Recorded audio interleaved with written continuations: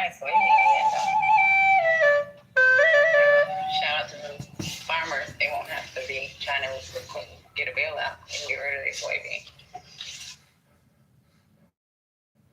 I'm looking at the video last night of she and Trump. That shit is funny as hell. She is not feeling him at all. Cause he's so like outsiders how they see the typical American.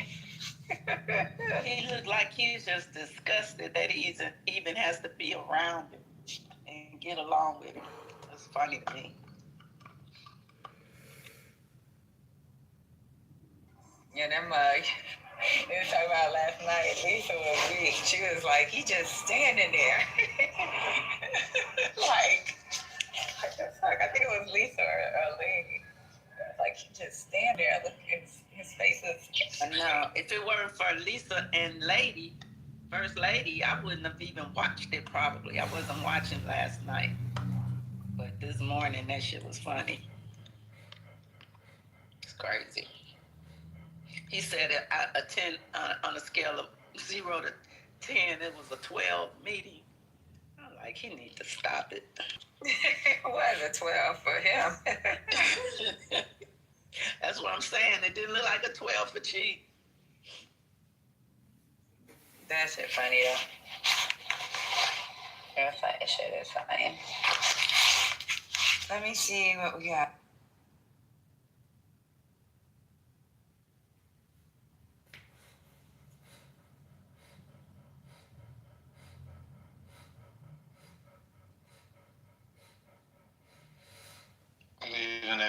Everyone. Patty, have you spoken about any of the things that Candace Owens has been talking about as far as her relationship with Charlie and him predicting his own demise and his love of hip hop?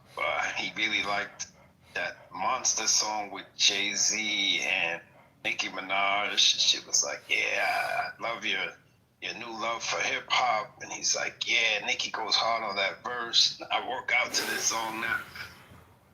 Just thought it was interesting. They seem to have been. He was a grifter too. R.I.P. I wasn't aware he predicted his own demise.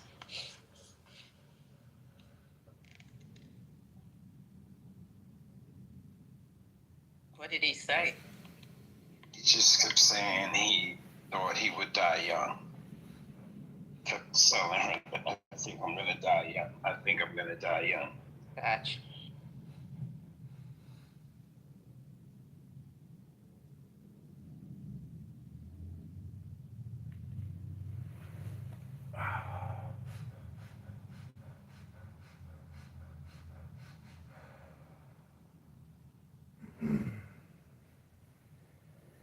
Okay, I got this clip and it's talking about the nuclear testing or whatever.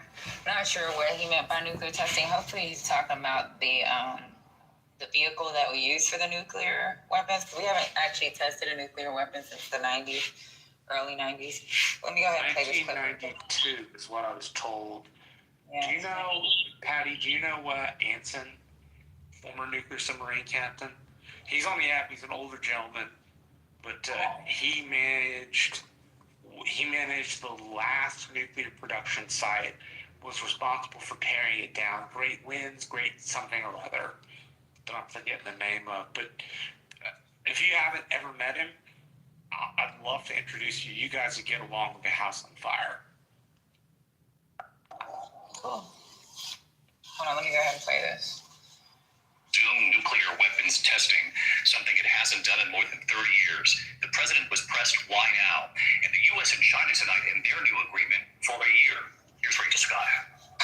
Tonight, the White House was pressed to explain President Trump's surprise announcement that the U.S. will resume testing nuclear weapons for the first time in more than 30 years. The president reviewing his plan just minutes before his meeting with Chinese President Xi Jinping, posting, because of other countries' testing programs, I have instructed the Department of War to start testing our nuclear weapons on an equal basis. That process will begin immediately. On Air Force One, he was asked, why now? That had to do with others. They seem to all be testing. We have more nuclear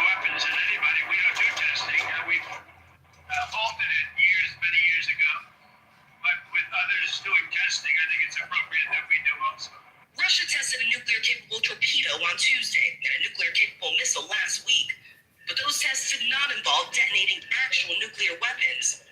The U.S. has conducted similar long-range missile tests for years. The president did not indicate how this new plan would be different. Tonight, Vice President J.D. Vance offering no details.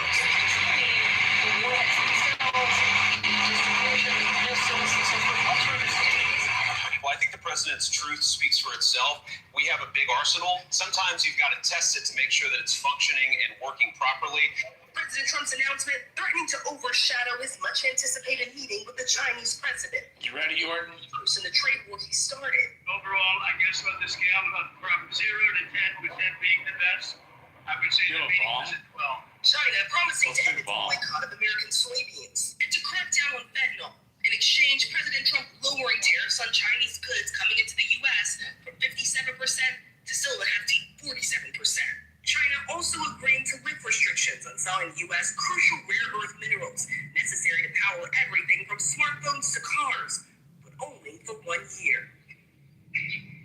Tonight, Russia responding to President Trump's plan for nuclear testing, saying what they carried out was not a nuclear test in any way. Currently, the United States and Russia have a moratorium on nuclear testing. Tonight, the Kremlin saying if someone violates that moratorium, Russia will respond accordingly, David. All right, Rachel Scott, who's been traveling with the president. Come on home, Rachel. Thank you.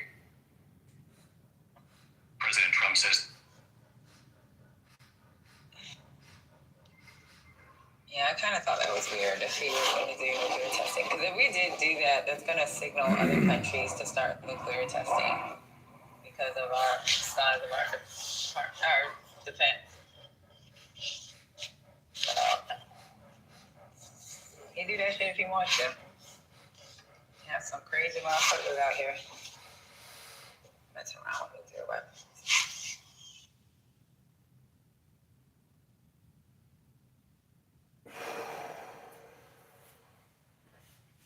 What's going on, Brian? Testing means What's up, y'all? actually detonating nuclear weapons, right? Right. I think it just depends, right? Because you could say you're testing your the vehicles for the nuclear weapon, make sure they launch properly, or you know what I'm saying.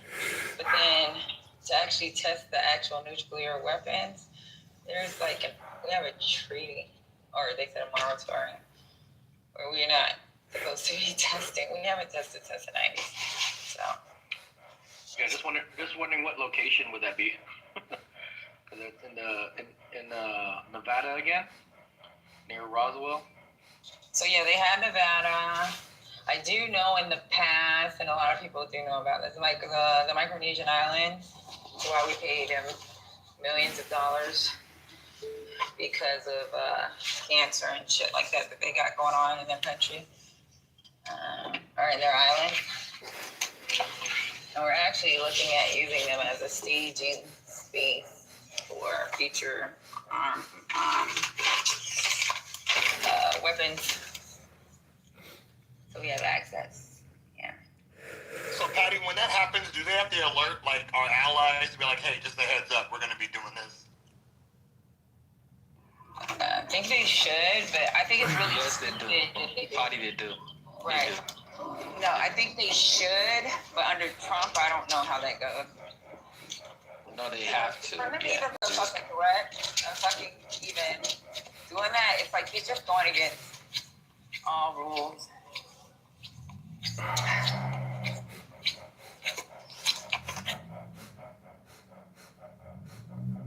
Just not a good look. And then imagine Pakistan, they're supposed to be our allies, or even India, or any country that actually has nuclear weapons. What they'll do if we did do something like that.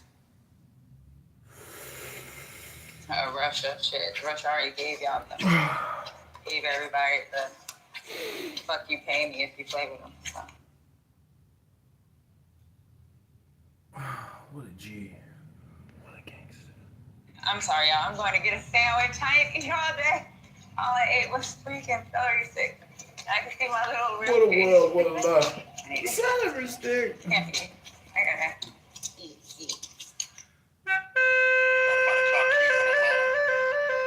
No, I'm going to go get me a sandwich and a salad so I can eat.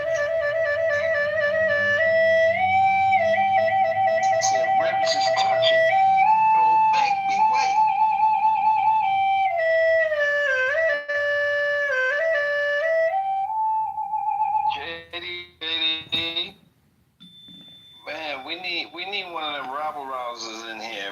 Go ping one of them dudes that get on our nerves. We can fight.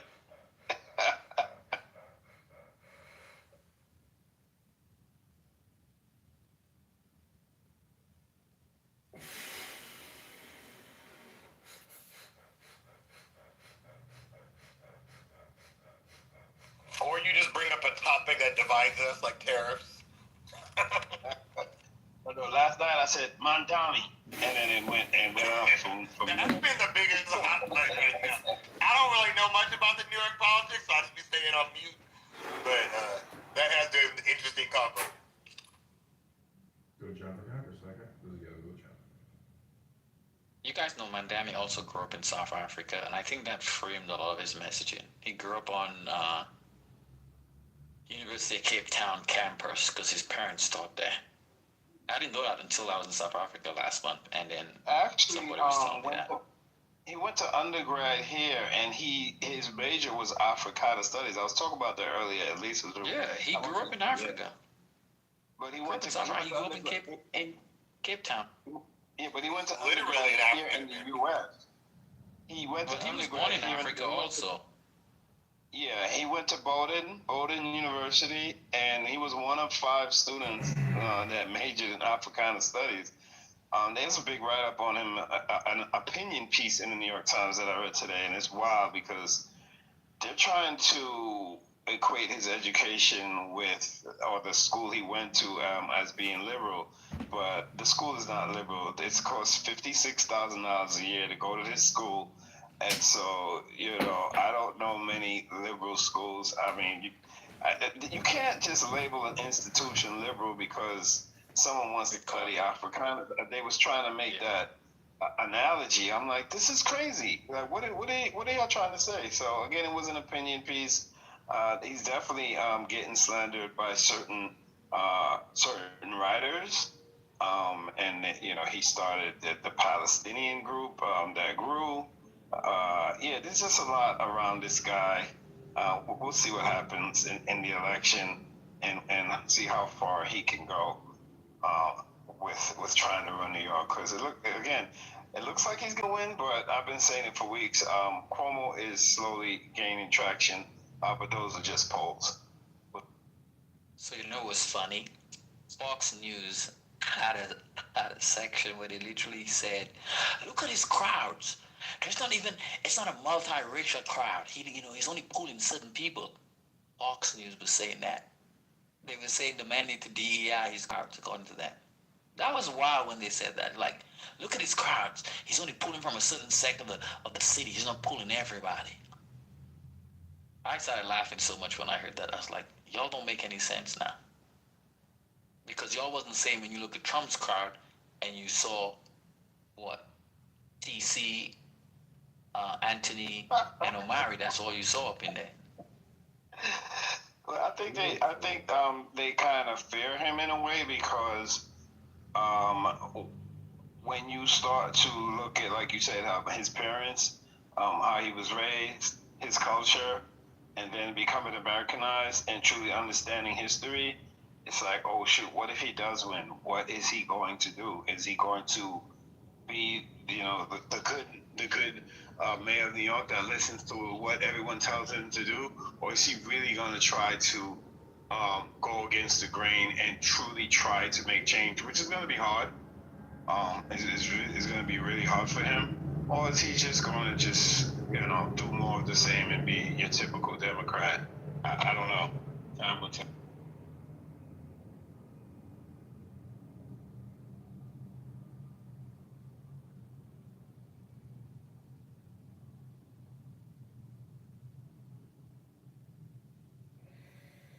This Bowdoin is a liberal. What makes a school a liberal? That's a topic. What makes a university or a college liberal? I mean, but let's really define it, right? Like, we keep throwing this term around. We hear people come in here and call me or anybody that's in education. So being educated is liberal? Being worldly and being cultured and understanding the African diaspora and the foundations to modern day society and who was able to get wealthy or for the exploitation of nations is liberal? I'm confused. I believe it's the academics. So you find that if you're in humanities, social science, the arts, you know, they only say professors lean liberal. So I think that's one of the key factors I think they utilize, because they look at, like, if there's Africana studies, if there are other disciplines that, you know, that's what they think. Oh, it's a liberal institution because they offer those classes and those. Okay, so then you have. I think they, yeah. So make the distinction for me. So you have a liberal education, and then you have a politically liberal person. Give me the distinction. Yeah, and that's the thing about it. I mean, your education, a liberal education, progressive is more a woke education according to them. You guys are indoctrinating the kids in all your leftist ideology, not the fact that you're actually helping the kids critically think and digest more information and be able to, make a decision based on information given. So I think that's what a lot of them are saying, is that kids go to those universities and they get indoctrinated by those liberal professors. Because that, if you realize Turning Point, that's what Turning Point is doing. They're not just attacking universities. They're having these Turning Point plants record liberal professors saying stuff, and then have those, and now those professors are being doxxed because the fact that they said some liberal shit in a class. So that's what's happening now. So it's because of the professors. Give me an example. Give me an example of saying some liberal shit. So, for instance, if you're having a discourse about was Charlie Kirk open to actually having an honest debate? Or did Charlie Kirk sometimes stifle free speech? And he has. And then you would go over the examples of him stifling free speech. And then the professor gets reported. So if you Google Turning Point has a tracking list of all the professors and what exactly they said. Yeah. So a professor got in trouble for that. The chat is waking up. I understand the difference between liberal arts and education, but what makes someone liberal? Now, mind you, I'm not an expert on this. We're just having a conversation. But just my opinion, I figured they're looking towards the professor. Let me ask the question. What makes someone liberal to the point where they are attacked and blamed for doing what? Make me understand what. I'm not backtracking, Jazzy. I know the difference. Right, because they're trying to label Mondami as liberal, but he's not. He's a socialist. And this is just based on the news. This is just based on an article I read, and they're trying to tie his liberal ideologies into his education, and it didn't make sense. He was basically being attacked by a New York Times writer.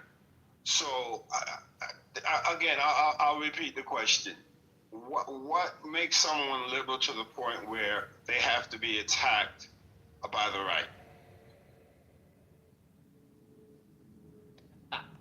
If it's in an academic setting, I think they like I said, they look at the programs, they look at the different training programs within a university. Say, for instance, if they have a DEI program, DEI requirements, if they have a pronoun policy, if they have training on equity and stuff like that, all those, they highlight all those stuff as what makes it. So it's a hodgepodge of things, not in condition to, like I said, the students reporting on the professors, but it starts with the institution, what classes they offer, and especially an institution that's steeped in humanities, social sciences, the arts, that in itself, it starts there. And then plus location, if it's in a city or it's in a liberal state, then obviously the framing that it's a liberal institution because it's in a democratic city, it's a democratic state, the people who graduated from there, what has been their hands on things, I think all that comes into play. It's not one specific thing that they look at. I think it's a collage of different aspects of what happens at that institution. So the administrative policies to me. And like I said, obviously you look at location, and then also you also look at who applies to those schools and where those kids came from. Go ahead. Hey, love, go ahead. We can't hear you. Okay, so I was going to say that I also think that sometimes institutions get labeled liberal when they make political donations to Democratic parties. And when they have camp tests like UC Berkeley, you know, when they have sort of a reputation for having a tolerance for dissent, you know, and that may be extended further into classes that actually, like Emil was saying, debate these issues openly. Why does liberalism get labeled like this bad rap? Because we want our students to protest, right? We want our students to protests on college campuses have been happening since, I don't know, forever, before I was born. But why now?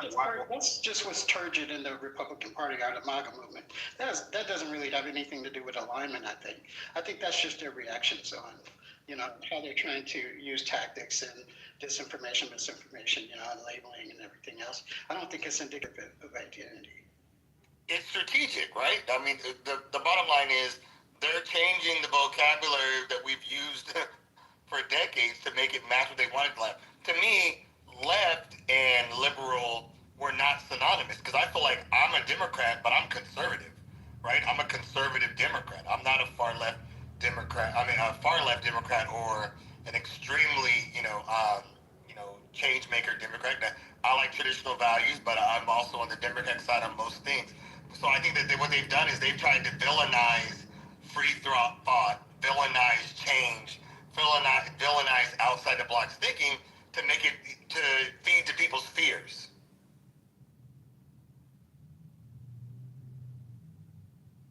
I agree with that 100%. That was what I was gonna say. Who was that speaking just now? That was me, Brian.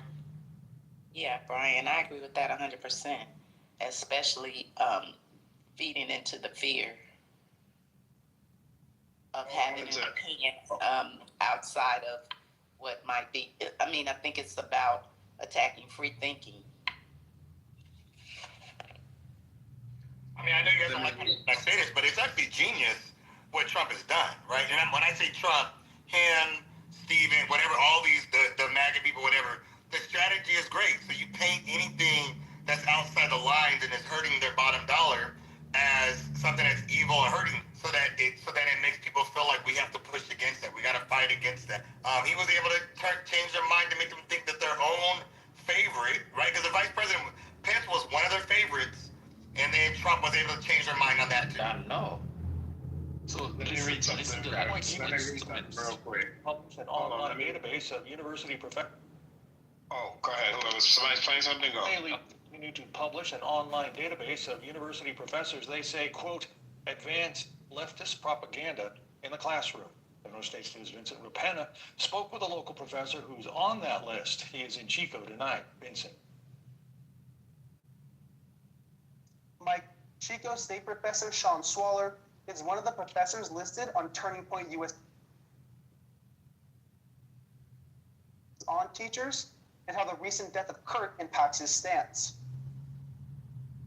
It is scary, and you have to keep your eye on, different situations, what's going on. You don't want to get too overly paranoid, but it's also hard to not do that sometimes because with articles published on the Turning Point USA website criticize Schwaller's teachings, stating he allegedly teaches students that the supporters of President Donald Trump are part of a white patriarchal America. Schwaller told me most of what Turning Point leaders say about him is false.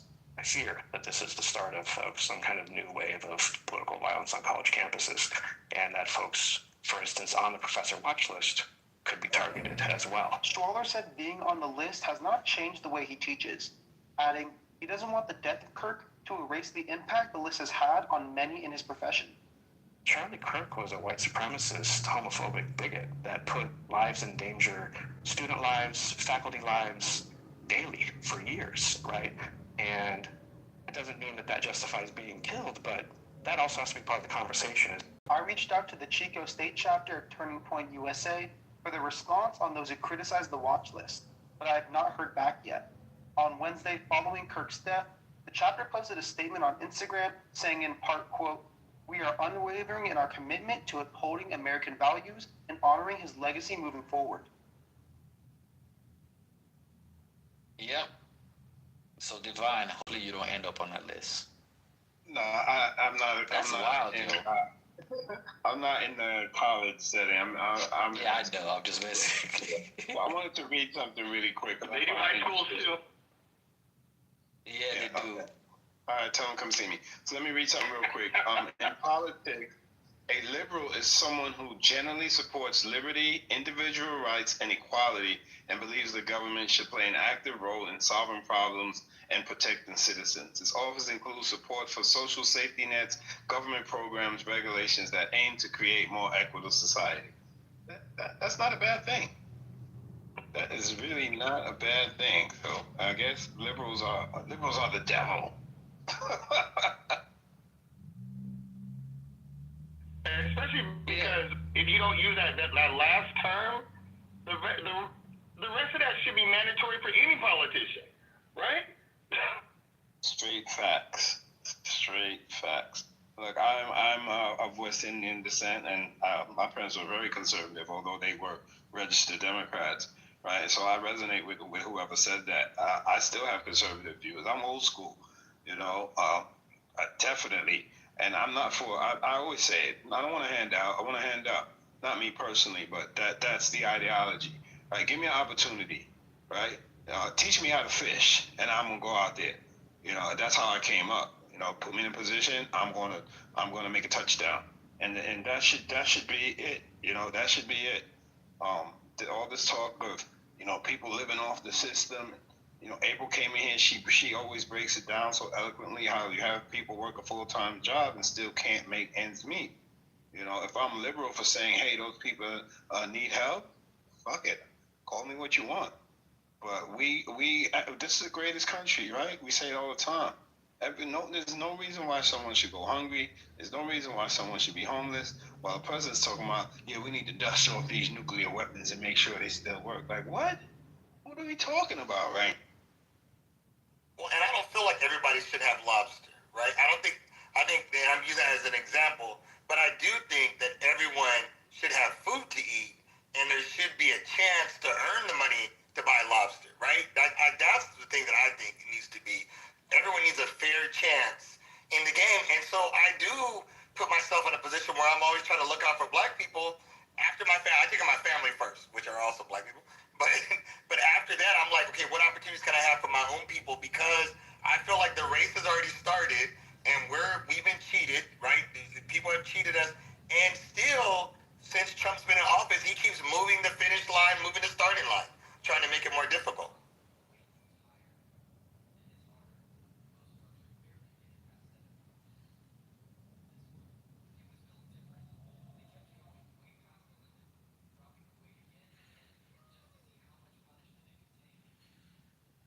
I also think the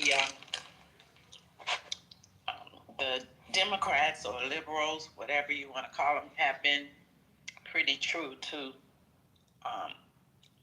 what they stand for is the conservative party that has moved, because a lot of conservatives are not MAGA or aligned with what the GOP is doing now. I think somebody talked about Nicole Wallace earlier.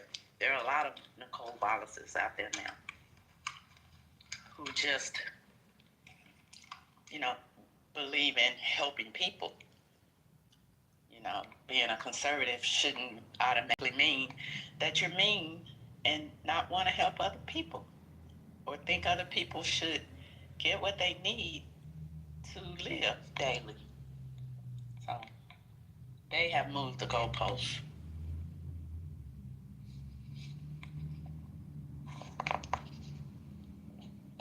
And right now it's about owning the libs.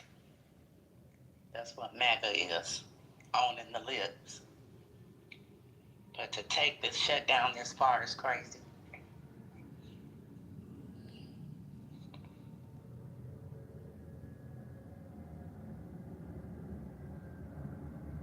While blaming it on the Democrats when they're in charge of every aspect of government right now.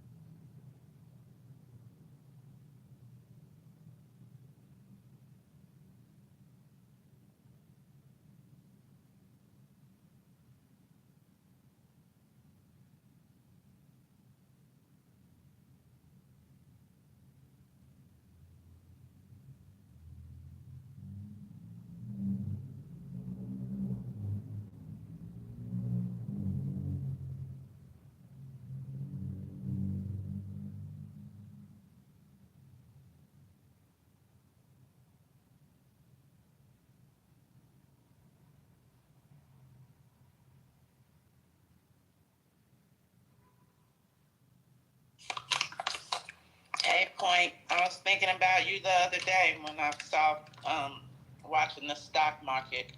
I thought about you. Hope you're doing well. I haven't seen you in a while.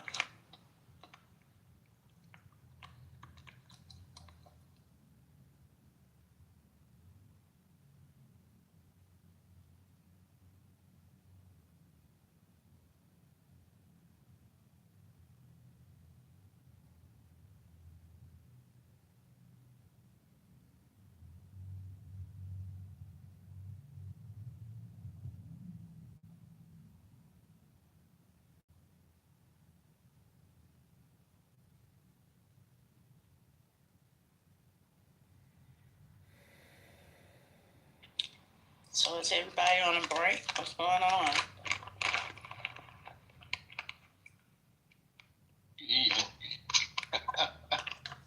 Oh, is it the dinner hour?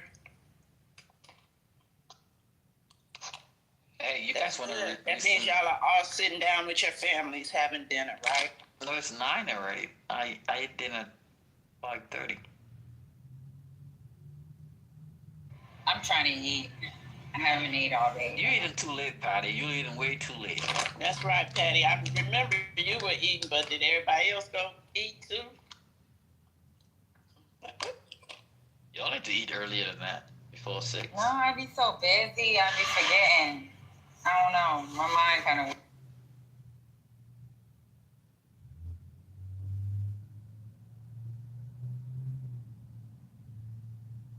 My daughter's not here. She was here, then I'd have somebody cook for her. Right now, it's like I be busy. I don't eat. I just like stay busy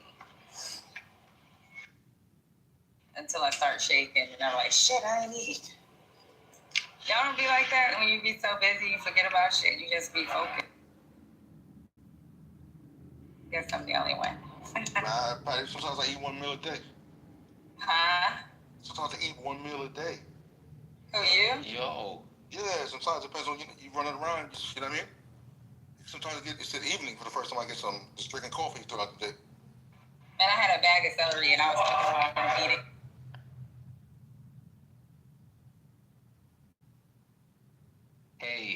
Hey, you guys saw what the right is panicking on? Because Don Lemon said that Megyn Kelly looks trans. She looks clockable. And they're freaking out, y'all. Because, he's been going after her. He said one time he went to a dinner with all the newscasters. And her husband was checking his husband out. Yo, he's been going hard at her, yo. He did not say that. Really? He did. He says, your husband, you need to tell your husband to stop checking out my husband. Oh, wow. Leave my husband alone. Well, he said.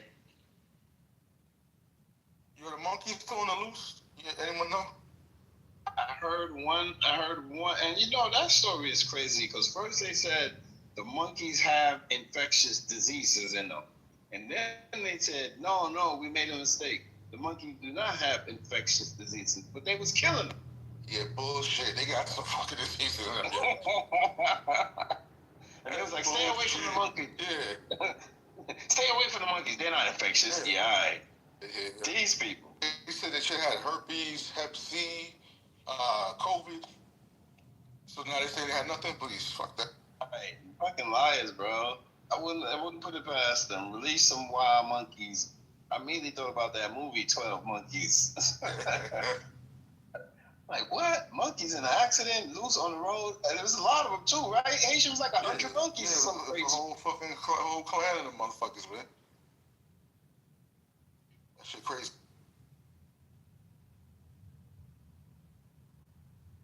Yo, what up? Surprising. Y'all talking about the 12 Monkeys, the movie?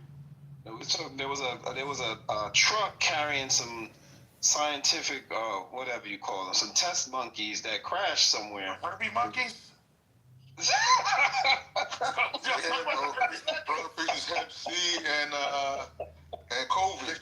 Nigga, we about to have COVID too on this bitch, bro. Like for real. But bro, they came back and said they made a mistake. The monkeys were not carrying disease. So which one is it? They fucking lied, bro. They lied. They was like, shit. We told them the truth. Nah, backtrack that bitch. Backtrack her.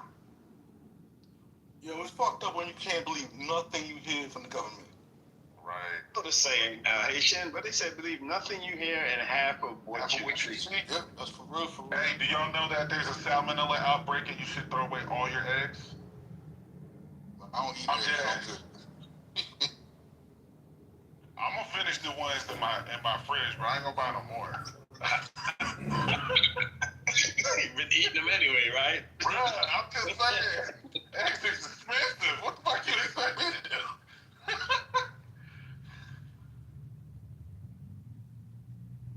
Get my own chickens, do my own thing. This is just getting crazy out here. What it's coming down to. And none of you niggas raising chickens. Lie. First of all, I done did it already, baby. I'm a Georgia boy. Born on a farm. Where Georgia from? There's a brother that comes in here. I don't know if y'all either here or in Lisa's room. Naquan X. That brother is doing. He's got the whole shit. I don't want to blow up his spot, but he definitely got chickens and all that shit.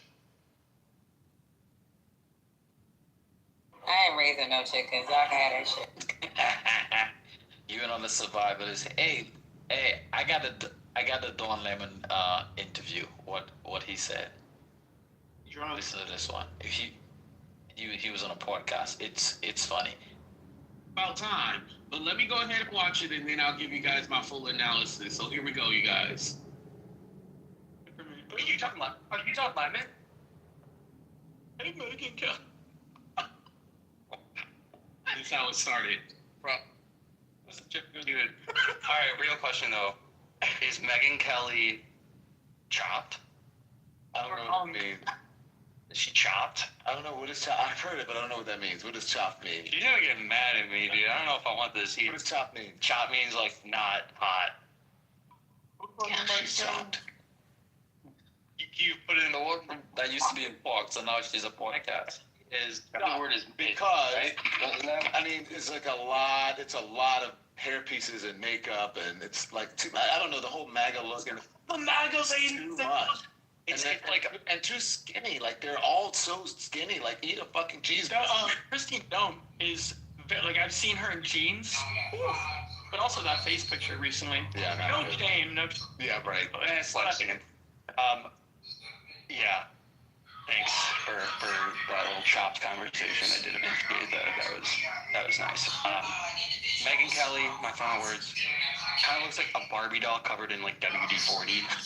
I think she looks trans. What's that on that note? She looks, as they say, she looks clockable. Fuck it. Clockable. Wait, give a. Do you know what clockable means? You can clock it. Google it. What is it? Help us. It was clockable. Wait, it's like when a trans person is clockable. Never heard of that. Interesting. Wait, to end off. I had no idea. I did not know that. Yeah. What does it say? It says clockable, in transgender slang, a person who can be recognized as transgender. Yeah. Never heard of that. Okay, we'll end this off. Your biggest hot take. It could be anything. It could be political. It could be entertainment. My biggest hot take right now. Swift album. Oh, my new thing is okay, that was. So there you have it. The right is freaking out over that. Troll it back. They troll the fuck out of the left. You gotta troll them back. I know.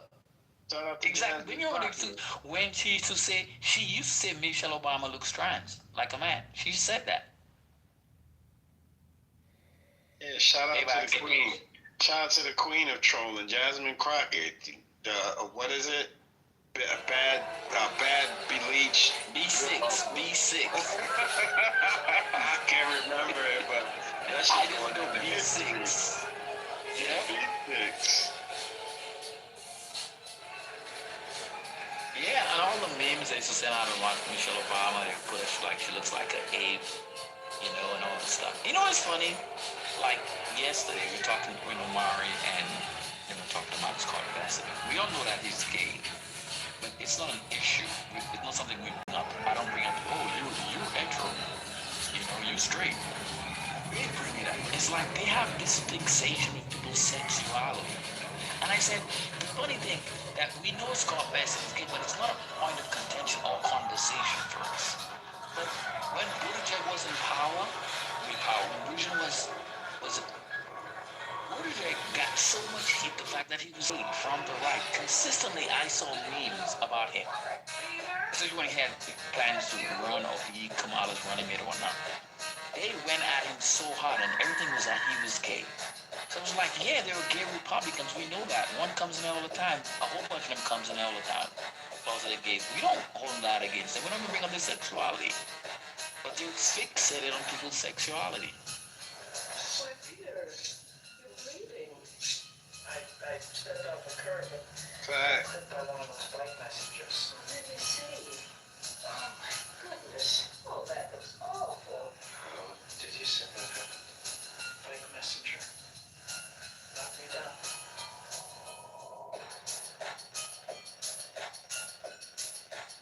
Peter, I actually can't believe this. This guy is only filling. Do not watch this if you have megalophobia. Rule number 1 of math. My milkshake brings all the boys to the yard, and they're like, it's better than yours. Damn right, it's better than yours.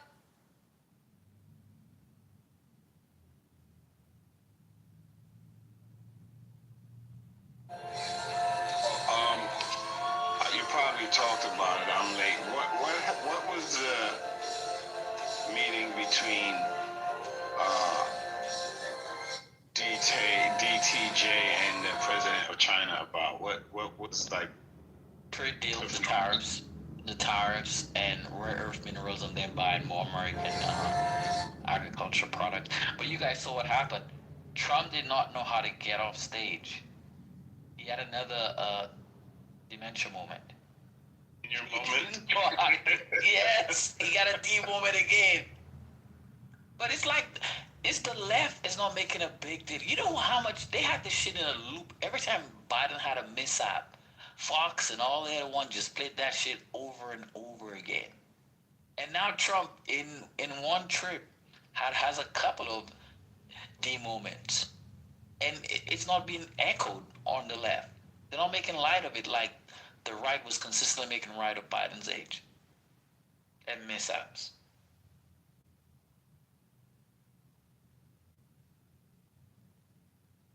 Schumer said he failed with that trip, right?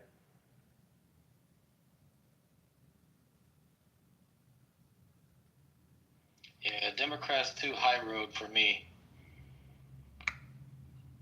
They try to stay on the moral ground, but I think we need some pettiness. We need like a few, maybe a handful, maybe 5 of like hardcore. Fuck that. Let's fucking go hard. You know. More Jasmine's, couple more Jasmine Crockett's, right? Yep. Like fixable. Dude, Jasmine says it on the fucking record. You know the weakness of the Republican so the weakness of the MAGA movement is that they can be honeypotted. You could basically set them up with traps that bait them with like bribes and money and shit like that, and really expose them for who they are. Not anymore. Now they're all getting fucking pardoned, investigations shut down. All that shit's stopping. All they need to do is kiss the ring. Yeah, they keep replacing everybody that could potentially, rule against them. Like that building commission, that was fucked up.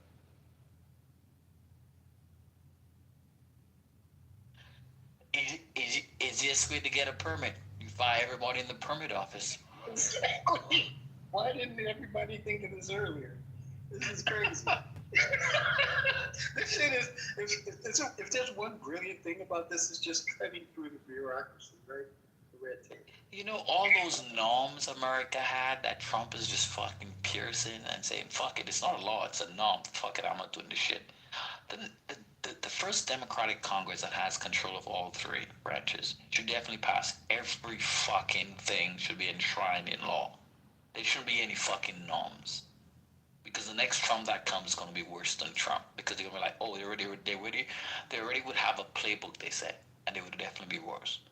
Just imagine J.D. Vance comes into power. Have you guys read what Peter Thiel wrote? How Peter Thiel thinks? And he's J.D. Vance's acolyte? Are you talking about the Antichrist lectures before once he did this for Cisco? Yeah.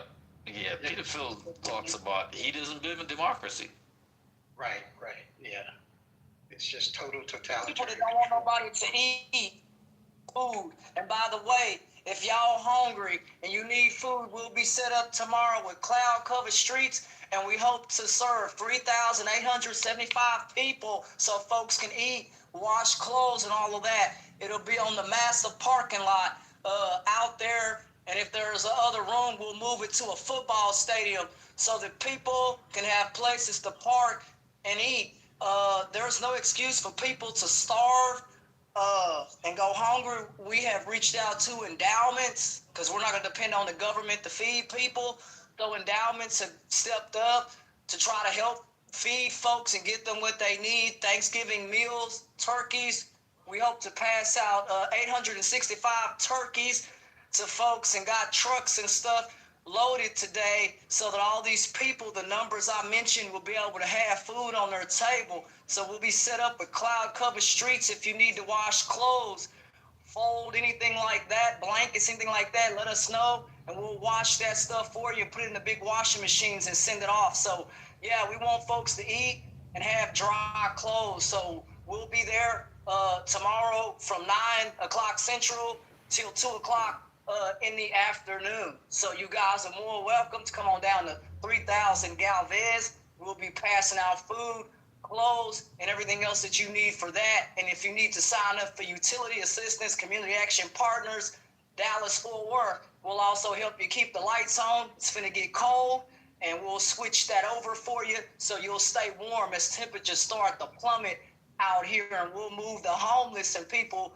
into buildings so they will stay warm and not freeze to death as temperatures drop out here. So if you need assistance, call 211-TEXAS today, and we'll help get you the assistance, food, and medical care that you need. We'll work right alongside 211-TEXAS so y'all can eat. So I hope y'all enjoy what we're putting together, and I think you guys will be able to have some food tomorrow. So we'll see you there Friday, and we'll set up for you.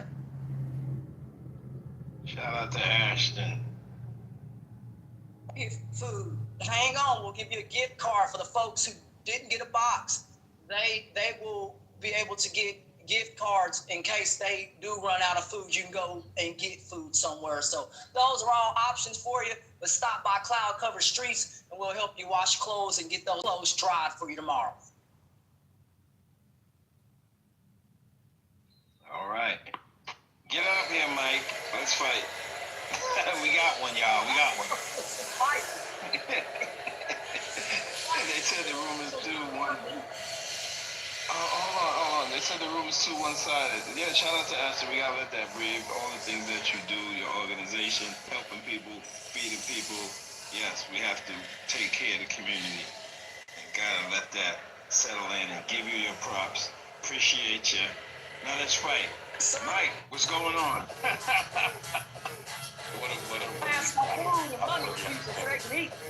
Yeah, I don't really understand the whole fight of it, but good evening to everybody. Good evening to everybody in the room. Damn, Mike got manners tonight? Is this a new mic? No, I've always had manners. It's just you guys, all of the ones that you turn on. Here we go. We have no idea what you're talking about. Of course you don't. Of course you have amnesia. So there you go. But no, I mean, the situation is very serious. Political issues aside, I just don't really understand why it's so hard to get this government back open, man. I mean, there's a lot of people out here that's not going to be able to get food. A lot of people out here that are going to be, it's a situation of dire straits. The amount of phone calls that I got here today about this particular subject, man, it's crazy. I mean, I'm kind of in my bubble. I work, I take care of my business, I do what I do, but man, Lord, man, there's over 40 million people. Lord. So, is that a new mic? Is that our same mic or is it a new mic? It's the same mic. I know that you got Yeah, he ain't saying nothing new. It's the same mic. This is Mike without SNAP. So Mike, you got empathy for the people? No, he ain't got no empathy. He just said open the government like it's for the Democrats to open the government. His party is in charge. Deborah, ma'am, I never said a word about politics. I didn't say anything about Democrats, man. You didn't have to. No, but I They're did. going to get the government open. Yes, we have the Republicans and we have the Democrats. It's both sides. Okay. Well, then that would be new if you saying it's both sides. But keyword on both. But both is both. So it is what it is. Yeah, of course it's both, but the Republicans are in charge though. Right, but we do. But that's why you're willing to say both, which really means it's the Republicans. Well, no, but you do need those Democratic votes. You definitely need those Democratic votes. So They can open the government without the Democrats. So because that would set a very bad precedent. Right. It's precedent. The new talking point would be, well, the Republicans, they ran roughshire and we didn't get a chance to vote, even though, See? Whoever it was who thought he changed, he ain't changed. He just came in sideways. It's not about a change. No, it's not about a change. That's exactly the way that it would go. And by the way, if you did the flip side, the Republicans would be in the right to say the same thing. You want to have where you guys are able to chip in and vote and have your say. So that's the democracy. So there you go. Question. There's a reserve that's about what, $6 billion, enough for maybe a month or so of SNAP benefits. Yes, it's way more than that. But go ahead. I was just gonna bring that up. Go ahead. Yes, go. Yeah, there's a reserve that the Republicans can easily release, so that way it can relieve some of this, the SNAP benefits and relieve some of this stress going through this government study. This is actually allocated and earmarked just for government shutdowns, and they don't need the Democrats to move this forward, so they can easily release that. So why wouldn't they? The $6 billion question. This is harsh. He on mute now. Yeah. I've been looking at that. He's googling it, maybe. I've learned about it. I've been looking at that for days. I brought it up in here several nights in a row about the earmark money, the emergency fund that SNAP has. It's there. It's been sitting, and guess what? It gets bigger. So I think it's more than the 6. I don't know the exact dollar amount, but there's more than enough that can be released, as you said, Jeremy, without any partisan whatever. But the Republicans won't let it happen. Now that is just nasty work. It's just cruel and mean. That's like stopping aid going into Gaza, right? Like this shit is crazy. And Mike is on mute, y'all. Just keep that in mind. He went on mute. And maybe like American on about this. I know that makes you percolate. But what do you want me to say? Boy, you ain't nothing you could do to make me percolate. Believe that. That's a lie, man. That's a lie. You can make me throw up. Make me throw up. Don't realize that. Make me throw up. Deborah, you give me a hug. Like I said, you were on mute. You came in the room sideways, and you hate to be called out, but I'm gonna always call you out. I'm going to always call you out, Negro, Mike T. Let me ask you, Mike, are they Mike T. Jones? Wait, hold on. You're trying to deflect. Deborah, we're going to time in front of these people. Deborah, you know you got a lot of money. Okay. Stop the cap. All right. Now, what is the question? What is the question?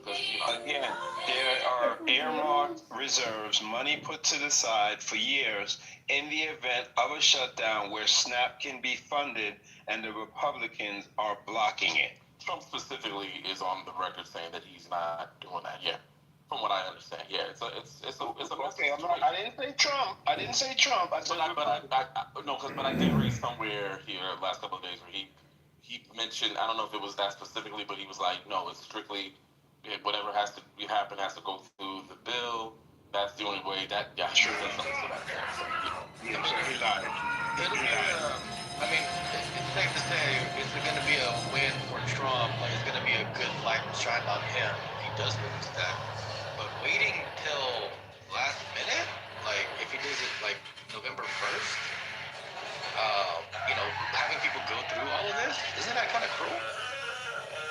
But he's only going to do it if the judge makes him. A judge has to make a decision. He's not going to do it on his own.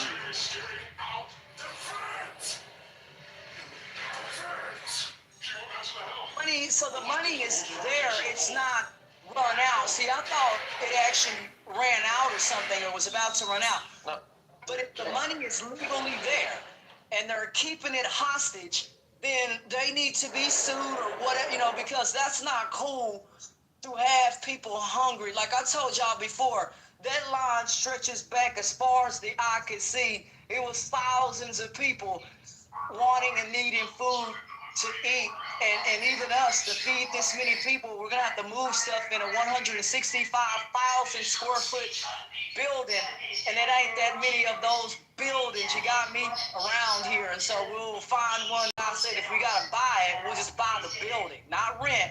We want to buy a building. So anybody got a big building? Hey, we need one. So so we can feed people and all that kind of stuff and not have them standing outside. We want a building big enough to be able to have people inside and keep food moving. You know what I mean? We need to feed people. All this political stuff is so dumb, right? We got to find the hands and feet of Jesus to start getting food and stuff in the hands of folks, regardless if you're Democrat, Republican, whatever. Hunger does not care about any of that. Hunger does not ask you what you are. Hunger reaches everybody. Doesn't matter. You're one paycheck away from not having a meal, amen, on your table. So folks can be the hands and feet of Jesus and start helping people that may need it, whether that be somebody who's poor, like the dude in Walmart that I helped that had a hole on the side of his pants the other day, bought him brand new clothes. Of course, the security guard kept staring at me, but whatever. I bought the guy a bunch of clothes and food and all that. And the security guard told me, you don't know him. No, I don't. But I know that no one in here is helping either. So I helped him out and all that stuff. And the security guard, he kept looking at me as I was walking around buying stuff. The thing is, we got to help people, not just stand there and look at them. And I think a lot of times in society, instead of helping people, we just sit there and record them, laugh at them, or whatever else without knowing their situation, or just assume that these folks want to be out here and homeless. Nope, that dude said, when my folks died, I lost the house. So some people ain't out here doing drugs and whatever else some Republicans think. Not all Republicans, but a lot of Republicans think that folks are out here just doing drugs and don't want to work. This stuff is not true.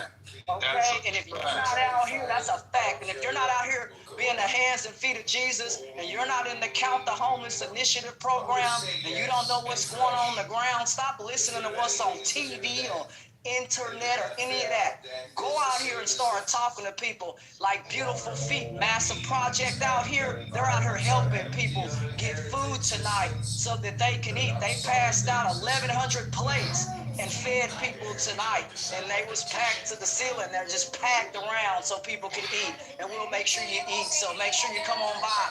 Beautiful Feet will help you, or we got you. We'll make sure y'all eat tomorrow and on the 1st. So come on by and we'll help you out. Well, if you're not telling people the name of your church, you keep saying, come on by. Baptist Church, we will be helping out with that. You can come to 3000 Galvez, Fort Worth, Texas Community Food Bank as well, and we'll stop by, help you get fed. We'll give you 2 banana boxes, you know those big old boxes, right? So we'll give you 2 of those. We'll give you clothes. We'll give you shoes and stuff like that. If you're cold, ask for a jacket in the back. We'll give you a jacket and winter clothes so you don't sit your butt out here in these elements and freeze tonight. We gave out 300 coats and jackets tonight for the folks who came to the church service and asked for clothes. So we are going to make sure that you don't come outside this church and not have the right clothes. So we're making sure people don't freeze tonight. Temperature's going to plummet into the 30s. So these folks will be warm coming out of our doors. So if you need something, please come by 3000 Galvez, Fort Worth, Texas, or Broadway Baptist Church, 305 West Broadway, and we'll watch and clean your clothes and get those clothes to you and make sure they are dry so you're not coming out here with pneumonia. We'll make sure that stuff is dry before you put the clothes back on. Let us know, and we'll get it taken care of. I wanted to read something really quick. It says the Trump administration recently claimed that SNAP benefits are not available for November because SNAP's contingency funds are not legally available to cover regular benefits.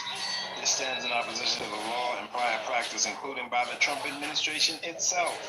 The administration used its legal transfer authority, the same authority it already used to provide additional funds, including WIC, to the Supplemental Contingency Reserve, which alone are not enough to fund families' full benefits for November.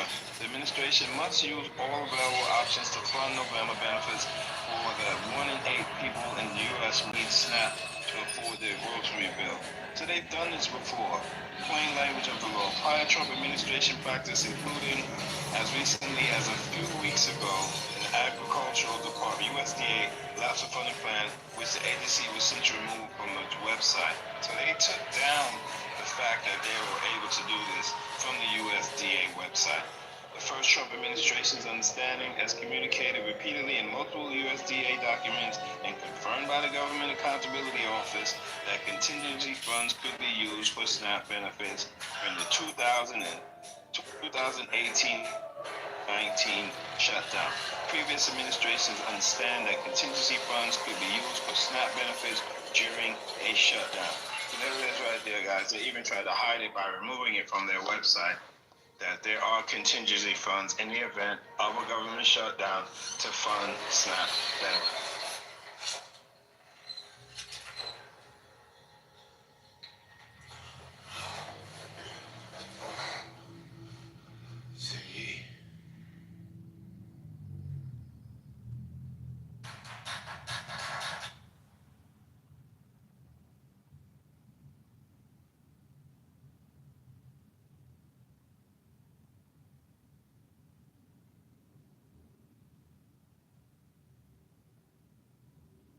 Last part you just said, you kind of broke up. It may have been me, though.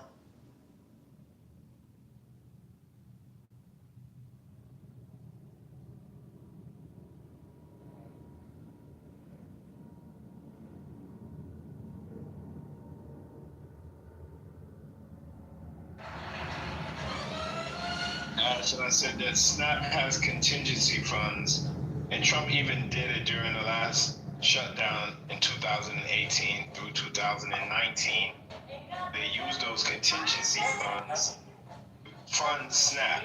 His own administration did it before, and this was on the USDA website, and they have since taken it down from the USDA website to just hide the truth from the people. Nasty.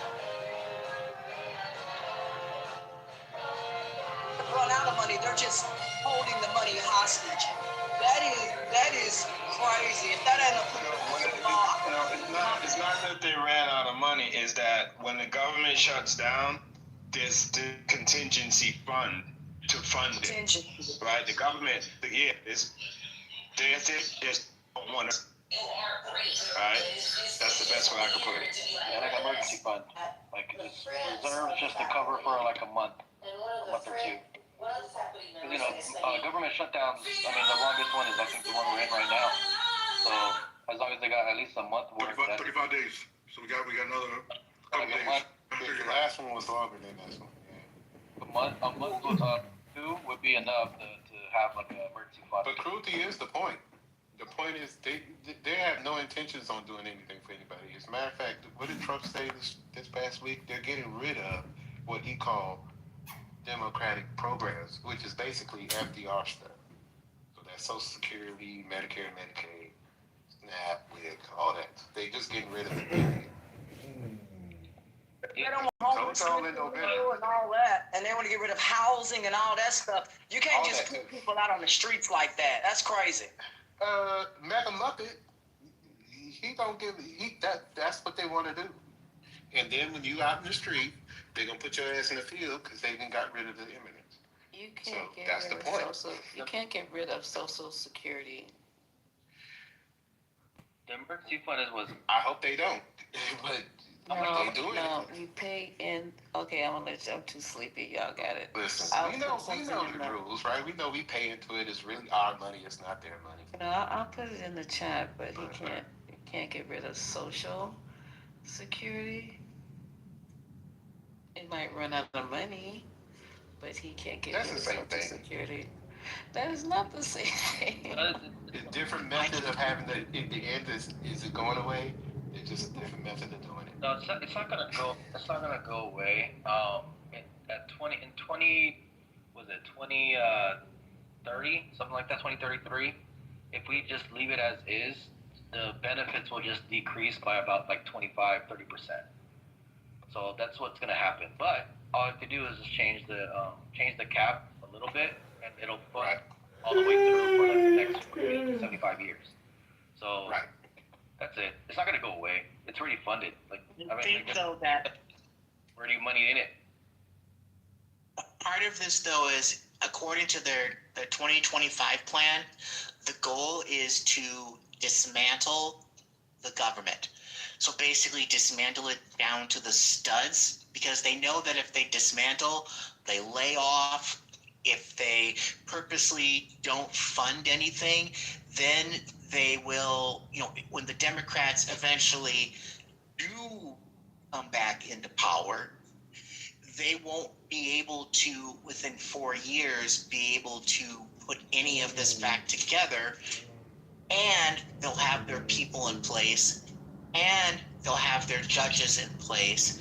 So in essence, they'll be able to, just dismantle everything. And then their goal is, as they nibble back into power, is to basically continue to tear things down. But this first thing has to happen so that they can tear everything down to the bones. The whole plan is based on the fact that they will get thrown out within 18 months of taking power. So they know that that's the case. Now they're trying to find ways around it by triggering war, triggering internal conflict that leads to martial law. They're trying to find their ways to game staying in power. But the point of what you're seeing, this is the feature and not the bug of what they're trying to do. Then if I agree, and then if Democrats regain power, they will blame it all on the Democrats that things are not working. It'll be the Dems' fault. Exactly. It always is. Because that's nothing new.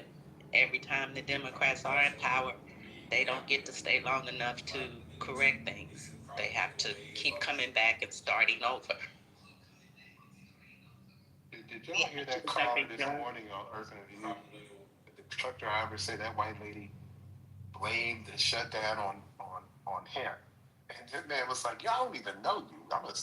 You a stranger to me, please. You voted for this, and you brought this up. To the death, they gonna blame black people. And I saw the greatest analysis of SNAP beneficiaries in the country. And it used the top 100, they did it by counties. And then they did it by the total population in the counties and the percentage of people in the county who receive SNAP benefits. And in order to get to a big metropolitan, big city talking point area, you had to go all the way down to like 89, which would be the Bronx. And the Bronx still had one of the lowest percentages at like 31%. But these 98% white counties are just dirt, dusty ass poor all over the country. And they're receiving SNAP benefits by pointing the finger at places like Los Angeles and DC, which aren't even on the list. I think the only big cities on the list was Baltimore and the Bronx. No other big city in the country is on the list in the top 100. If you hate people of color, particularly Black people and Hispanic people, that much, then the hate drives your voting behavior and it drives what you're doing. It has nothing at all to do with what's good for you. These are folks that are willing to harm themselves in order to harm us, which it doesn't make sense, but that's how some of these folks think. And It's this just is crazy. this is why if you're a Black person and you receive Snap, don't get on the media. Don't put your face on the internet. Don't make a comment online. Because that's what they use. You know, I saw a post this morning about that. They were trying to use pictures of a Black woman and blaming all the recipients that are going to suffer on them. I'm like, no, it's y'all. It's you and your cousins, me, Ma, and Papa. Best that we can do is deny them any and all media. If all they hear from our community is we're working, we're staying employed, we're going to the store and we're shopping, right? And then their whole narrative of who they think we are is broken. And then they start fighting amongst themselves. But they won't fight amongst themselves until we deny them what they want, which is us being on TV, us being in marches, saying about how unfair this is, putting our bodies on the line for everything. No more of us being the Democrats' foot soldiers anymore. If they need to figure this one out on their own, white folks started it. White folks need to find a way to fix their problem that they create.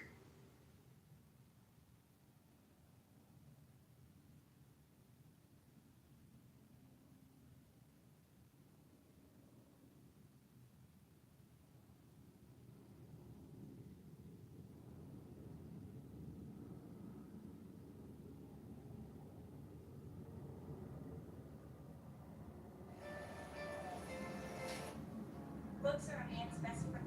This company is passion fruit is known for its fresh aroma. This one was terrifying. This is why men and women should never compete in wrestling.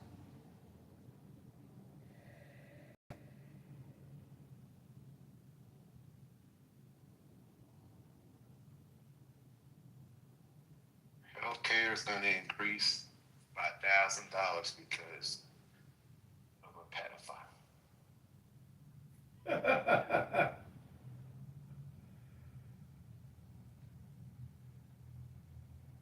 The question is, all this stuff is going on, but yet he's building a ballroom. That's his priority. Building a ballroom, golfing, everything, but actually doing his job. Who's shocked by that? That's all part of the plan.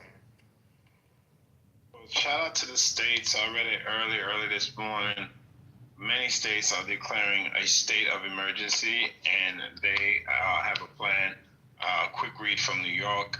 Kathy Hochul declared a state of emergency for New York on Thursday, days before SNAP benefits and other assistance are set to dry out amid ongoing and historic government shutdown. The Democrat also pledged more than financial assistance, $65 million in new state funds to support food banks, food kitchens, and more outlets trying to help families get emergency food assistance if it does halt on Saturday. So the governors are going to step up. Someone called it last night. The governors are going to start to sue the Trump administration. And he's Maryland to sue it. And if people are hungry, there are restaurants in this area that have also signed up to help. The Taste in Fort Worth is a restaurant where people can go in and buy low cost meals and stuff like that. I know the people who run that massive facility. So if people need to eat, you're more than welcome to, pay what you can afford. And a lot of that stuff will be written off on taxes there. Look up a restaurant called The Taste, Dallas, Fort Worth. And so stop by there as well. And we'll make sure you eat, have a plate. We got you. We'll make sure you eat. At least I know where the food and stuff's at and all that kind of stuff. So if you do need help and you do live in this area, Again, look up a restaurant called The Taste and 40 other restaurants that are helping people with low-cost meals, including CC's and others may help as well. So look for information for stuff like that. My pastor made that announcement tonight. So stop by that restaurant. They'll be open tonight until 9 o'clock. So they may have already closed. It's 9 Central. So yeah, they'll be open tomorrow. So stop by The Taste. We got you. I bet you they want Ashton to do the announcements at her church. Ashton, you do the announcements at your church? I do the announcements and all that good stuff. Yes, I do. And people write it down. And look it up. I could tell. I can tell. You gotta get for it. You gotta get for it. I felt the announcements while you was reading.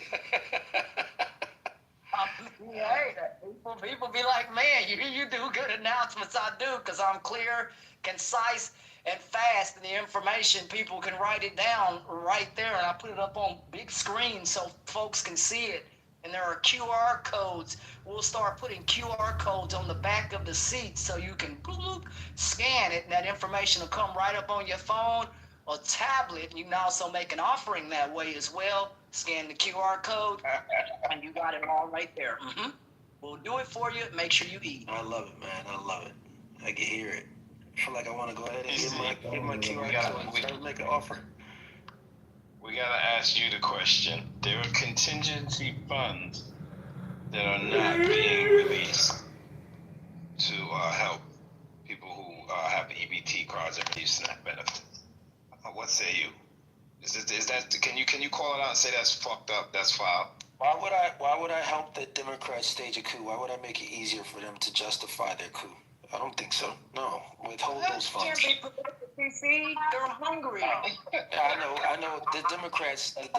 You talking to the wrong person. The Democrats is who you need to talk to. I mean, listen. J.D. Vance said it great today. Let me say one more thing. Trump did this during his last administration. During the 2018 through 19, through those government shutdowns, they used the contingency funds to allow SNAP benefits to proceed.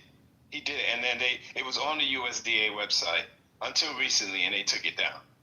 So you still say it's a coup? It's a manufactured crisis. The Democrats today. This is what's crazy to me. Yeah, the Democrats could today, literally tonight. Wait, Devon, hold on. The Democrats could literally tonight pass the CR, and now the SNAP benefits are turned on. Why does the president have to expend emergency funds that are reserved for crises? The funds are already there. It's not emergency funds. No. They are set aside as emergency funds. No, they're set aside for a shutdown. No, it's not set aside for a shutdown. That's exactly what the legal says. Yeah. It's set aside for emergencies. It's not set aside for shutdowns. No, it's for shutdowns, TC. It is for shutdowns. All right, let me see the government text. Where does it say that it? I don't want to hear the article. I read it already. I read it already. Put the link in the chat. I want to see the government site that says this is a set aside for government shutdowns. They took it down. That's how nasty they playing. You know, bottom line is the president and the Republican Party can utilize those funds to feed people. This isn't about politics at that point. They have the ability. They don't want to. So but the Democrats, wait, JD, why doesn't the Democrats just pass the CR? Because the Democrats get in this right now. And you still don't have no insurance? No. Divine asked you that question first. No. So you can't come back and question. Divine asked you, why can't you just release goddamn funds? So I wouldn't provide any cover or aid to the Democrats, so they can. That's exactly how people like you. Republicans are hungry too, TC. But you want us to blame first. Hold on. Let me have the back and forth with him. Okay, you're aiming hunger at one political party. Republicans are gonna starve too. They're not gonna be able to go get food. But I heard what you said. Why don't they just sign? At what cost? Do you know why they're refusing to sign, TC? I think you know why. So the senators have come out and said they are willing to negotiate on health care. They're willing to negotiate on subsidies. They're willing to negotiate on the other agenda items. John Thune. The majority. He's a. We don't. John Thune, really? Let me ask you a question, Devon. So, hold on, you gotta back up what you just said, because that's not a fact. Well, that is a fact. John Thune said, okay, I'll give you the quotes from J.D. Vance and John Thune, okay, the president of the Senate and the majority leader, who said they are willing to negotiate on subsidies. They're willing to negotiate on health care. They're willing to negotiate on other priorities that the Democrats have that they're holding the government hostage on. But they're not going to do it with a gun to Americans' heads. It doesn't make sense, Divine. If you're willing to say that these people are going to go hungry, They're willing to negotiate, but there was a 13th vote today that still didn't pass.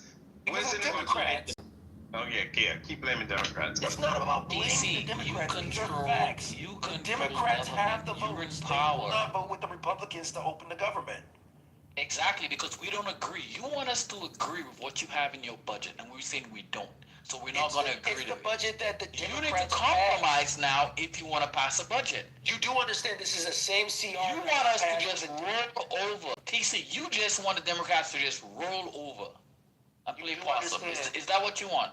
This is the same CR that was passed when she... No, we don't care about the CR. The reason why they're not because it's just a mere extension of the budget. It's not there's a specific reason. And they ask you, why is it that the Democrat does not want to vote for the CR? Because they want you to address something specifically in the budget.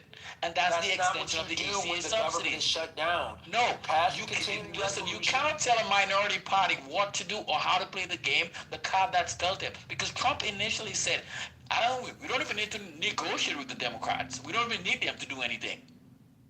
But now you do. So guess what? Who should compromise now? But you got to meet them halfway or something. You don't want to compromise. You just want them to roll over. No, it's not about rolling over, because they can extend the CR for another 20 days, give the Republicans time to negotiate, and then hostage the government again if they have to. But at the very least, don't let these people's SNAP benefits run out. That's the Democrats 100%. Yeah, because you could simply extend the contingency fund, make the contingency funds available, and SNAP benefits could be paid like they're done in the previous occasion. Why? So that the Democrats can continue their bondage hostage negotiations? It's not a bondage, because you guys have done the same thing when you guys were in the minority party. Then what about the air traffic controllers? Are we going to pass emergency funding for them? Well, you all need to. It's under your administration. You put in Americans' lives at risk by guess what? That need to not compromising. There's a filibuster-proof majority that's needed in the Senate to pass to get this funding. So which one are going to be winners and losers under these contingency plans that you speak of? Okay, great. So the women and children get their SNAP funds, but what about the air traffic controllers? ML, I got this one. TC, this is where your inability to understand the Senate rules comes into play. The Republican Party could very easily suspend the rules. We're not talking about the nuclear option, and I understand. Listen, Eric, I understand Senate rules more than Let her land, bro. Let her land. Remember, TNTC know more about everything. To change your rules and resolve the situation using only your votes. That has always been an option. That continues to be an option this very second. All you have to do is nuke the filibuster and pass it. Everything could get resolved tonight. You can call a vote, nuke the filibuster, pass it, and then you're good. But you permanently and forever change. Because if you do, your party will get the full blame that they're already taking in the polls. If you look at the polls, you guys are consistently underwater. When poll after poll from YouGov down has asked the voters who is to blame, it has been the GOP who has been blamed. The numbers aren't on your side. You have the rules to change everything. The funding is there. This is a conscious choice to starve Americans. Eric, what you're suggesting we do is nuke the filibuster on spending bills, which will forever disrupt the bipartisan rules that were created to ensure that both parties, or at least not a supermajority, but supermajority in the Senate passes funding bills. Now, my question to you, Eric, is why would we? One second, Ashton. One second, Ashton. You have to talk to the Democrats about that. That's not the Republicans. The Republicans are trying to open the TC, who are you trying to convince? Us or yourself? You're trying to convince Eric, yourself. I want a response from Eric, if you don't mind. Eric, why would you completely dismantle the rules that would force the parties to work together to pass funding bills forever in the Senate? Why would you do that? Okay, first of all, it's if the question is we are beyond working together. Working together is done. All right. So now that we've determined the fact that there are two opposing forces fighting each other, right, and neither side wants to give, it becomes a team sport. If I were still a Republican operative, and thank God this president has beaten every last DNA of conservatism out of me, I would have advised Thune to just nuke it and pass it. Make life easier. The notion of bipartisanship is dead. This is a totally different environment, a new deal. This country is shifting in a radically different direction where it's every party for themselves with no negotiation. So the this is what Thomas Jefferson warned against. This is what Thomas Jefferson warned against, okay? The tyranny of the majority. You already have a majority in the House. The deliberative body, the upper chamber, is supposed to be able to work things out on a bipartisan basis, which is why you have the filibuster in the Senate. And so if you do away with the filibuster, you've essentially rendered this country under the tyranny of the majority, which is exactly what Thomas Jefferson warned against. I would not. If I was a senator under John Thune, the Republican Party, Republican majority in the Senate, I would vote down a resolution to suspend the filibuster and suspend the rules. What you want is capitulation by the minority party, and that's what you want. You want the Democrats to capitulate and to give up. I prefer the word compromise. It's not a compromise. A compromise is when both sides get something. In this case, and I think that both sides can get something. Why do you think that both sides can't get something? There has not been one single trend in this Congress of Mike Johnson or Thune negotiating with anybody. It has been rammed through, and now they're stuck. My attitude is blow up the filibuster. Remember, it was not rammed through. Remember how you remember how the big beautiful bill got passed? Okay. Through reconciliation, but it was a negotiation between the Democrats and the Republicans to make sure that those tax credits and those tax breaks didn't expire. Remember how the can pause the vote so that we can negotiate with all these Republicans. Remember how the Congress just passed and the Senate just passed on a bipartisan basis to push back against Donald Trump's tariffs against Brazil? That was bipartisan. That literally just happened a couple days ago. TC, my attitude is, at this point, you guys caused it. You guys are burning it down. You're the arsonists. We're going to stand back and watch the house burn. Because guess what? They're not going to blame the victim. No, so you guys are being anarchists. They're going to blame the arsonists. See, this is the virtue of the Democratic Party now. So the Democratic Party is no longer the party of the people. They're anarchists. They want to burn it down. They are anti-government, anti-establishment. They're anti. Do you listen to yourself? Do you listen to yourself? I don't think you listen to yourself. You absolutely make no sense, CT. One day you say money. Patty? TC, I don't think you can defend.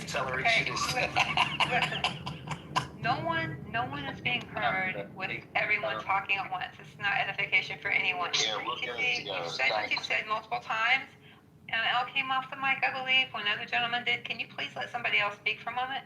Appreciate it. So my issue with TC is that TC have the gall to literally say that Democrats want to destroy government, when literally Trump is closing down agencies. DC, do you ever think about what you say when you say it on the stage sometimes, or you just come on just rattle shit up? ML, if Eric is an accelerationist, you can call me a reductionist. How about that? Rhetorical question. ML, someone that could just switch parties in an instant. Somebody went to TC and said, "Hey man, we're gonna throw you a little few bucks and go ahead and switch over." TC's the fact that he can have that much rhetoric about Democratic Party that quick. TC is a phony. He's a paid agent. Someone went in this man's back channel on Clubhouse and said, "Hey, do this for me," and he bended the knee because you all heard him in debate the newsrooms and all that. All his rhetoric against the Republican Party, against MAGA, now has completely dissipated, and now Let's call it enlightenment, yeah, come on. You get a check. All the shit that comes out of your mouth is bullshit. It's absolute bullshit. There is no back and forth. He will never use a conscience. He will never use common sense. He will stick to the line that was given to him in his back channel. It's bullshit. It's absolute. No one does that. How many people do you know just switch parties like that and there's no agenda behind it? There's an absolute agenda behind it because there's no way you just change your whole fucking lifestyle. JD, what you don't know. I'm done.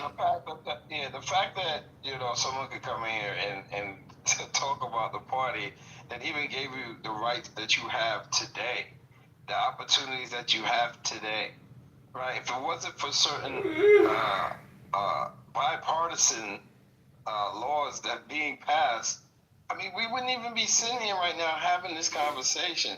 It's just crazy to me how some people come on these stages and clap for their oppressor.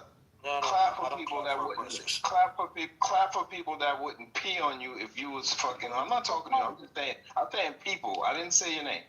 People, because there's numerous individuals that will come on here and talk so highly of a group of people that don't even really want to associate themselves with you. It's crazy.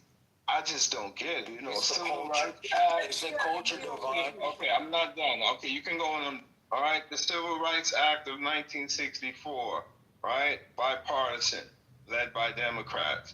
Like the fact that certain people's grandmother couldn't even open a bank account unless they had a husband sign for them, right? These liberties that we enjoy, right? The fact that we're able to get into higher education and access to better education, bipartisan, led by Democrats. And then you want to just shit on that whole thing and say that these people want to burn the government down. It's just pure insanity. It sounds a bit self-hatred if you ask me. With that, I'm done. Listen, I believe that self-independence, hard work, dedication, persistence, tolerance, okay? DC, you just filibustering now. You just throwing shit out there. No. I'm telling you the culture. I'm sharing with you the culture that informs my beliefs. Okay, these are principles. You went to Liberty University. You were indoctrinated. These are the value. Hold on 1 second. These are the value systems that are not. Since Divine wants to. Can I respond to Divine, please? Yeah, you really can. But let me ask you one question. I'm sincere. I listened to you for over a year now. I saw you on Debate the News over here. I see you on Chatter. I see you here. I see you all the different places. You say the same thing over and over. But you want to enlighten us? You say the same thing repeatedly. You do not debate the way that you used to. When you were for the Democrats and you were on the Democratic Party, you were more effective. I guess I'll say. Do you ever listen to yourself? Go back and listen to replays. Sorry, just listen to me for a second. I'm saying this to you with sincerity. You are saying the same thing, and you are the center of this room right now when the mic should be passed around. And it's not being, because you're just barking. You're just saying the same thing over and over. My God, it kills a room. Let someone else talk. Let's bring up another topic. You have beat this horse to fucking death, and it's lived, and it's been beat to death again. Just please stop. Well, I don't have a problem going on mute, but what I will do is I will. DC, you literally have a problem going on mute. I'll defend my position. I've been on mute a long time. We know. We know I'm that's to your position. I literally came into the room to learn something today. Breaking news, breaking One news. mic, go Oh my Lisa. God, just One mic, can't go even Lisa. sleep with this kind of stuff. Okay, so now, there's a big social media, I don't know if it's a rumor or whatever it is, that once this thing, they stop getting their benefits on the second, that people were just going to start running into Walmart and start running out with food. So Walmart is addressing media rumors that it will close stores when SNAP benefits lapse. Oh, hold on. I don't want that. Hold on, you guys. So they're actually pushing back against the false social rumors, claiming that it will close the stores. It says that what it's going to do, they will continue to be open for business, and wait, hold on. Do like curbside. Yeah, and hold on, let's see, the bookies meant threat towards Walmart. Hold on, y'all, I just lost my space. Dang it.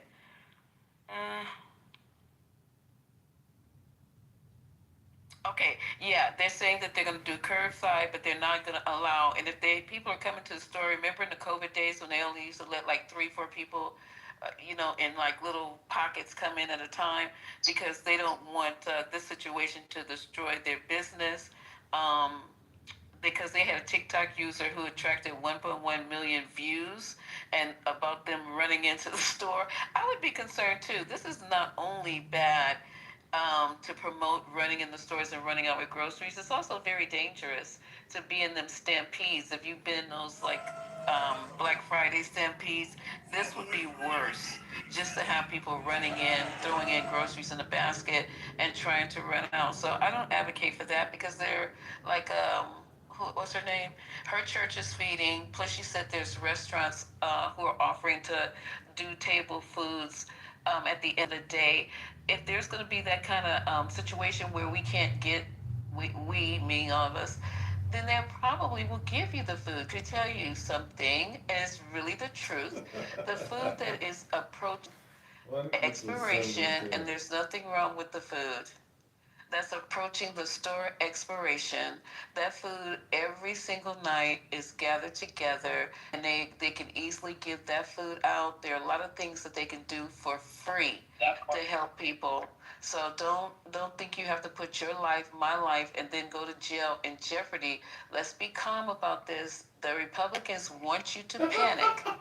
They want chaos. You know why? Because Donald Trump has started a little militia within the National Guard, and what they're going to do is respond to crowd control. They're being trained to go out immediately and respond to sparks and little things going on within cities. In any city, like a rapid response thing. Yeah, it's So, 500 you guys. per state, Lisa. Yes, sir. I saw that. Did you see that? Yeah. Yeah. So be My careful. wife told me earlier that women are being told do not go to the supermarket alone, because there's threats of, get that single mom, get her food. Yeah, I told my boss I need to go by himself. He's older. Wow, that's pretty sad. I'm like, nah, let me know. You know what I'm saying?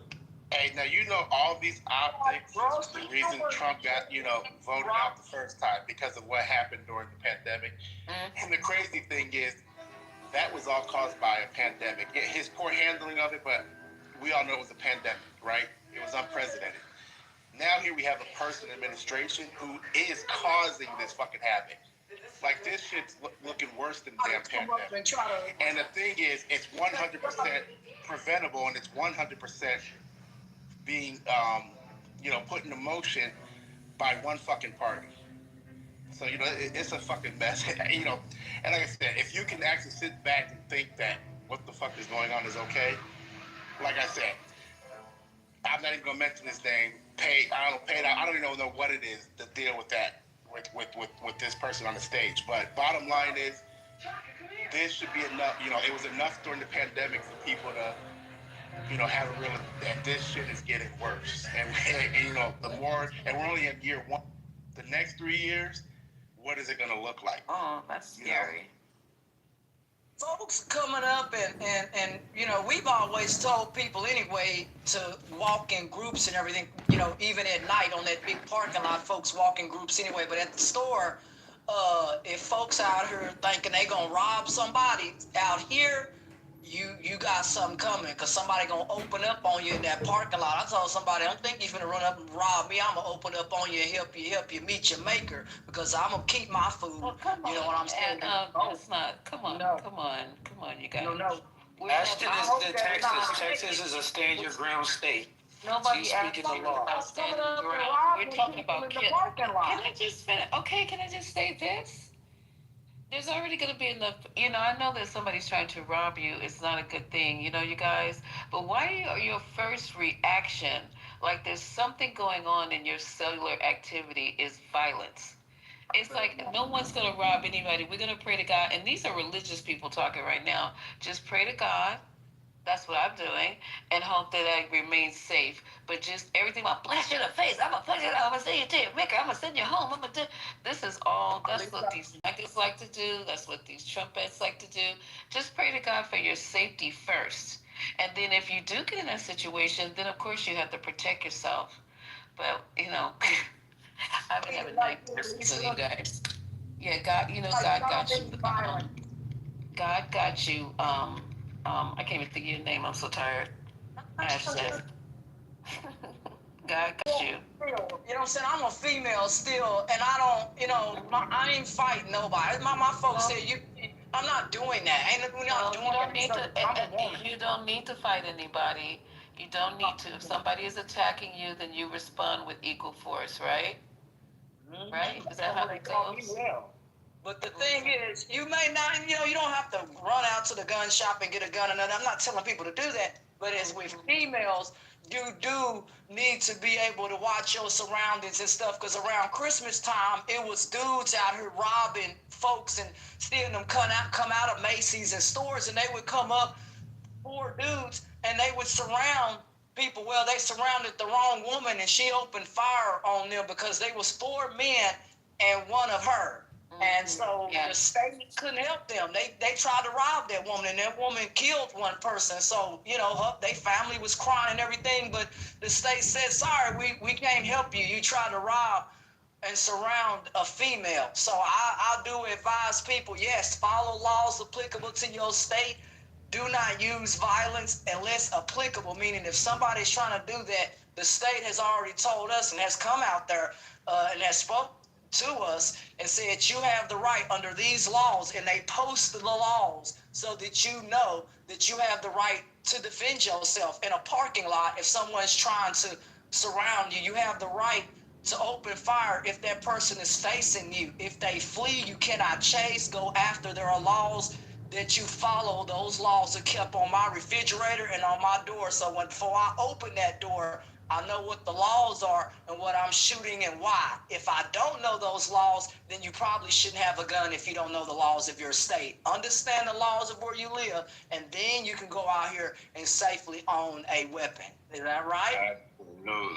Absolutely. I just want to shout out Dr. Jen. It seems she chased PT up out of here. And she's absolutely right. I've shared many a stage with him from here to over there across the street on the other app, and yeah, it is getting a little bit old.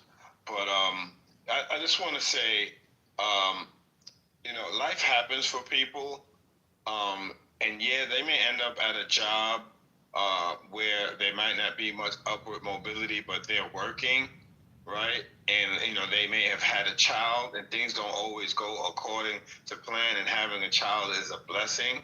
So I just can't take when people want to knock someone because of the road that they're on. And yes, sometimes it is that road less traveled, right? And so yeah, all right, somebody works at Walmart. At least they're fucking working. At least they're not bashing your mom's over with a 40-ounce bottle and taking her fucking purse, right?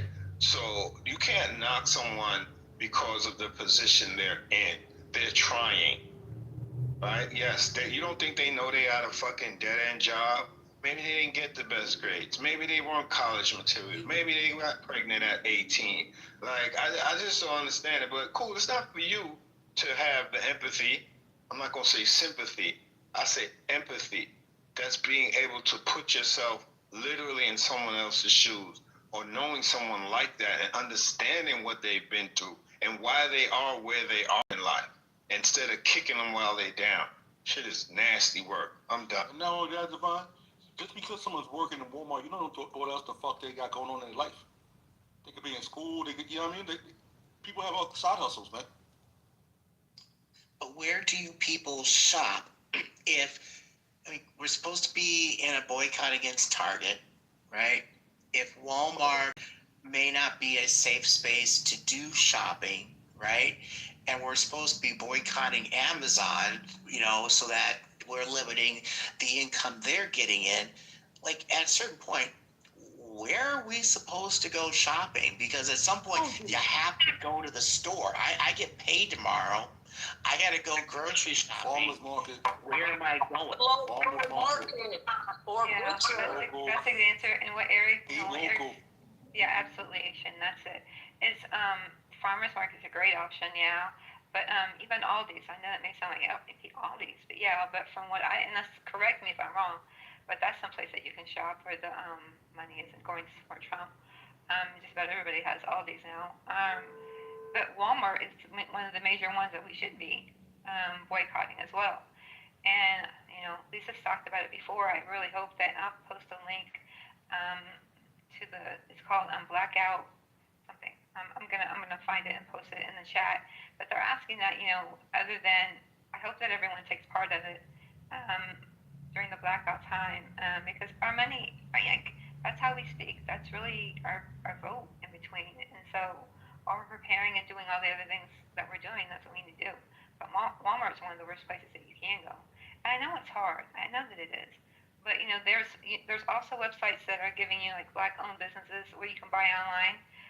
You know, it's been, you know, I used to buy at Amazon all the time. It was a transition. I had to find those places too, but they are out there. But that's our job to do, is to find them. Local. I mean, you have local butchers, you have people cobblers and all. They're rare, but they're out there. Stuff. It's out here. During the pandemic, I was able to find a butcher. I was able to find a farm to buy eggs when people had the issues. Something happened with eggs or something. I don't remember what it was, but eggs were low and whatever else. So I went local, and I have all those folks still in my directory, and I just buy local, so I don't have to, you know, shop at a Walmart or an Aldi's and all that. And if you're in states where they have large farming, you may be able to go to the actual farm on Saturdays and Sundays, and they'll give you a big brown bag, and whatever you can fit in those brown bags, they weigh it and they sell it to you right there off the farm, from potatoes, tomatoes, you name it. Okay, so that stuff is out there. Get on up there on Saturday mornings and Sundays and get what you need. Onions, radishes, and all that is up there. Opalee also has a massive farm. If folks want to come on up there, pick some stuff and put it in your bag, that is also available for you. Or if you need one small plot, you can also grow small plots of food and things like that. So there are ways that we make sure that you have. Our church is looking at buying a lot of land so people can have plots and things like that. You know, even grow vertically indoors. They talked about buying shipping containers and welding those together so people can have food year-round and grow in that hydroponic type way of doing stuff. So we're trying to come up with innovative ways for folks to eat, but we need the space and we need the land. And if we can get that 155,000 square foot building, now we cooking with something, and we'll be able to feed a lot of people, and we'll need a lot of land, about 50 acres, and we'll be able to put lots of plots on that land so y'all can eat. That is our goal, is to make sure we have farm to fresh food on the table, and I think this is the way to do it so that everybody can have food growing right in your backyard, right there. Here, we feed you, we eat, make sure you eat. Ain't nobody who went hungry around us. We do make sure you have food. I live in Minnesota, so we are at the end of our growing season. Our harvest is in. And so from this point on, we don't have that regular harvest now coming in like we do during the summer, where there's regular sweet corn and tomatoes and strawberries and those types of things. That product now is in, and our fields put to bed. Move it indoors. So you didn't move the harvest. You didn't move the stuff indoors in a massive building so you can grow it inside. Okay, that's not how farming works up here in Minnesota. We do have indoor farming, but primarily it's fish. So we grow a lot of fish indoors. Old silos and stuff are converted into, to basically grow fish. That's kind of what we do here during the winter. Is you'll see fish, you'll see chicken, you'll see turkey. Of course, going on up here. But our main products, we don't. You can't do many of our products indoors. They have to be done outdoor at scale.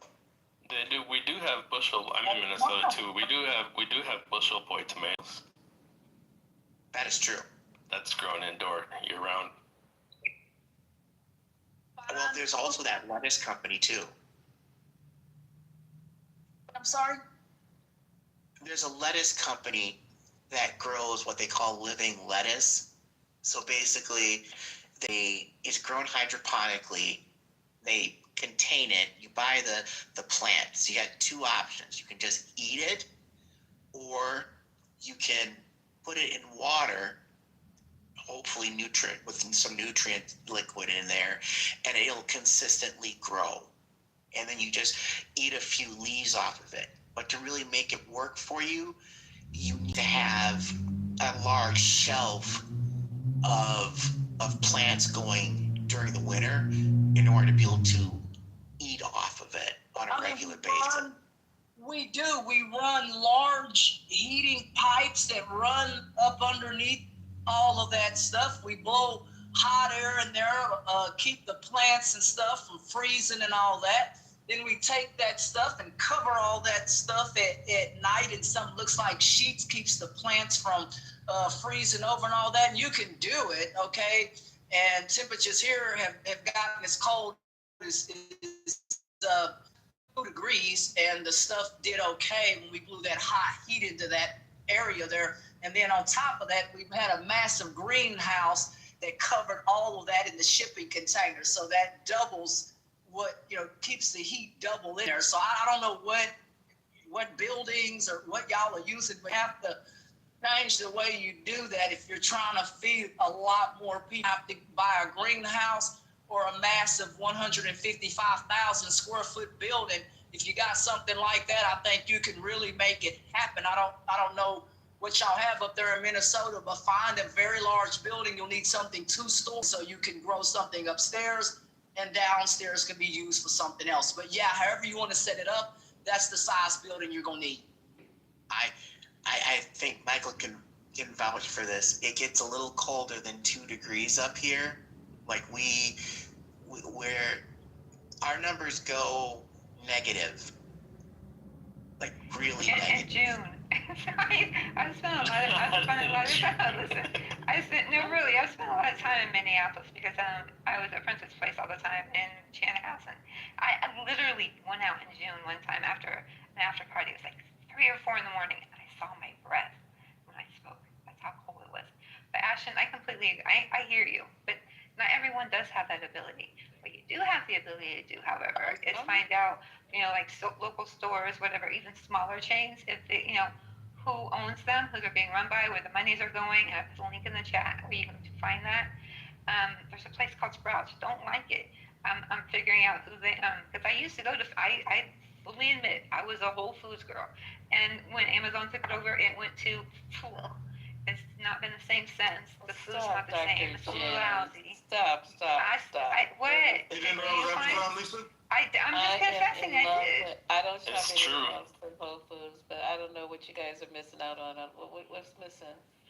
Whole Foods went to crap. After That's what I was Amazon gonna bought say. Opinion. That's your personal opinion, but okay. So you really don't see a difference in the produce or anything? Well, not where I shop, but it could be possible. But you know, they also have a. I'm just trying to help people with the food because I'm just trying to figure out how we're gonna do an upstairs, downstairs warehouse with growing. I don't think we'll be able to accomplish that in the amount of time. Maybe down the road in the future, we need to start doing that. But as of the next 30 days or so, you know that Whole Foods has. So I know somebody Whole Foods has a baby store called 20. Wait, what is their brand name? What is the 365? Yes. Have you seen the 365 stores? I have not. No. Okay, so they have they have it's their brand store, right? And they're for people who I don't want to say can't afford Whole Foods, but it's just a cheaper version. They sell all their brand in there. Plus, they have everything you would find in Whole Foods, but instead of finding the other brands, they only feature their brand. It's really a cute little store, boutique, whatever. Everything is in there, you guys. 365. You have to Google it if you like Whole Foods. But to each his own. I don't like Sprouts. It's creepy in there. Yeah, I don't like it either. I'm not feeling it, and everything. Yeah, I'm not feeling Sprouts either. Fresh Market. I do like Fresh Market. I don't know people, but that's pricey too. I mean, I really can do that Fresh either. Market, is that like a all organic store? You don't have a Fresh Market? I'm gonna find. Not to my knowledge. I have to look around. I'm gonna look. They probably have one in New York. Yeah, just being in the Fresh Market is like an experience. It's like you're in Is it like expensive, organic? What is it? Well, they have organic. It is an upscale store. I'm going to be honest. I'm going to try to find one. Lisa, there is one in Brooklyn. That's the only one I know of in Brooklyn. I've seen it in Brooklyn. Okay, you gonna go over there for me, maybe? I'm in DC this week. I'm in DC this week, Lisa. Oh, okay. I'm sorry. I'm gonna check out. You know me, I'm bipolar. Yeah, that's true. You are. But we need to think of. That's what I was trying to. While you guys are talking, trying to troubleshoot in my brain because this is real, and it's going to happen, and I'm just trying to figure out other ways. I don't know what else to say. And then you know what I saw, which was interesting, you guys, and I'll try to be quiet. I did try to go to what is it now, Dollar General, whatever they're calling it, and I'm telling you, everybody was taking every bag of bean, rice, canned food. I just said, okay, I can't let it go. I mean, just literally like those pinto beans, people were like getting 5, 6, 7 bags of them, and then the rice, because they're like what, $3 in the dollar store or something of that nature. But yeah, they were wiping that store out. So good luck with that too. That's an option. I already got mad beans in the big house. You got mad beans? Mad beans and rice already. Yeah.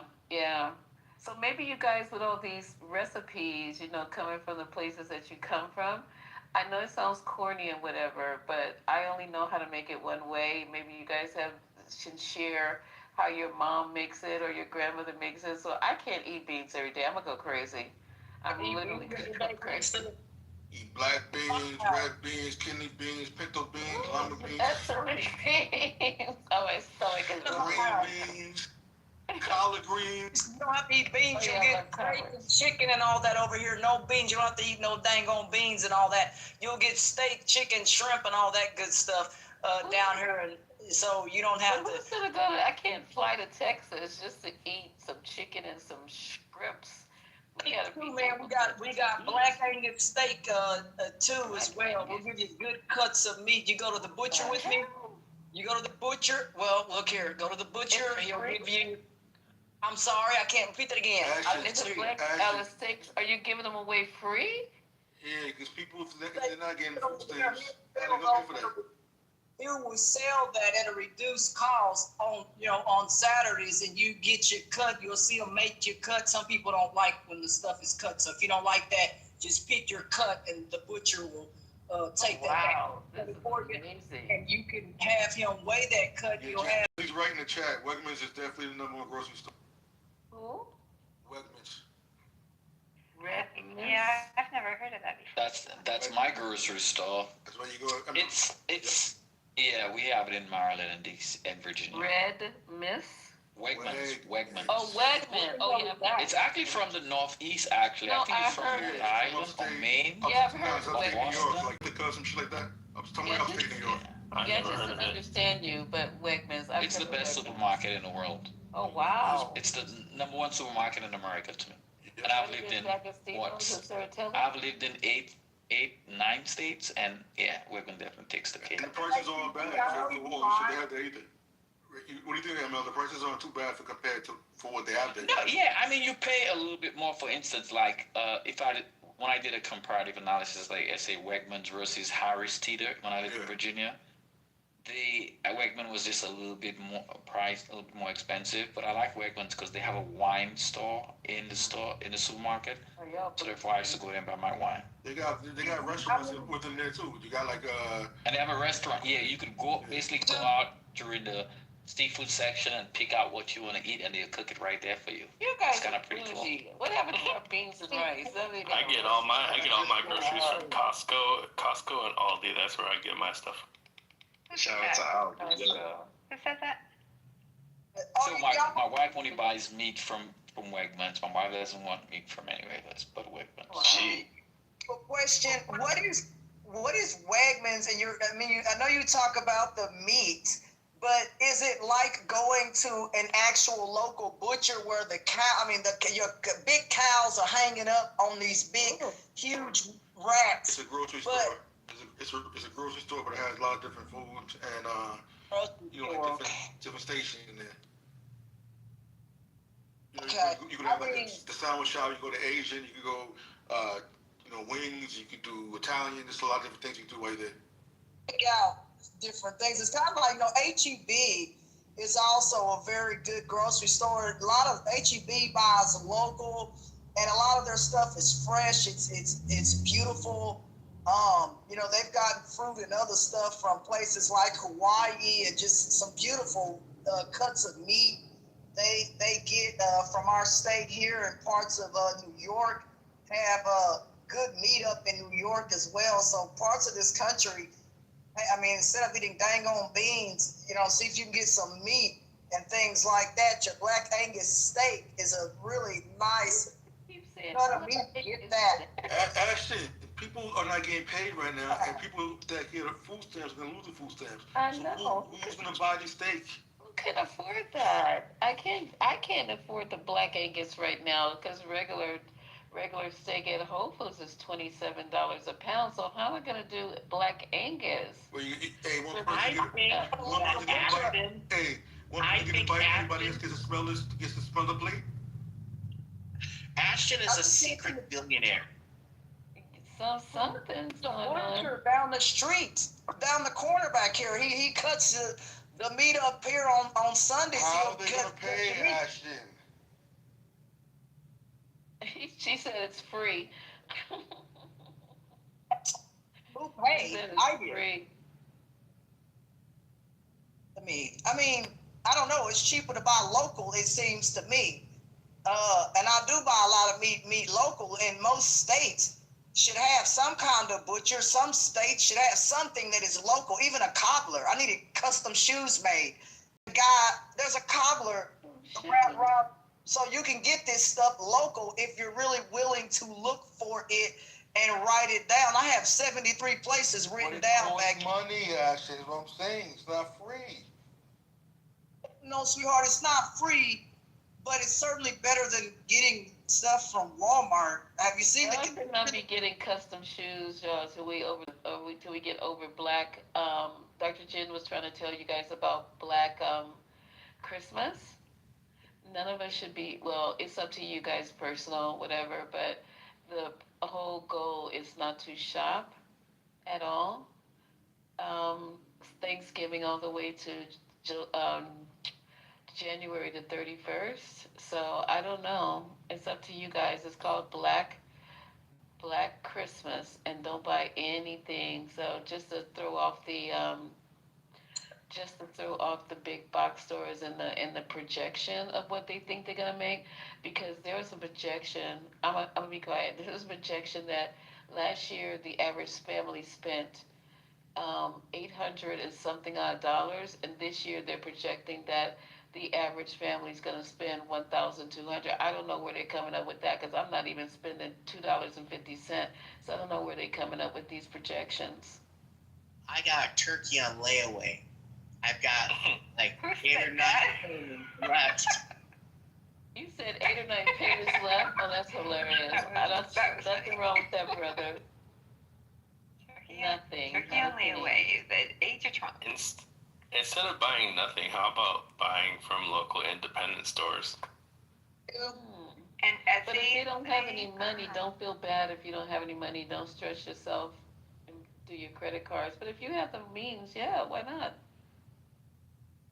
Local, small business. Yeah, that'd be cool. I mean, you go in there, the people in those small businesses, their name, they even give you a discount. One business gave me $100 gift card because I shopped there how many times, and they punched this card, whatever it is. Yeah, I mean, shoot, it's not bad. I mean, some businesses, hell, even have drawings. One guy won a stereo. I'll take that, thanks. So there are ways that businesses get you in the door, and if they're local, around Christmas and stuff, some of those businesses, especially black-owned businesses, have really, really good deals. Johnny's Chicken and Waffles, they had a really good deal around Christmas. Buy one plate, get one free or something like that. So there are ways that local restaurants and businesses are trying to get you in the door. And I told one guy, I'm glad you got me in the door. He was a cobbler, and so he made some shoes, some insoles that I needed for my foot because I had surgery. And so he was able to custom make what I had asked for. So there's ways to get what you need, and it doesn't have to be expensive. I mean, you get a pair of shoes made for $375, which is the price of some Jordans. No, I just would rather have custom shoes. I don't want no Jordans. I want my own shoes, and he made them, and they are nice. Better.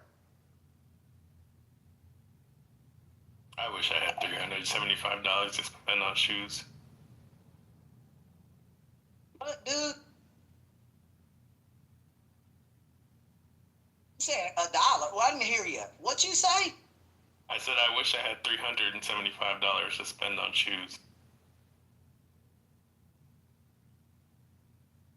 Go out and spend $1,000. I'm saying, I'm not trying to make people feel.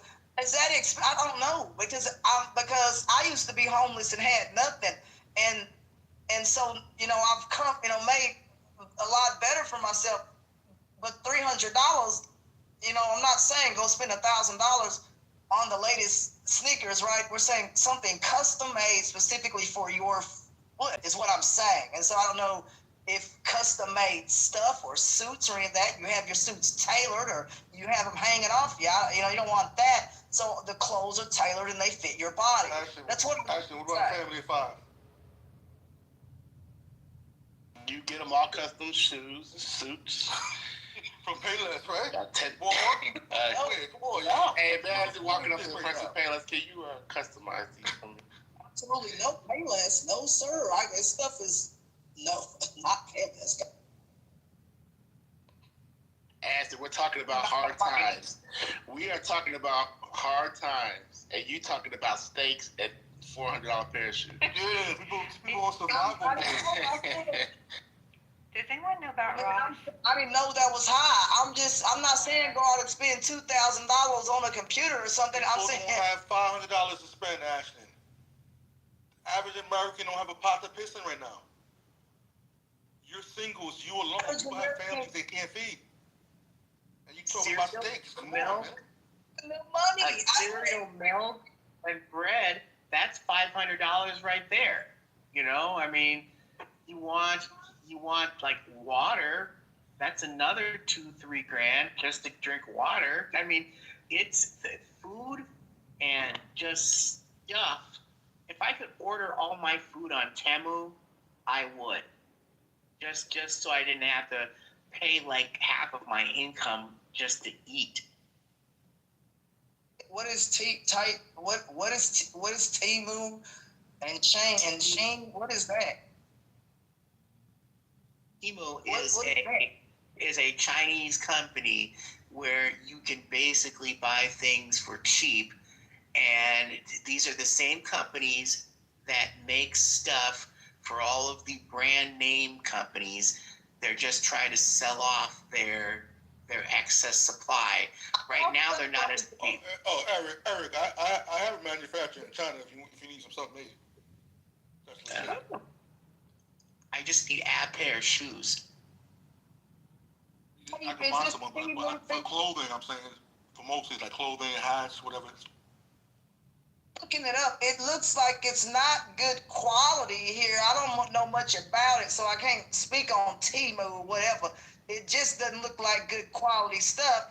And even if you look up sports stuff, I don't even know if the stuff is licensed. What are you buying? It don't even have the signature of the NFL. Yeah, I don't mean to interrupt, Ashton. I think maybe he was joking because you can't buy food on Temu. I have a girlfriend. I'm sorry. Yeah, it's like he said. This is really low price products, and I have a girlfriend that buys things on there all the time just for the fun of it. Because I know you spend a will, get a discount. I have no idea, but she buys things on there, but they're not high quality. Even the majority of them, that's from what I understand. But I think he was making a joke with that. So. Eric, have you guys heard of Too Good To Go? It's an app that connects. Yeah, I think that's a great service, right? Like, there's so much food waste that happens, and to be able to take that food that's perfectly good instead of put it in the garbage to allow people in need to be able to connect and get it for pennies on the dollar. I think services like that are huge and desperate. What was the name of the app you said? Too Good To Go. Yeah, so restaurants and stores, the food that's left at the end of the day when they shut down, they basically allow people to say, hey, I'm just going to pay $7 for a mystery bag. And then you go to the store at the end of the day when they're closing up and you grab that bag and you get like $40 worth of food for $7 because it was all the stuff that is perfectly good. But Can I ask you something? If I came in there with $100 or whatever and bought all the food that they had left over, they would let me do that?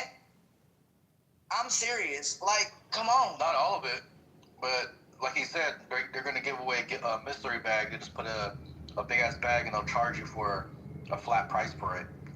Just pick it up.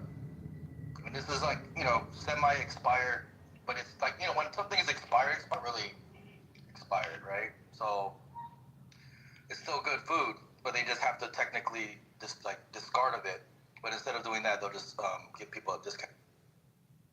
It's even so if it's a bakery shop, right, with all the stuff they bake that day, but they don't sell the old stuff, so they give it away at pennies of the dollars, or a restaurant that still has, a whole bunch of chicken or whatever. So it's not even like, necessarily expired stuff. It's stuff that was made that day fresh, but it's just that the store's closing, so they'd rather get, 10 cents on the dollar than throw it out. And more often than not, there are tons of food that's being thrown out across North America every day. So I think apps like that are just a brilliant idea, because not only do you get rid of the food waste, but you're also providing totally quality food to people. Yeah, there was a local Chinese restaurant that I used to go to last place I lived, and at 8 o'clock, right like 30 minutes before they actually closed, they would just give it to you for hella cheap, or even just like make you a plate and just like, hey, just take it. Just like if you're a regular there, they just want to help you out. So yeah, be friendly, man. Be friendly. And there is something to be said about that, Jeremy, because just real quick, Ashton, I'm sorry.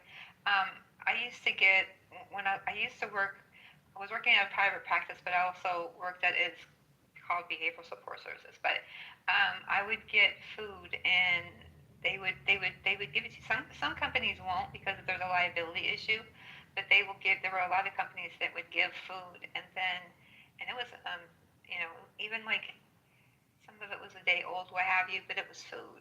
And so if you want to donate and you don't have the money to come out of your pocket, think about calling places and just asking them if that, their day old food, if if they'll let you pick it up and take it to a food shelter or where have you. So it doesn't necessarily have to come out of your pocket if you don't have the resources to do that, because I understand not everyone can do that. So I just want to throw that out there as well.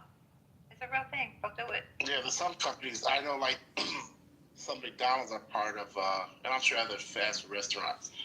They get rid of their waste every day. Kind of nasty process. I actually saw a couple videos on it. So they'll literally grab the waste, and they put it in plastic bags. They freeze it, and then the company that comes and picks it up, they bring it to a homeless shelter, but they grind it.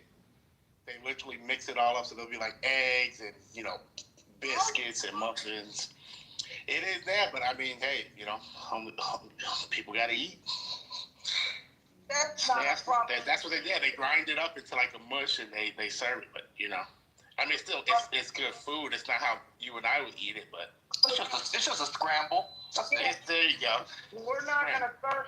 Look here, man. Can I say something to you? That sounds like something straight up out of prison. That ain't never going to be served at our door. Y'all rich ass. Not everyone got it like you got. Hey, I'm just when we talking. Hold on.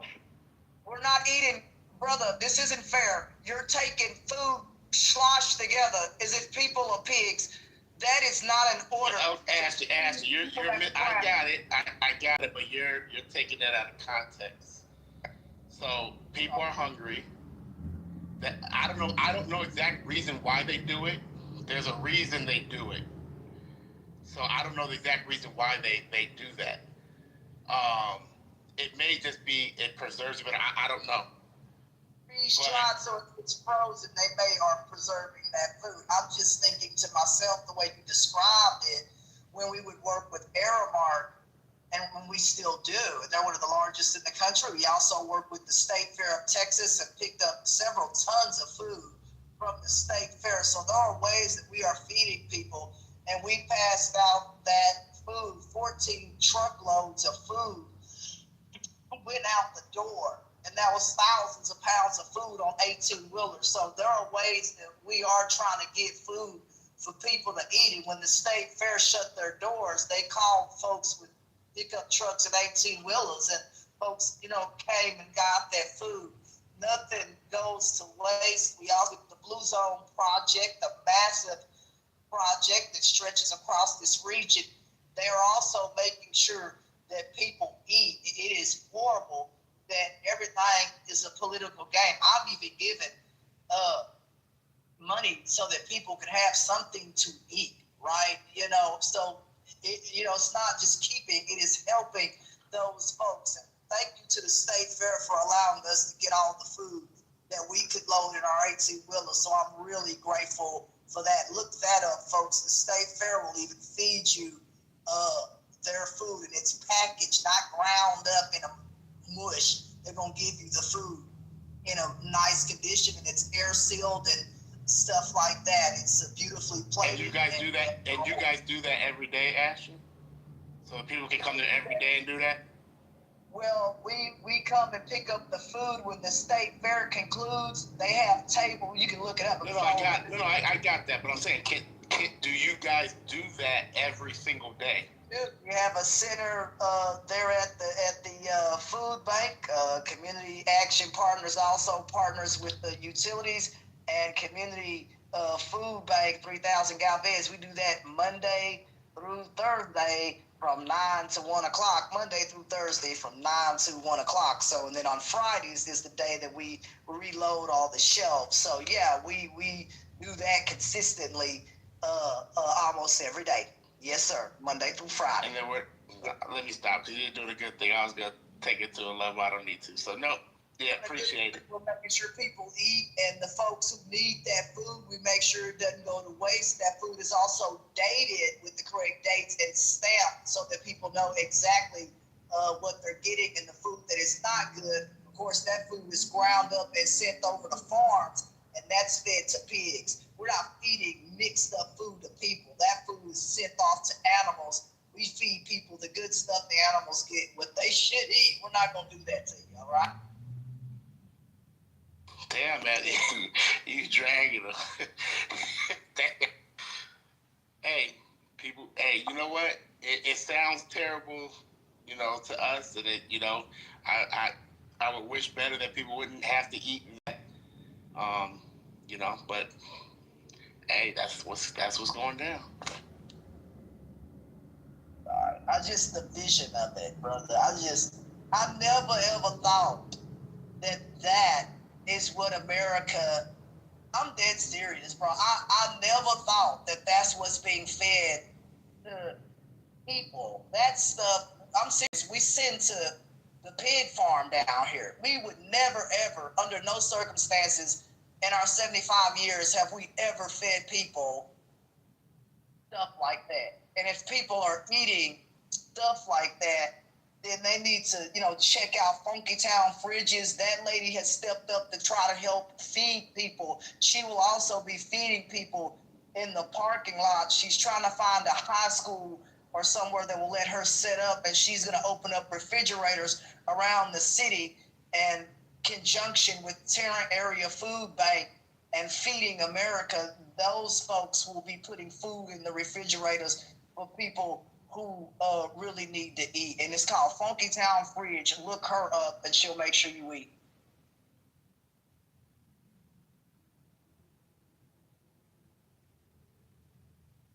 Hungry.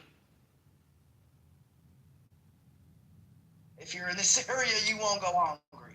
Hey, Ashton, you ever have a hot dog?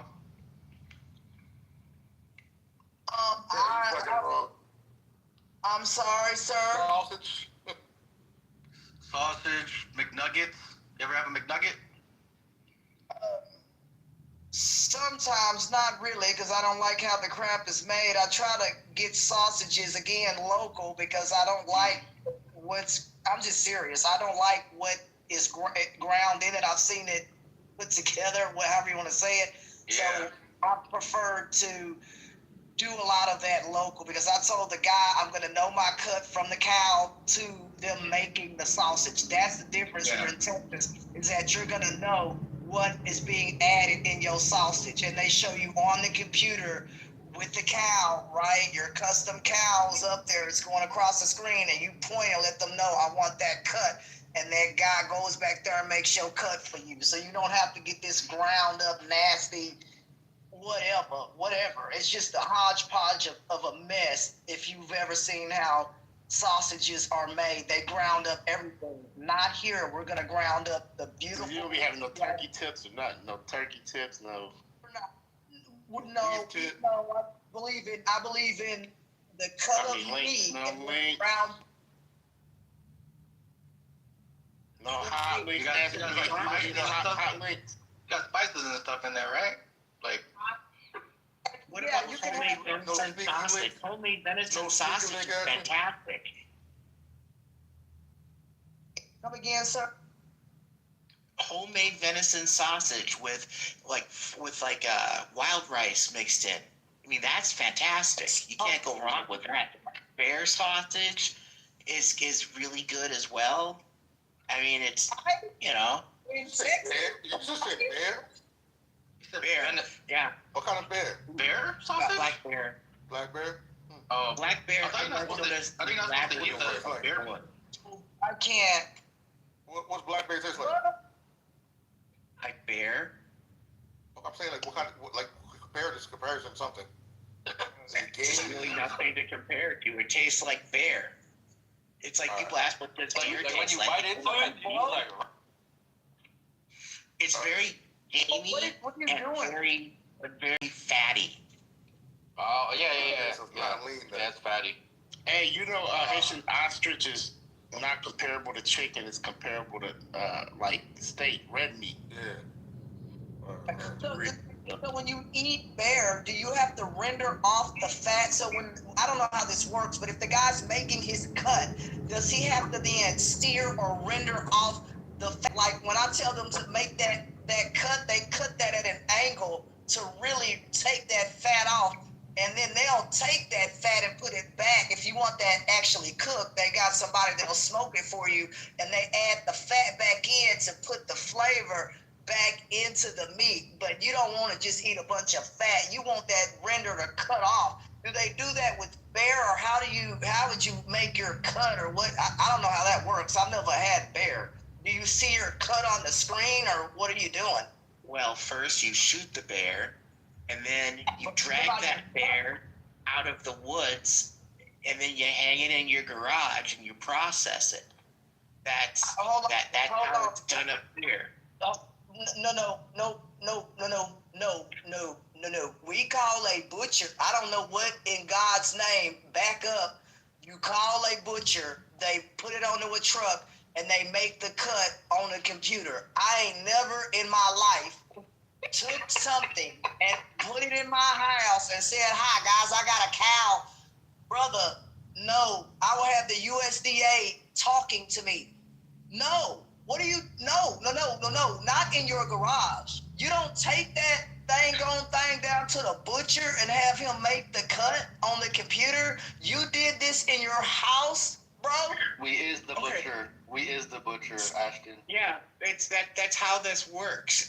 I mean, it's like, you know, none of us really. I mean, if you hunt it, you got to take care of it. That's just the way the ball bounces. If you kill a deer in Minnesota, you got to drag it out, and usually you're taking that home and processing it yourself, unless you've got some extra cash, because it costs money to have a butcher process your meat.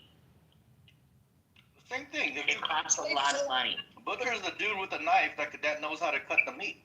Really. So if you know how to do it already, then you're the butcher. The problem is that when you give the guy who cuts through all the scent glands because he doesn't know what he's doing, and then you get that horrible meat from him because he doesn't know what he's doing. But if you sit and you follow like an experienced man who knows how to learn, you know, how to cut up a carcass, it's really not that hard. It's not, but I'm talking about, brother, this is done on a computer. Brother, what are you talking about? Computer. They put the thing on there. Before computers? Were there butchers before computers, Ashton? I'm telling you, the guy's old school, but the guy got everything in the shop. But he said, I can also make these cuts manual, but the measurements for the cows, they're by weight and all that. I ain't never cut no animals in my garage. Never. What a mess. Like, I've never done that. You take the stuff down to a butcher and you let them make those cuts. You let them do that. You know what I'm saying? I believe in that because I'm not cleaning up all that mess. I chopped up a person in the garage before. You can't. Oh, that's so wrong. I mean, we allegedly. We go hunting, and you know, we actually cut it up at the campsite, so you know we don't have to worry about the mess. That stuff's all the blood and everything it goes back into the nature. So we don't waste time bringing it back to the freaking garage. But sometimes we do if we have time. But it, you know, the less time the better, obviously, because you don't want it sitting there. So and you got to put it. You know, bringing it back, it's because it's cold. Yeah, and yeah. you Usually, don't really For move cold, out as long as there. you don't leave it in the park, it's okay. Yeah. Okay, you seriously? You leave the guts out in the woods, right? What you're bringing back is you're bringing back certain types of. It's like fishing, Ashton. You take your fish to the butcher to have him clean your fish, or do you clean your fish yourself? Like my wife any of my kids can dress a fish with no issues. That I've done all that stuff, but I'm saying I just love the fact that you can take that stuff on down to somewhere and it's not smelling up your house and all that stuff. You have these folks cut this stuff, whatever it is, fish, whatever. They said, look, this is what we do, and you just take it to them and you don't have a mess to clean up. I just believe in efficiency. I believe in precision. And when they make my cuts, it's done with precision and everything. And so I don't have to worry about dealing with whatever y'all talking about, and you talking about hanging up a bear or some animal in a garage where I'm taking it to a sterile place. It's cold in that room. It's almost like at operating temperatures when they cut the meat. It's like a freezer in there. Your garage, buddy, I'm just going to tell you, it's not a conducive space to me to make cuts. You need to make those cuts precisely in the freezer because those cuts come out beautifully and flat versus trying to cut a warm cut. It's a little bit different and the meat can come out jagged almost on the cut. It's a lot better frozen. It's almost like cutting marble. They cut that marble with a water saw and it comes out less jagged edges because that water is so cold. The same with meat. You want to cut that, he can cut that meat with water even. He's got a bandsaw that sucker cuts just like water and he cuts that meat with water. No, not even a saw. Why? Because it doesn't pass. I have a sawzall and a hacksaw and a knife. That's more than enough to butcher any animal. All I need is a machete, Ashley. Machete. I mean, sanitary as using, but it's not as sanitary as using this like water jet to cut the meat. Man. This is chopping up the meat with a machete, like. And a box cutter. In a box cutter. Don't wear a hockey mask while you're doing it. Do you wear a hockey mask, patient? And do you sound like? I put the war paint on. I sound like Shaka Zulu. You're like, hold the leg, hold the leg. But listen, your house, if you listen to them folks talk about cutting a damn bear in your garage, I cannot believe that y'all will not. I mean, for food safety reasons, you don't cut stuff in a warm area. You just don't do that. That's why you take it to a freezer and cut it. And and you can watch them cut your meat there in the freezer. Y'all need to be cutting this meat in a cold environment. And I'm serious when I say this. Because I used to work for Aramark and every cut that we made was done in the freezer because that was for safety reasons. I've never heard of this in my life to cut meat outside of a freezer. Do you know anyone who's Muslim or a very conservative Jew? Because at certain times, the lambs go into the house and the lambs don't come out. And that's just the way it is. They do it. They prepare their own meats in their homes. The garage comes open, they haul that sucker up, they slaughter it, and they do their thing according to their religious traditions, and then they cook their meats. And I'm over there when I get invited to eat.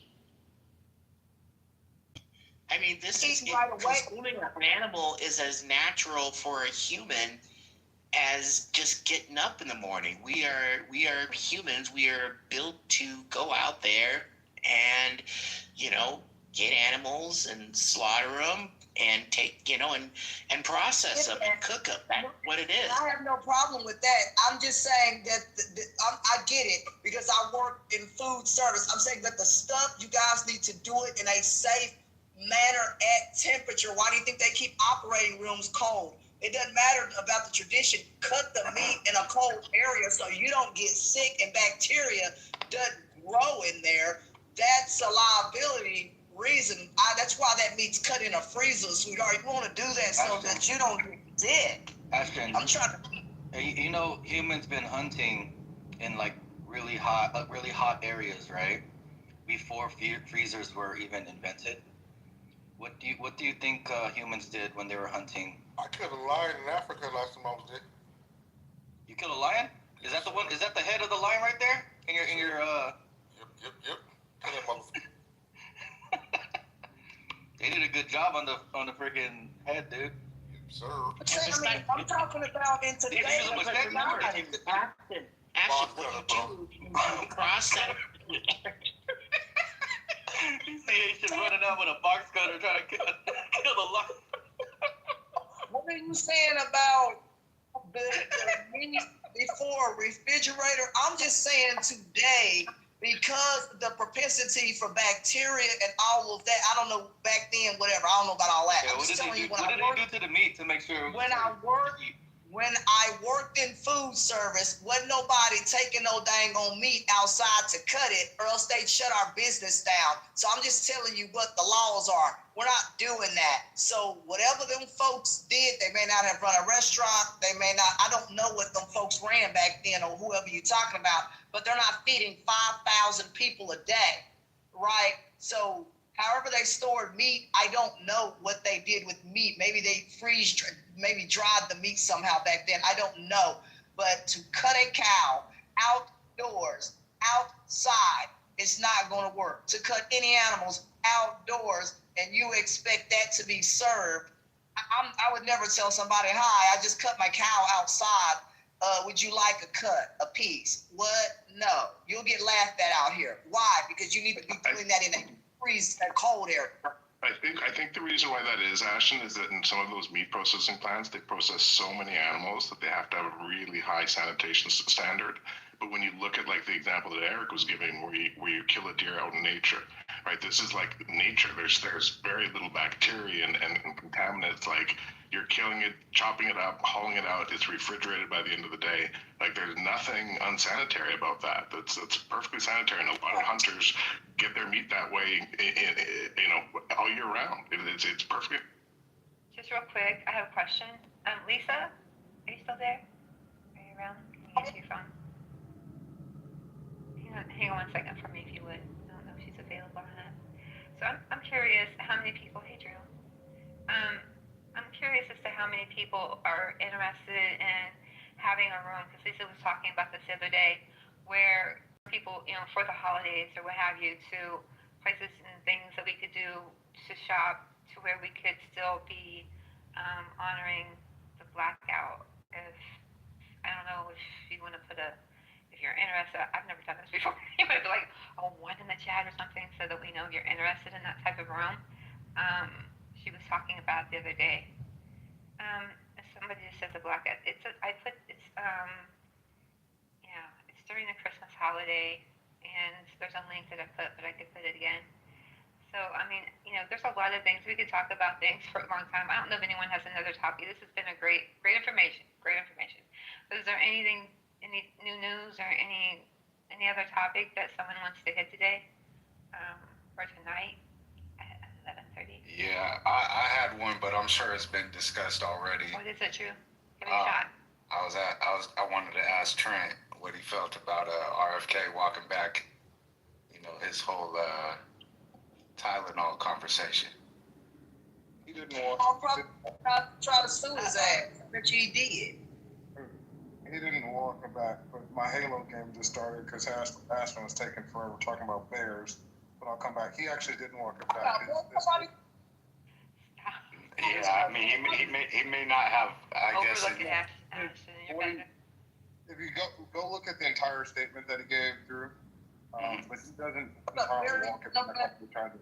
No, I mean he doesn't give up on his theory, but he just said that he can't prove it. I'll tell y'all something. Tylenol should come out in school. Man, y'all Republicans be saying some stupid stuff that is unfounded. Let me tell you something. We literally had a doctor come out and say the stuff that Donald Trump and these folks talking about with Tylenol, that stuff was unfounded. Drew was trying to speak to Trent. Okay, so trying to play Halo and talking on Clubhouse is difficult, but so Drew, here's what I'll tell you, and I know that it's hard to believe. If you go and you look up a woman named Rachel Weinstein. Rachel Weinstein was the lead epidemiologist for a company called Janssen. Janssen's the pharmaceutical arm of Johnson & Johnson. And in 2018, she sent an email to one of her colleagues saying that the weight of autism and Tylenol is heavy. Now, Ashton, you can't talk. You know what, Ashton, I'll come back. When you come back, you talk, and then I'll come back, because I can't listen to you. Wait a minute. Hold on for a second. You don't have to be disrespectful. Ashton, let him talk, but that's disgusting. You don't have to be disrespecting no people on here. No women. Y'all know Ashton's been on this app like she brand new. So Ashton, can you let him talk? Because if he doesn't, he's gonna take his toys and go home. Oh, Okay, what a that baby. was nice. What a Birkin baby. Move him. I guess he left himself. I don't understand. I just told him it was unfounded because I just feel like when people say false stuff that's not true about Tylenol, and then you ask them where they get their information from, that's all I ask him. I just want to know where he got that stuff from, and he's not producing that, and that's a problem. We have people in the audience are far more adept at talking about that than. So I asked if folks are interested in the room you were talking about the other night, where we talk about alternatives for what they could do for the holidays if they do feel they need to buy things or what have you, and several people put a one in, so saying yes, in case you're interested. Cool. Thank you guys. Yeah. I'm just listening here. I'm just laying here in the dark listening to you guys. I'll check it out. Well, no, you mentioned you mentioned running a room like that the other night, so that's why I was bringing it up. No, I thought somebody else was going to do it. I was hoping somebody would grab it because we have so many things on. But yeah, we can't be alone with it. But yeah, there's already, you guys, there's already a lot of people setting this up, and I got it.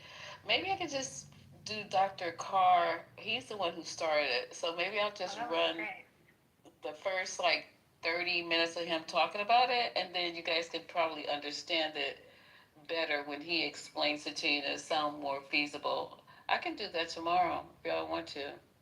Only a 30-minute little spot. I have a question for whoever wants to answer this. How soon is too soon to put up a Christmas tree? I do it when I do it on time. I usually wait till last minute, but when I do it on time, I do it after Thanksgiving. What about putting it up before Thanksgiving? Because you're in a foul mood and you just want to have the Thanksgiving in your home. I mean, it's your house. Do what makes you happy. I think any of the Burr months, like September, October, November, December, all the Burr months are the ones that are, you can put up your tree and your lights, everything. I'm not finna be out here stringing nobody's lights. I'm finna call this Mexican guy that I always use anyway. He good.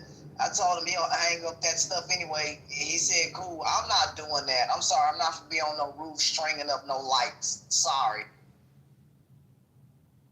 Up here, if you put up lights, you got to do it in September or October because you can't be putting up lights in November or December up here. No way. I think the best day to put it up is December 26th.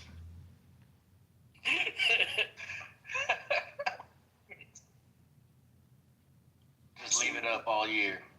There you go. Yeah, be like, I'm just setting it up early for next year. Well, last year we put our Christmas tree up. Sure, was that you? Yeah. We put our Christmas tree up. We didn't put any ornaments on last year.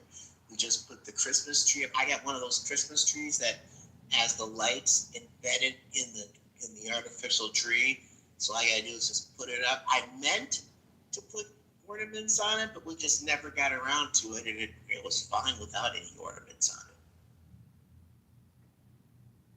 it. A tree? What kind of tree? You said a tree with lights embedded in it? Yeah, it's an artificial tree that has lights embedded in it.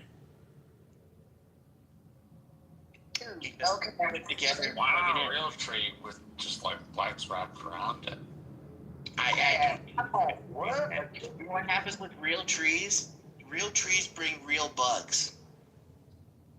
Oh, we always do. I've never had an issue with bugs. Never had bugs with no real tree. You gotta water the tree, Make sure the stem of the tree is inside of water, hello, so the tree don't dry out and die. If you take care of the tree properly and you just spray the leaves with a little bit of moisture there, then you're good to go. Then you don't have problems with bugs, and just put a little mothballs around the tree, and then you're good to go.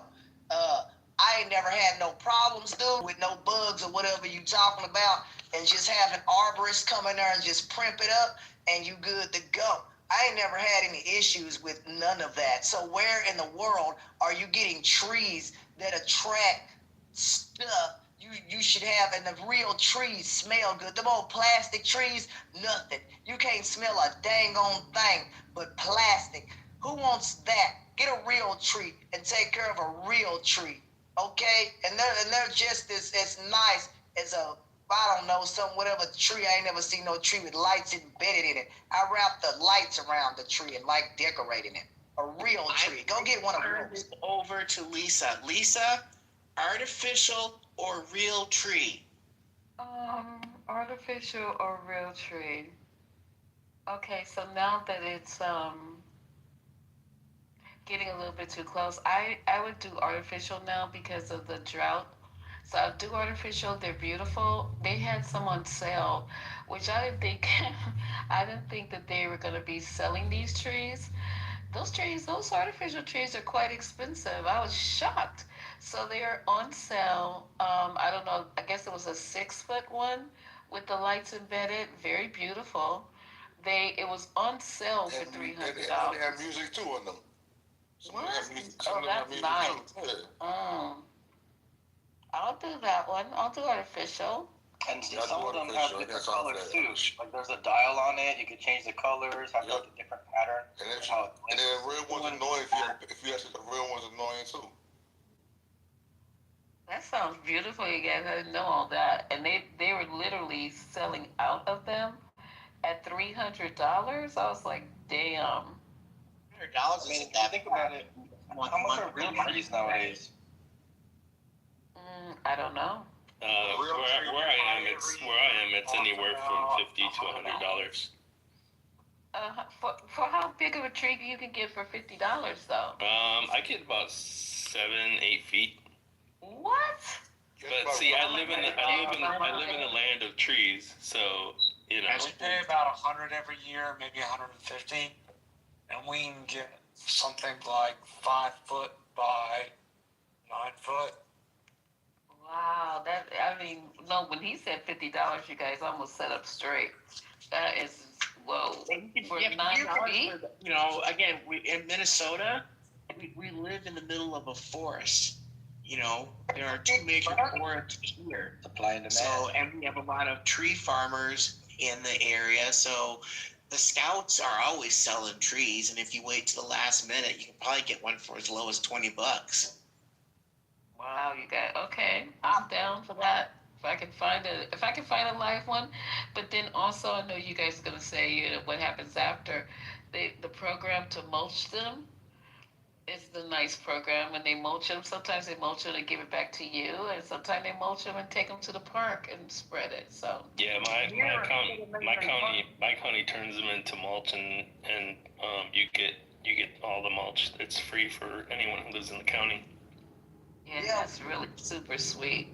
The mulch, Lisa, and they put it back in the yard. A lot of, our church takes that mulch and uses it for the flower beds and stuff like that. So a lot of the real trees that we use, we just ground them up and reuse all that stuff. Nothing, goes to waste. But I've always used real trees, but I just don't understand how the guy's saying that he got bugs and all this other stuff. From outside? He said his tree gave him bugs. He's not taking care of the tree properly, because I've never had bugs or other issues. Brother, where in the world did you get the tree? That's what I kept asking you. And why does the tree have bugs all of a sudden? It's outside where the bugs are. That's where trees live. Is outside. Brother, if you have them with the bug. Before they bring the tree to you, you got to have them treat the wood. Did you ask for somebody to treat the tree before they brought it in the house? You never took the tree anywhere to get treated or sprayed. No. No, these are Boy Scouts. I'm not going to ask a Boy Scout, hey guys, where did you get these trees treated? I mean, they're scouts. They go to the woods and cut the trees and drag them out, and they sell them to people. These are just boys. I think one of the reasons I don't get bugs is I usually get the trees after it gets cold and there's snow and stuff. I think that's why I don't get bugs, because I get them from the Boy Scouts too, super cheap. Okay. So regularly. No, I thought you got them from an arborist. I normally get the trees from an arborist. They take them to a massive building and they treat them. So I've never, I don't know, maybe I'm shopping different. I don't know. I've just never heard of this issue with bugs with trees, because as long as the arborist treats that tree, you shouldn't have any issues with it. It comes with instructions on how to water it and all that. What type of tree you would need to hold up in the season, like here in Texas. Yeah, they give you all kinds of instructions, so I've never had issues like this there. Little baking soda can also keep away bugs and stuff too. You gotta move up here to God's country, Ashton, where everything is pure. The air is pure. Get outside in the middle of January. It's a beautiful thing. It's just, You say God's country, what the temperatures though up there? What you talking about? No, it's 20 degrees below zero. It's perfectly silent. It's perfect. You know why it's that way, right? I think it's Dan being there. French used to say that he lived there. He stayed there because it keeps all the bad people out. I'm like, it keeps everybody out. 20 Is that what you said, bro? I ain't finna be swimming in that. You best to come on down here to sunny USA, Texas. We still swimming right now. I ain't finna be doing that. I love your accent. Texas. I love you, Ashton. I know swimming, 20 degrees. You can miss me with that, bro. Like, what kind of fun is that? My butt cold, bro. I ain't trying to Ashton, you never skated on the lake? No, I've skated at the Galleria at the mall because they got food upstairs, but no, not on the lake. I'm sorry, there's no food on the lake. Right. Yeah, so Ashton, you have not lived until you have driven a car on a lake. Oh, I had my mom in a car with me, and I didn't think about it at the time, and I needed to take a shortcut home. And the shortcut was across Lake Minnetonka, and because they have, during the winter, we have like these roads that go across the lakes so that you can get from one part of the lake to the other quicker. And so I thought, I'll just drop off on the lake and drive across, and it freaked out my poor aunt from Maryland, because, we're just driving. I'm thinking of it as a Minnesotan. That's just what you do to get from one point A to point B in the winter. It never occurred to me that other people don't drive on frozen lakes in the middle of the winter, but apparently they don't. It always surprises me how little ice you need to support a car too. It's like I think it's like 8 to 12 inches of ice is all you need to support a car. Say something to y'all. Can I say something? I hope men aren't offended. That's probably why y'all's lives are shorter. What the hell? I'm gonna risk it all. And they sit up here and tell you, turn around, don't drown in Texas, because we done seen 18-wheelers swept off entire highways. But y'all gonna talk about, I'm gonna go across a frozen lake and take a chance, bro. I'm so good, man. If it's gonna cost me $100 to go across the bridge and wait in traffic, I'd rather do that than sit my butt on the lake and chance it. I'm sorry, man. That sounds crazy as hell. Ashton, did you see that research paper for why men's lives are shorter? Because they take out the garbage and it gives them bacteria infections. So I just looked it up, and actually Minnesota has a much higher life expectancy rate than Texas. Look here, bro. I'm talking about you. Somebody just said driving a car across a lake, and there's not a service road. I'm just telling you, ain't no service road on the lake if something goes wrong. I'm just telling you, things go wrong on the lake all the time. Because come March, there's always going to be an idiot out there with his, gigantic F-150 truck. They're never from here, and they drive out on the lake thinking, I can continue to do ice fishing, and their truck drops through the lake. You just have to have good common sense as to when to drive on the lake and when not to drive on the lake. In the coldest parts of the winter, up in the northwest angle, they actually have a whole city on the lake. There's I think at least 1,000 people live on the lake for months at a time. Wow, that's amazing. What's that called again? It's up near the northwest angle, the little bit of Minnesota that looks like it should be a part of Canada. All right, I'll look into that. But yeah, I was surprised at this life expectancy. I had never looked this up before, but Minnesota's in the top 5 in the country in life expectancy, 79.1 years versus 77.5 as national average and 76.5 for Texas. Here, look here, man. We have some of the best healthcare in the world. We've got some of the freshest food in the world. We've got some of the best water in the country, and we've got good housing.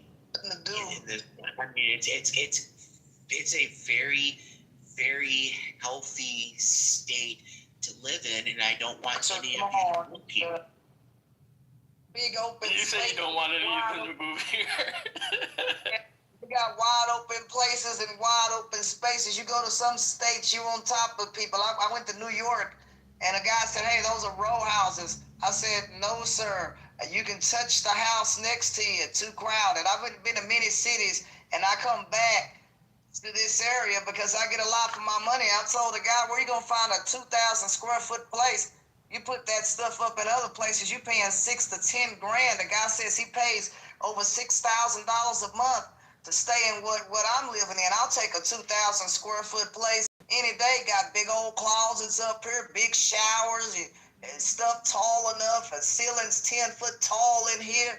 You're not on top of somebody. So no, I'll take that every day over being crowded out. I've been in places that seem like you're on top of people. California, beautiful, but it was also very crowded and all of that. One of the most populous states in the country. I have no problem with that, but I also like spaces, and Texas seems to have a lot of land. If you want 100 acres, there's not a lot of land that you can grab 100 acres. You know what I'm saying? We're looking for that, and we may be able to find that in Texas. So I'm just telling y'all, it's not a bad place to live. I don't like the political stuff, obviously, but most places don't have the size of our apartments here are bigger than some homes. Who's going to complain about living in a 2,000 square foot place? Here's what Texas does. Can whoever lives, where's the place you said, the land of the trees? Since y'all are talking about it, can you just tell us some of maybe the highlights of your state? I don't know what the land of the trees is. You mean of Minnesota? Okay, so Minnesota. We have Minneapolis, which is chock full of things to do. We have Lake Superior, which is the largest freshwater lake on the face of the earth. We've got skiing, we've got fishing, we got hunting, we've got the Mall of America, which is, largest mall in North America. We have the Minnesota State Fair, which is the coolest state fair. It's the best on the face of the earth. It's the biggest one too. Texas tries to claim that theirs is bigger, but their fair goes over I think it's 3 weeks, and ours is only 10 days, and we get more attendance per day. And the food's better. Yeah. And we have one of the best music scenes in the country. Our park system is rated one of the best in the country as well. You see everybody out doing things all the time. So it's more like a family oriented, it's not like a city vibe. It's more like a suburban kind of vibe there. No, there's both. Our worst community in Minnesota is probably 8,000 times better than the worst cities in this country. Like, if you're from Detroit and you come and stay in our worst neighborhood in Minneapolis, you're going to feel like you're living in a suburb. It's a boring white state. We also have more theater seats per capita of anywhere in the country except for New York. Correct. Also have the stinking cold. And to me, it just doesn't lend for much to do. I guess you can go skiing or enjoy that. I just don't find myself saying, hi, I'm going to enjoy 10 below zero temperatures today. You folks would have to stay indoors. That's all I could hear over the radio when I was in Lancaster, Ohio. If it's cold today, make sure you cover your face. I'm like, what the fuck? This is crazy. So I remember telling this dude, I said, bro, can I get the fastest piece of transportation the hell up out of here? He said, it'll cost you $1,500. I said, $1,500, I'm out of here. That dude was driving like an old man to the airport. I said, brother, you guys step on it. It was so cold in Lancaster, Ohio. I swear to God, I told this dude, here's your $1,500. That dude gave me my ticket. I caught the fastest piece of transportation was a damn plane. And we get in the air, they talk about an hour later, the airport is closing down because I said, I'm glad I'm getting the hell up out of here. I would never, ever do that kind of cold. Good luck to those who live in Minnesota, but I'm telling you, if y'all are ever on a trip with me and it gets cold like that, $1,500, and we're out of there. I will never, ever be in that kind of cold. I don't know how it's done. I did not enjoy it at all. It was not. Cold is great. You just have to acclimatize to it. Like for me, the worst thing I go down to seminary a couple times a year, and it's always when it's cold. So it's cold here, but then I drive from winter into summer down there in Missouri and Kansas, and so you're down there and it's 70, 80 degrees, and then I had to drive all the way back into winter again, where we could still be in March having snowstorms and it dips below zero. It does a number on your system. So I prefer to stay in the cold if we can possibly stay in the cold here. We're only really, really cold 2 weeks a year. And when I say really, really cold, we're talking 20, 30 below zero, not including the wind chills. But that's only for 2 weeks. And that's why when I saw the temperature, I told my friend, I said, brother, if you don't want to be up there, and this was in New York, I said, I get your plane ticket up out of there. He said, please, I don't like being here. It was so cold. That dude was on the phone. He said, man, I want out of here.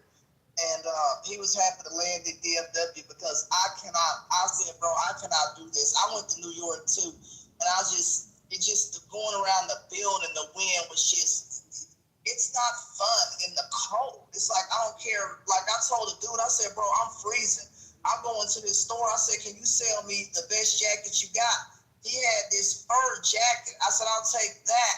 I put that real fur on. I don't care what people say. All these other groups say, hey, shit, wear fur. I don't care. That was the warmest thing that I got. And I still wear the fur coats because it seems to keep me warmer than all this other crap. The only other jacket that kept me warm was a plug-in jacket. I could plug it into the wall.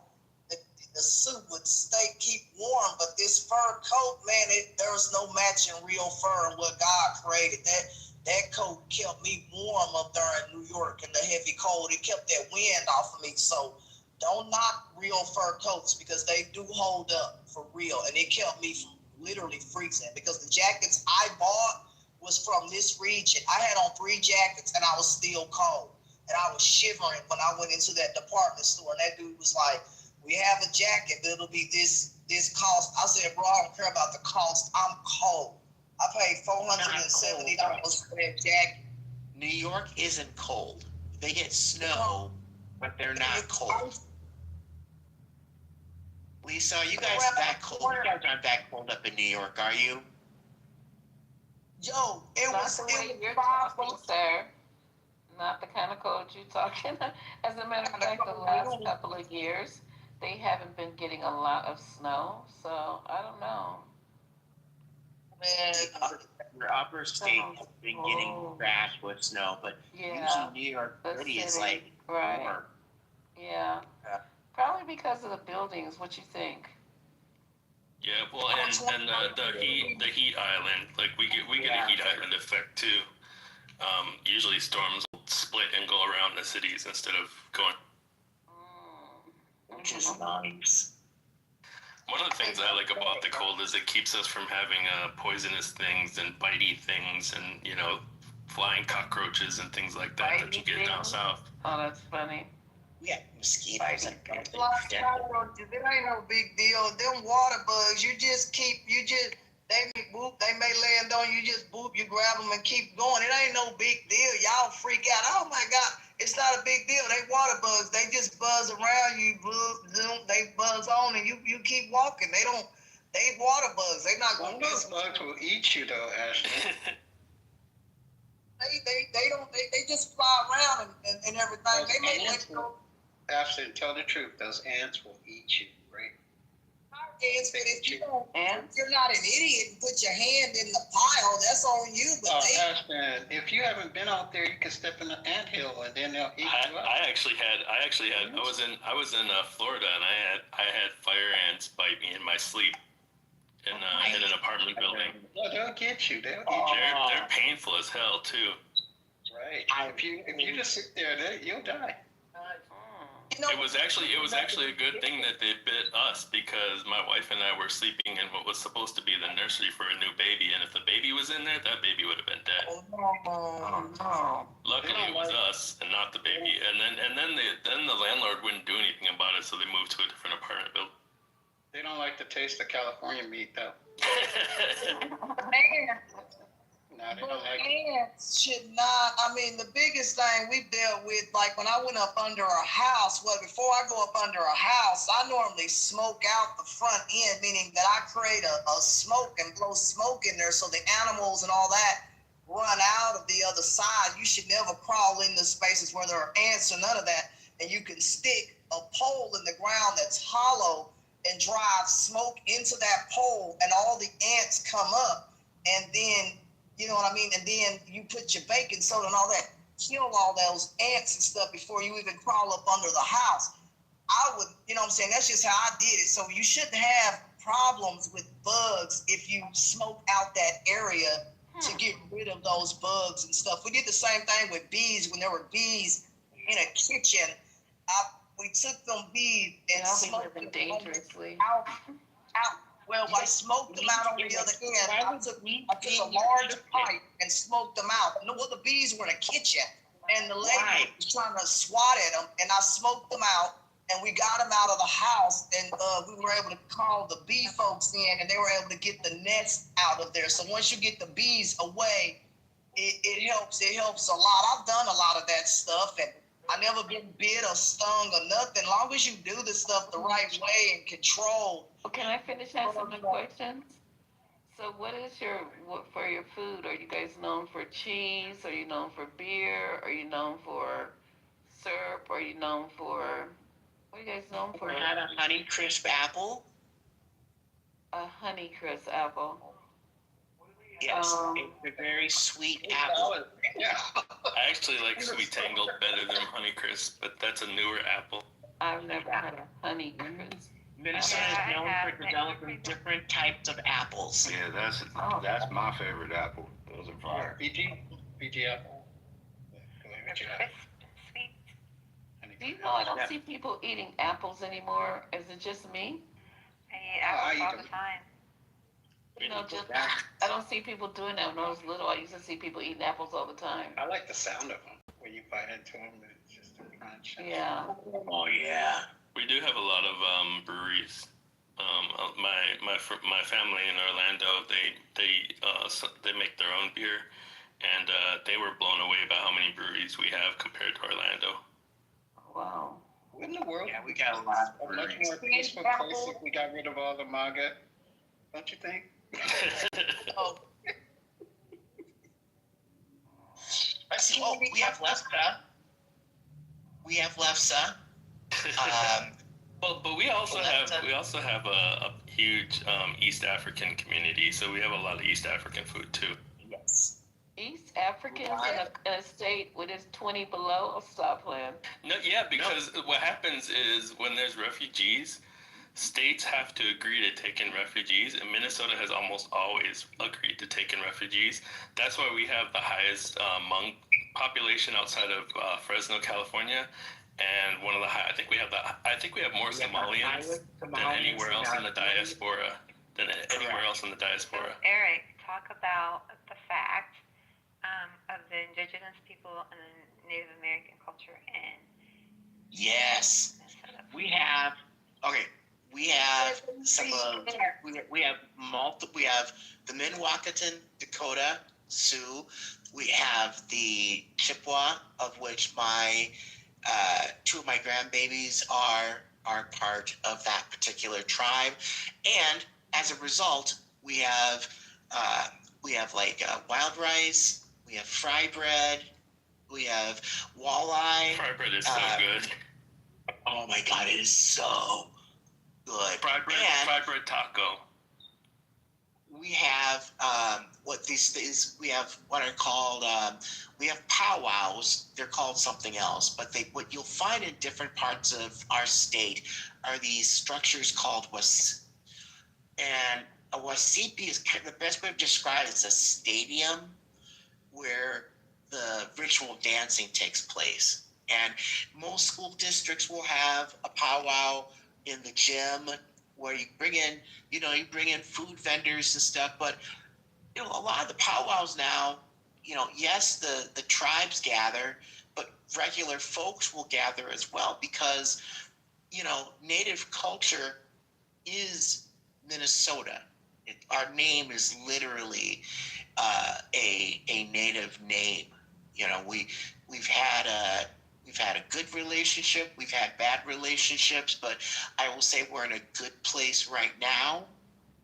I can tell you this: they've got the casinos. If you're buying legal marijuana, they're the ones that are selling it. They took the land, but now they're buying it back from everybody one trip to the casino at a time. They have done good. There are still pockets of massive poverty, but if you want to see tribes that have done it well, Minnesota is a place for that. We also have an expansive Hispanic population that is all over the state of Minnesota.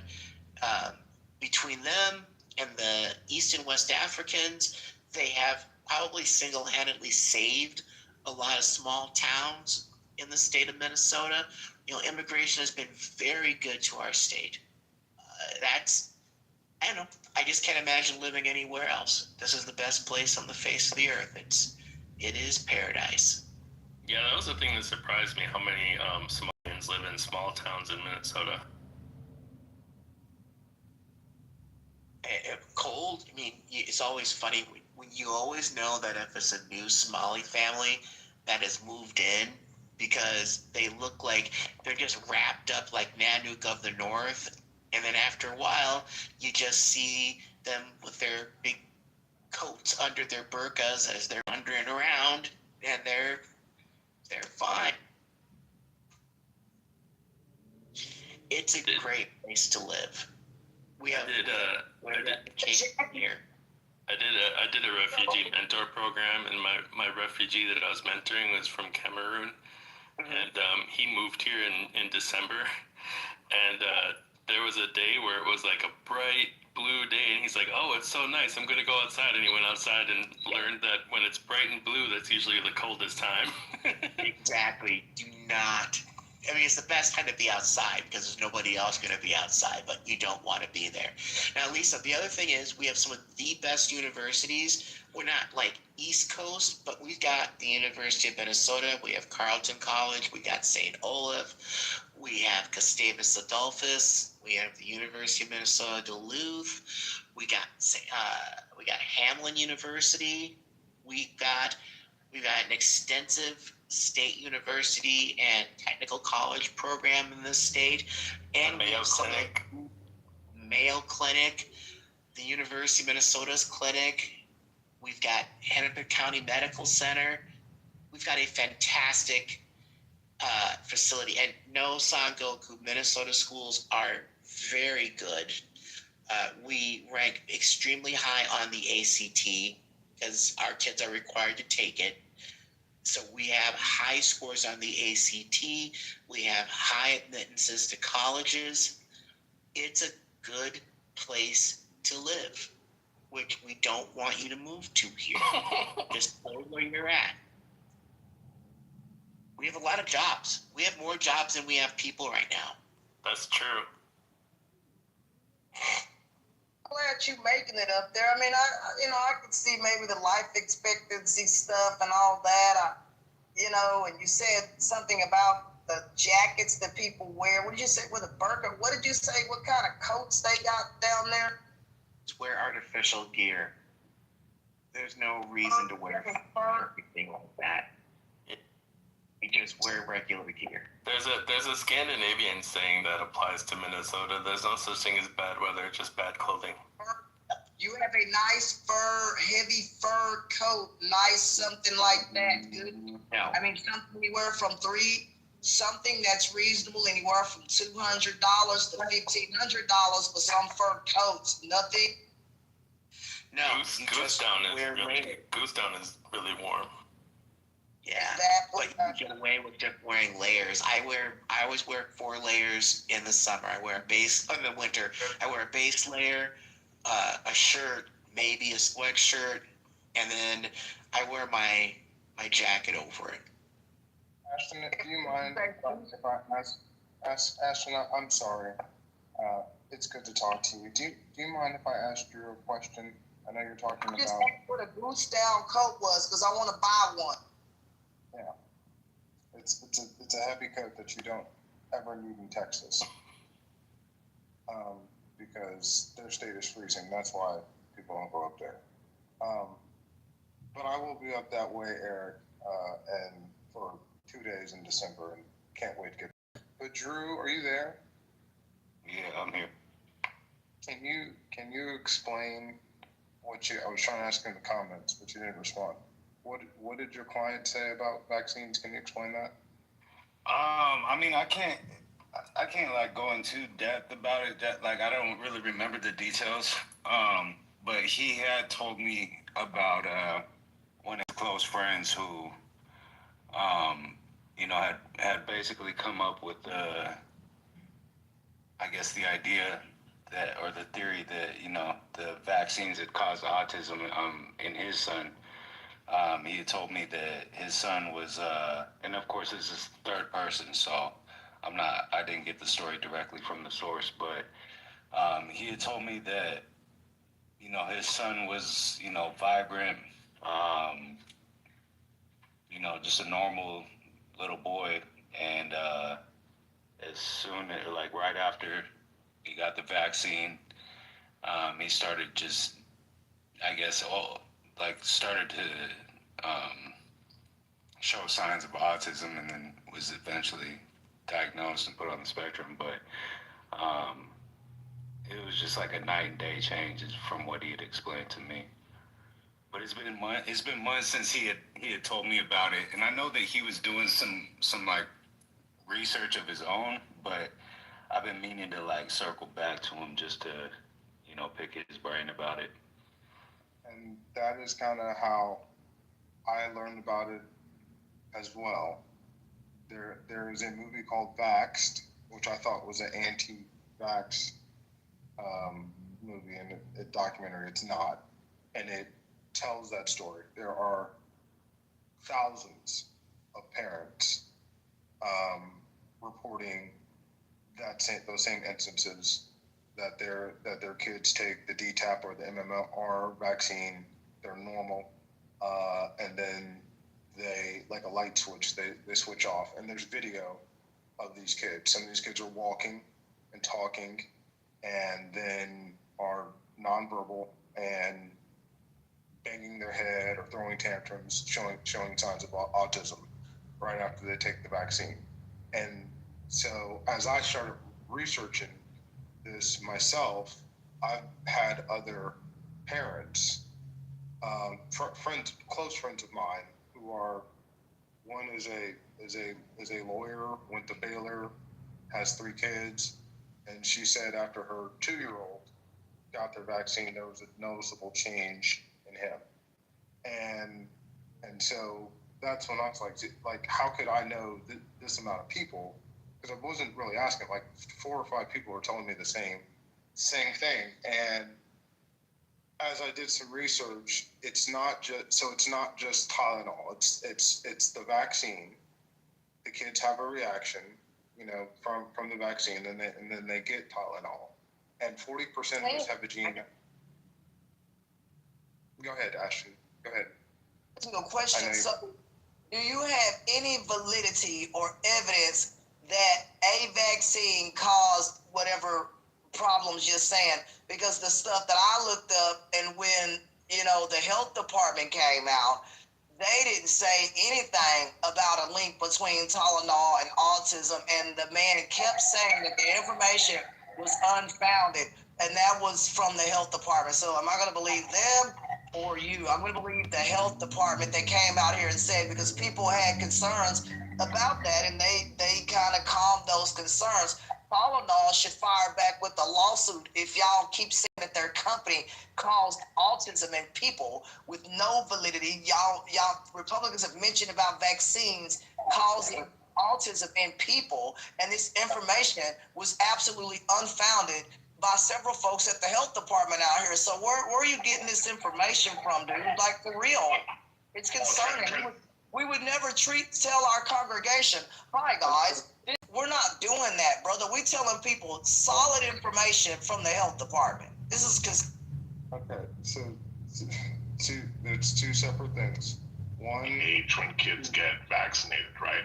And I'll land with this, is that the studies that they've done looked at like the amount of autism in communities that don't get vaccinated, like high-rate communities and things like that.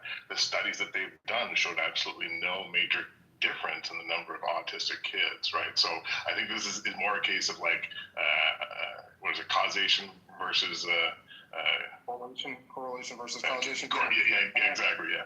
Yeah. So I believe that initially as well. There's 2 problems. One, the Tylenol lawsuit didn't come out from Republicans. The Tylenol lawsuit started in 2019 and actually came out of California families. It was actually Democrats, and then it got put into a federal lawsuit. It was 361 families across the nation that filed a lawsuit against J&J, and it became a federal lawsuit in New York.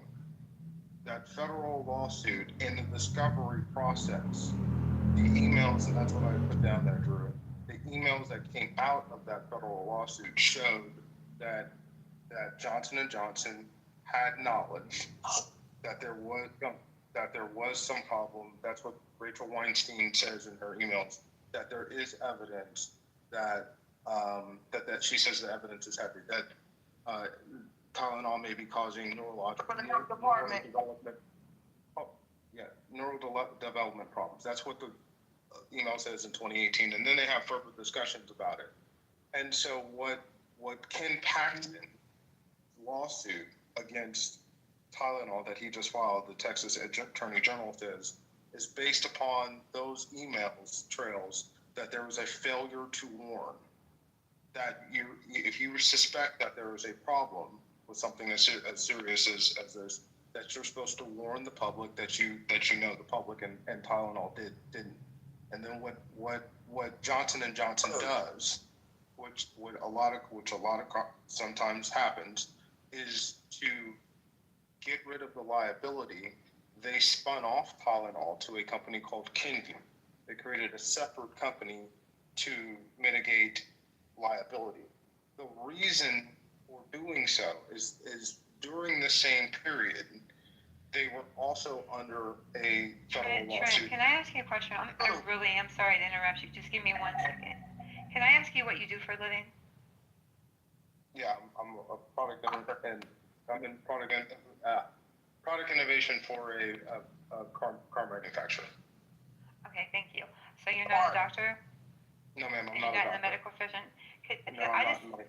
I mean, this was ultimately up to Patty, Lisa. This is her room. Lisa, I don't know if you're around, if you're away from the phone, but Yeah, I think it's ma'am, really dangerous. I'm not It's a talking about, really ma'am, dangerous I'm not talking, conversation. I'm not talking about medical. I am talking about business side, which I do that. True though, brother, you telling folks stupid gobbledygook stuff, and I'm gonna tell you the same thing. You got a pickup truck, take a long drive, and think about what you're saying. Take the service road, go a little slower, and think about what you're saying, brother. It makes no sense whatsoever to say this stuff that's not founded. I just sat there and told you that we had somebody from the health department come out, and it's unfounded. Ashton, if you'll let me finish, please. I listened to you talk about codes, if you'll allow me to finish. During the same information is not false. Yeah. During the same period, Johnson & Johnson, if you'll remember, Dr. Jen, was under a federal law. Dr. Jen, okay. They're under a federal lawsuit for ovarian cancer and baby powder. During that lawsuit, it was found that Johnson & Johnson had known since 1978 that their baby powder contained asbestos, and they hid it. And it was a lawsuit that came up in the 80s. It went to a federal judge. They were able to basically pay off the judge and not have an evidentiary hearing and kill that lawsuit until it came back up in 2019 when they had to settle for $700 million. The same though. What? To the chase, brother, it's like now you drive your pickup truck faster. Step on the gas and figure out what you're saying. And the information you're saying is so false, brother, it can't even have validity.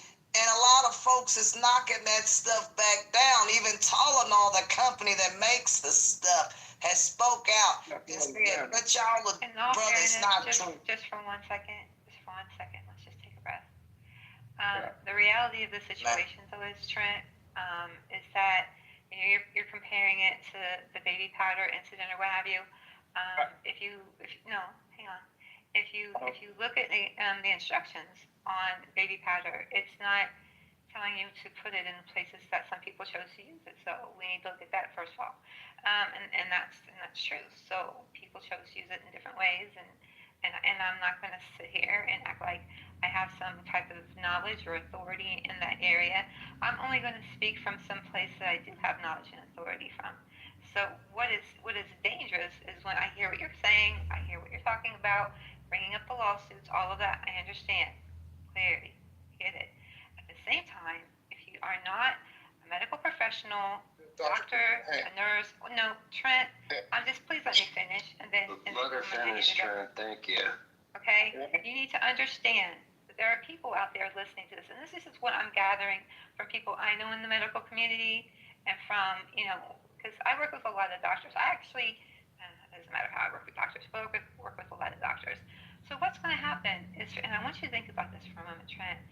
You're gonna have a mother out there somewhere who needs to take Tylenol.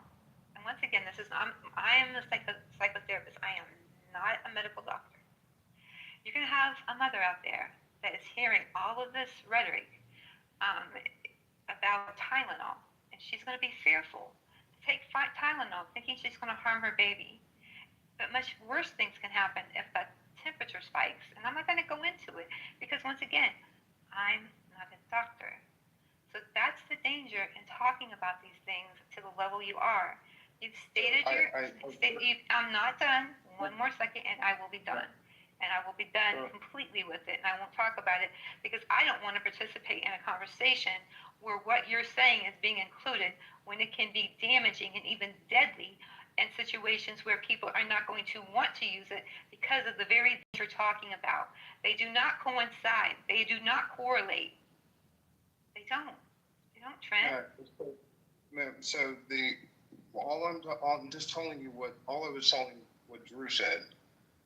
I'm just telling you what the Texas lawsuit from the Attorney General Ken Paxton says. Now, I don't like Ken Paxton either. I think he is. I don't think he's. Well, since you don't have any of the evidence, why don't you let it play out in court? There you go. No, right there. What she Okay. just said. Since you don't have any evidence and we don't have the brief of the case, because they've been studying Tylenol. As a matter of fact, I hope they do take Tylenol to court. I really do.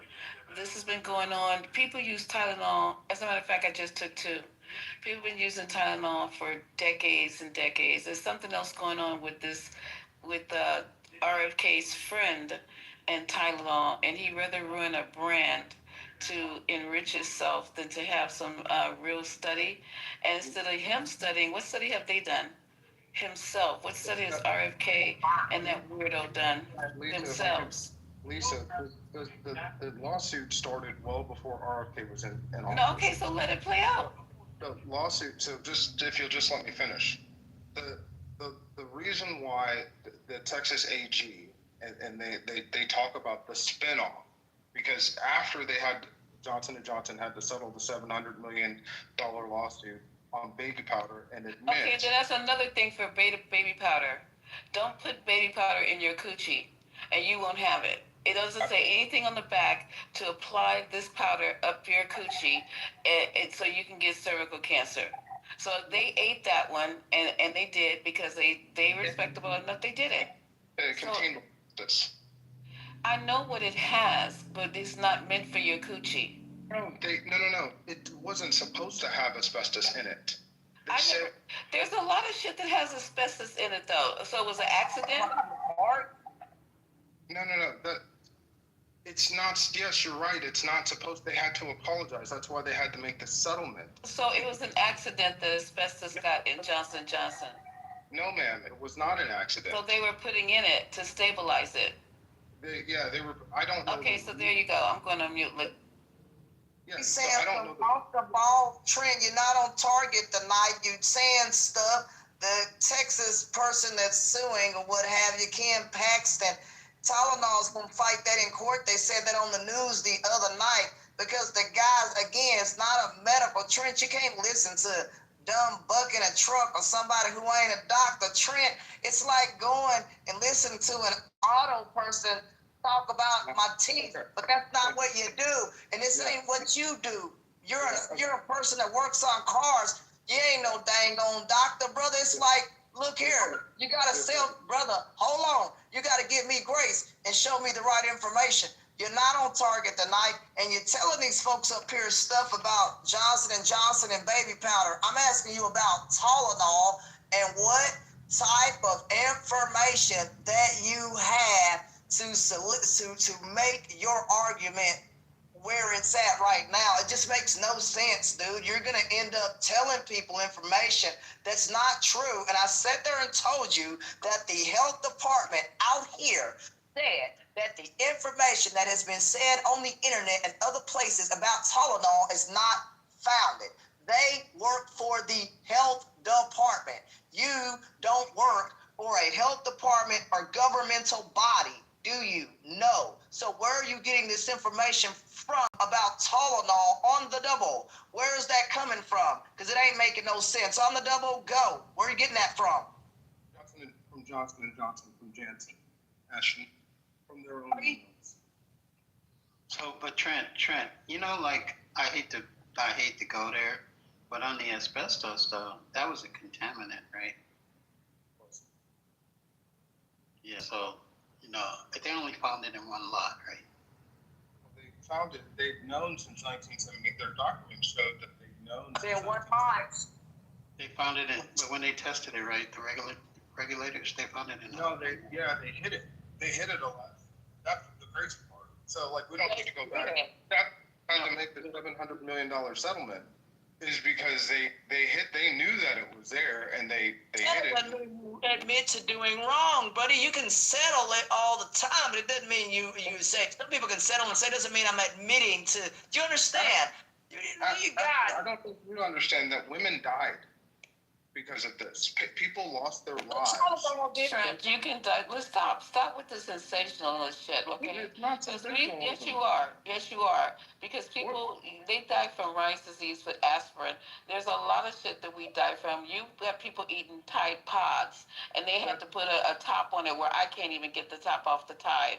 So, you know, it's a lot of stuff that's going on, and, you know, people are dying. So, I don't, just bring cases in. When they settle both cases, we'll go over them. But I do, like I said, if there's something wrong with Tylenol, and they take Tylenol all over the globe, and you're trying to attach it to something, can't even think right now. Everybody takes Tylenol every fucking day, every minute of the day. So I'm just wondering why maybe that's what's wrong with you guys. Maybe I should join in that class action, because some of you guys are cuckoo as hell. So maybe it is the problem with Tylenol. You maybe should. What they're saying, Lisa, from a neurological standpoint, there are 40% of us that can't detoxify Tylenol correctly. So in the second and third, can't say this stupid information, brother. You keep saying googly gop. Get your butt on target. Yeah, let him talk because he needs to get the point out. She's right. Is googly gobble. She's absolutely right. I'm sorry, one more time, Trent. Unless you're going to put evidence in the chat, not just what you're saying. I mean, it just do you understand why it doesn't make any sense? It's harmful. Yeah, you know what? Trent, 1 second, Trent, respectfully. So I heard your point earlier about you're talking about business and lawsuits, but to Dr. Chin's point, now you're talking about very exact neurological numbers, and you have no medical background yourself. That's not business related, Trent. But then what's bothering me is that he's coming in here. Okay, this is something that should be presented by. It should be presented with evidence while you're talking. Because there's somebody tonight who doesn't want to take a Tylenol because of what's going on in here. And this is inappropriate on this platform to be talking about that. Consult your doctors if you guys have a situation, if there's a question about Tylenol, if your body's able to metabolize it or not. Consult your doctor. This is dangerous. This is reminding me of COVID. Well, we got people who should be speaking on stuff without empirical data. You don't have the case, the law in front of you, at least the case at the very least. Lisa, so you know I'm pro-vaccine, and you're right. That has nothing to do with it, though, Trent. It's dangerous. If I can just finish what I'm saying. You guys know this. I don't give out any medical nothing. But you're not going to finish, Trent. That's the problem, is you keep going. Listen to what she's saying. We want you to stop. Okay, we tried to be polite. We're asking you to please stop now. Stop. Here's what I just... No, we don't want to hear it. Stop. No means no. Medical misinformation is dangerous. How can I put the tip in it? Gosh, you can't fucking understand. Tip in is crazy. Don't listen to me. I don't know what I'm talking about. I apologize. Medical misinformation is super dangerous. Like, you really want, like, especially there's people on Clubhouse that listen to a little bit of everything. And if somebody's articulate enough, they'll believe that bullshit. Medical misinformation should not be spread across the stage, bro. To the health department, Trent, stop. Seriously, you need to take your butt down there tomorrow, and you need to park your butt in one of them blue chairs.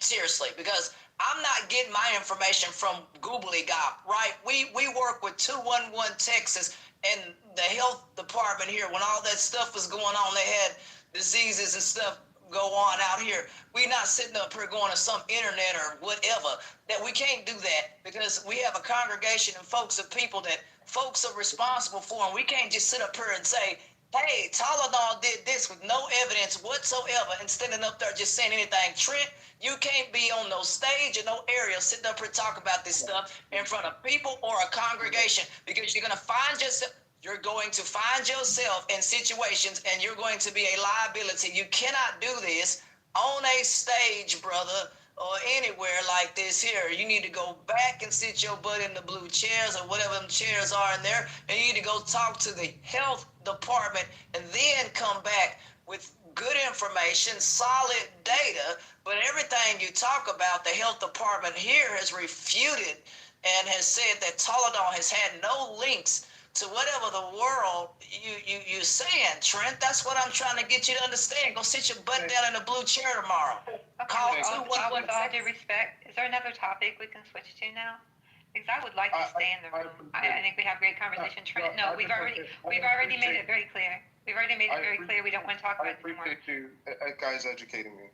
I appreciate that. All right, thank you, Trent. Thank you. We appreciate it. Next topic.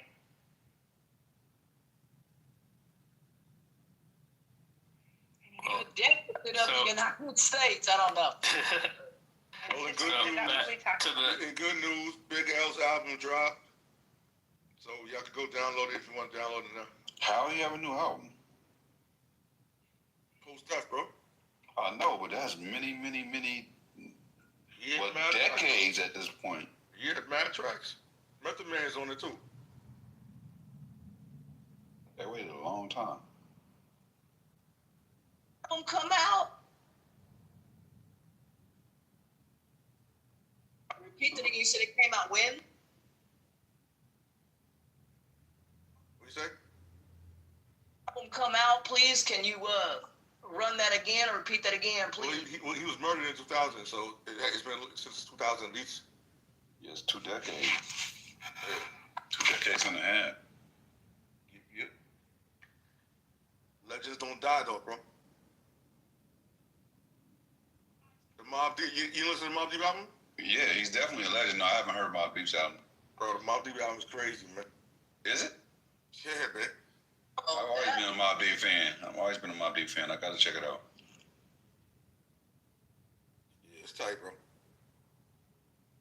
Solid music. What I don't like is AI music. I don't know what you want to call it. AI music.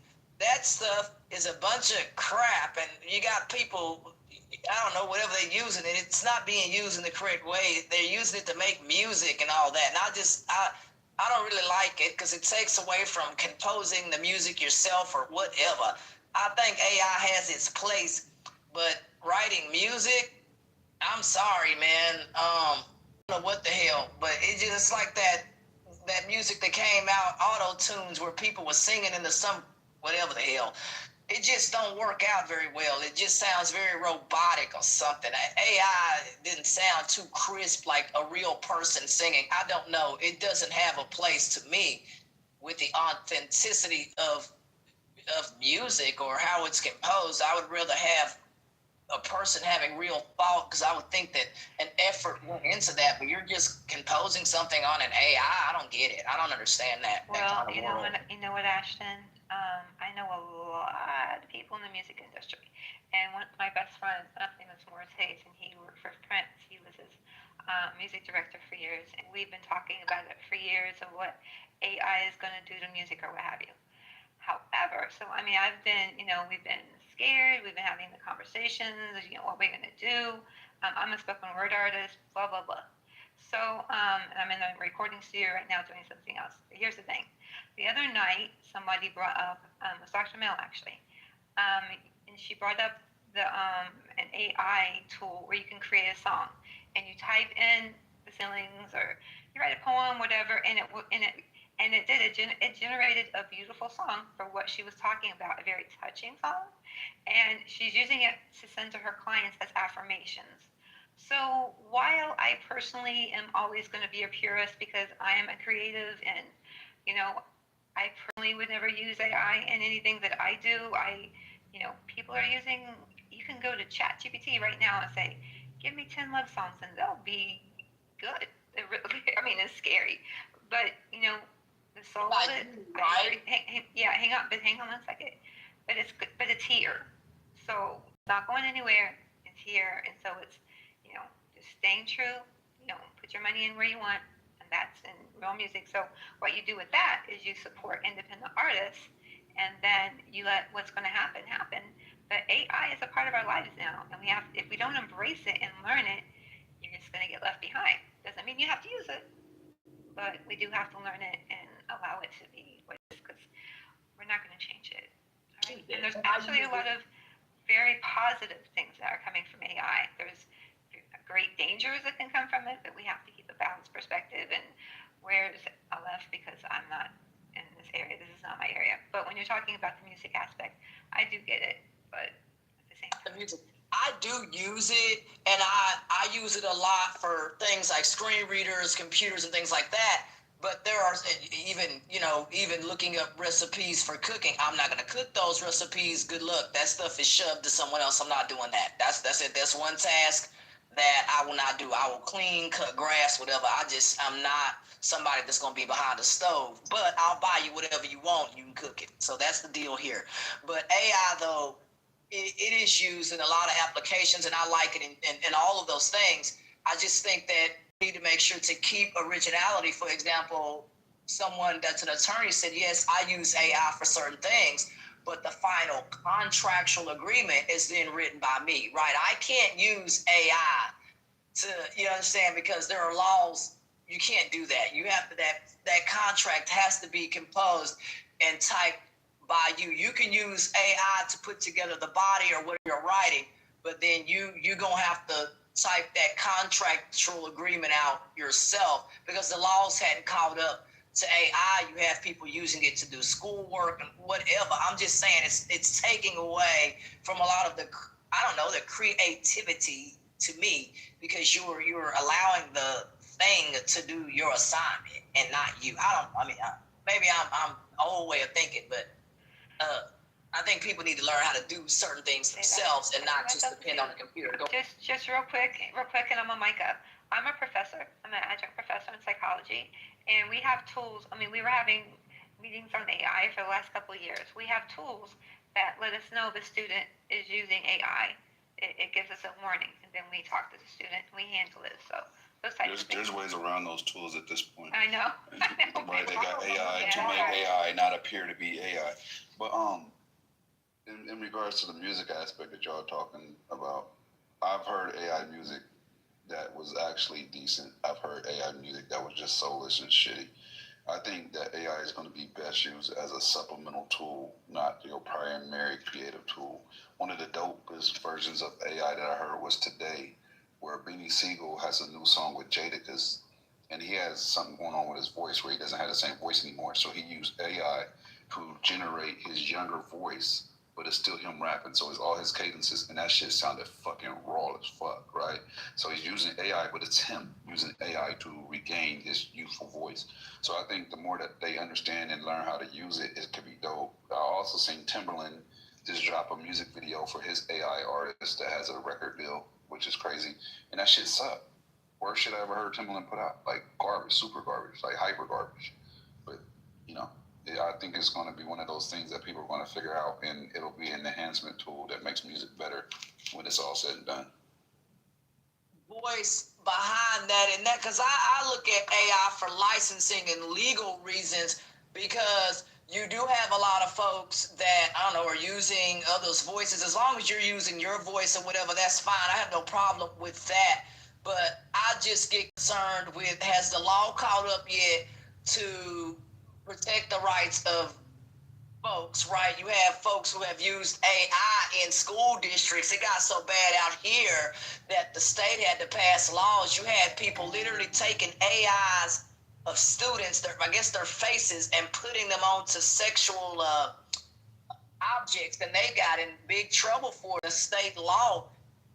They're trying to catch up, you know what I'm saying? But the AI is moving at a speed that laws can't catch up. And I feel that a lot of people, because of this new wave of AI, or what I call the Internet of Things, a lot of people could be taken advantage of if laws aren't catching up to protect the most vulnerable folks and students and people. This stuff is being used in a malicious way.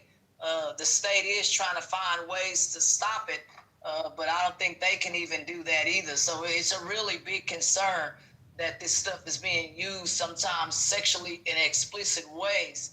And they tell folks if they're caught doing this kind of stuff, that students can even sue the school district and all kinds of other stuff. And they're even considering putting folks in prison because it's being used in a sexual way against students at schools and minors. So I don't know what y'all think about AI, but to have your head put on an object or something, I think that's really concerning, and I don't know if the state can stop it or I don't know anything about AI or who makes it, or if there's a company, who makes the stuff. I don't know. But if they know the company, I guess the state is thinking about going after this AI company. I don't know how all that works. Maybe y'all do, because that sounds kind of concerning.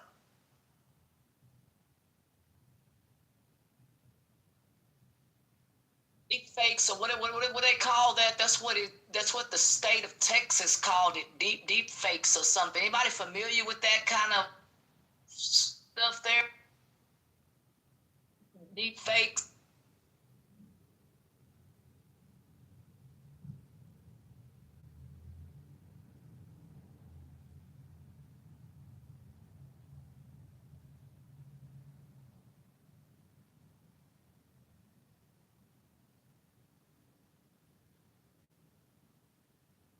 Says in the chat that this AI wrote a song. You said in 20 seconds.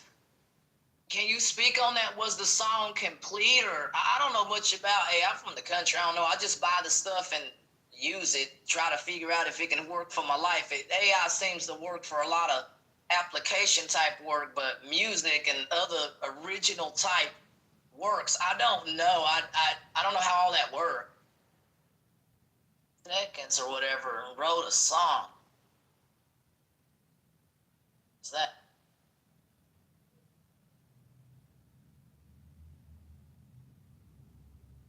Here it is AI on writing stuff like songs or whatever. If you, I don't know, give it a cadence or something, does it exactly understand what you're trying to do and pick up your voice correctly? Sometimes some voice things don't really, pick up. Anybody know about AI and how is it? It's accurate as far as the screen reading stuff and what I use, but I'm not composing anything, so I don't know how accurate it is for writing a song. Pretty interesting. It's very accurate, and it will blow your mind what it has already done. Like, there are whole music artists that are AI generated, and the music, all the instrumentals, and even the vocals, lyrics, everything, all AI generated. Listen, today I got so hooked on theirs. If you guys check us out on YouTube, just go to Jesus Walks Gospel Kanye.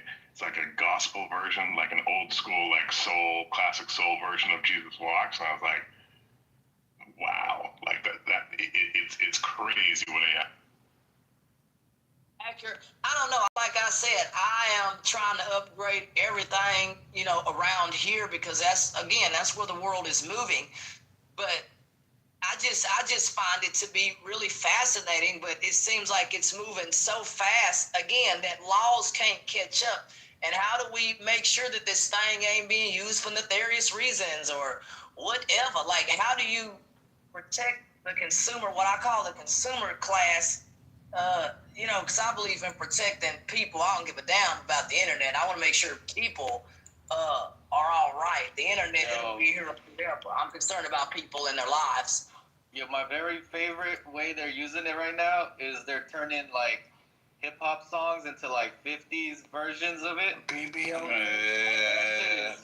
Dope, dude. Some of that is cool, but a lot of times I can tell it's AI because there's something about the rhythm. They're just like they take the lyrics, they put a certain style on it, and the style is dope, but the rhythm misses. There's when you can play it for me now, like that's AI generated because the rhythm doesn't sync up with the beat, even though they got the right tonality for like the 50s or 60s, or the inflections are right, the cadences are right, but the rhythm's off, and that's everything. Yeah, I have like 3 different Instagram channels I look at, and there you can tell which ones really pay attention and like they listen through and they kind of audit it and make sure it's like quality all the way through. But yeah, you can tell, like, you listen to it all the way through, which ones pay attention. Have y'all heard that Ludacris move, bitch? Yeah, I heard it. Oh, you didn't like it? It was cool. It was cool. I wouldn't put it on a playlist, but it's dope. Yeah, I like the way it really feels like the 50s or 60s, but the rhythm, man, that rhythm, like, I don't know. The rhythm got to be there. Rhythm not accurate if the thing is composed. That doesn't make any sense, man. This is why you can't use AI to do every damn thing. Because if, somebody said in this room one time, robots can do this and pick grapes. I said, yeah, good luck with that. You still need people to do certain jobs. Actually, think about this aspect of it, though, right? Go ahead, Sherry. You want to hear it? Hey, thanks, Shema. Ashton, do you want to hear it? I don't know how to make songs with AI. Sure, I know nothing about it. Okay. If it pleases the mods, just 2 seconds. Do what you're doing. Go ahead, bro. Thank you very much.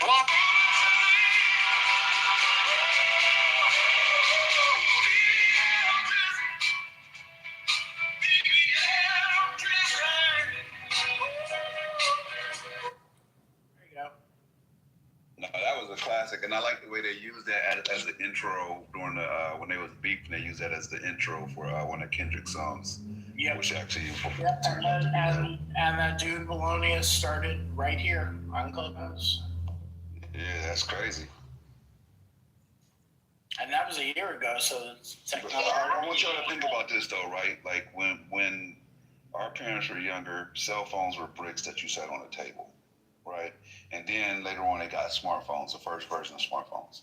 And now we're all on a phone that's the equivalent of what a computer couldn't do. The first computers, the Commodore 64s, didn't have an eighth of the computing power or the data retention or the smart elements that our current phones that we're just using for fun does, right?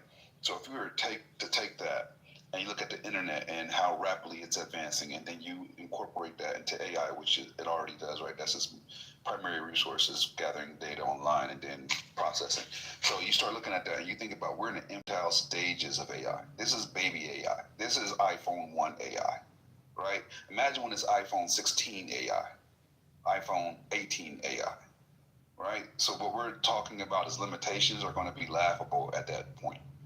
Imagine when they start incorporating that with the actual physical components where it can think and do. It can actually do whatever. Like that's where we're headed. Like I think we're prejudging something that's in its infantile stages. That's what I'm trying to say. Have you all seen the study that they did with the AI that if it was a real situation, it would have tried to blackmail someone and then It said it would terminate him. Yeah, I've seen that. But that's these red room studies that they do are kind of run edge cases. But I think it's important what you said, Jeff. It's not exactly an edge case though, because if you think about it, an AI wants to achieve its goal at all costs. Like that's its number one thing, and if it finds out that something is going to end it, then it can't achieve its goal. Do this goal with accuracy. You can't be wibble wobble and all over the place. This stuff has to be shored up with accuracy. It's kind of like the Waymo car that went in a circle in the parking lot.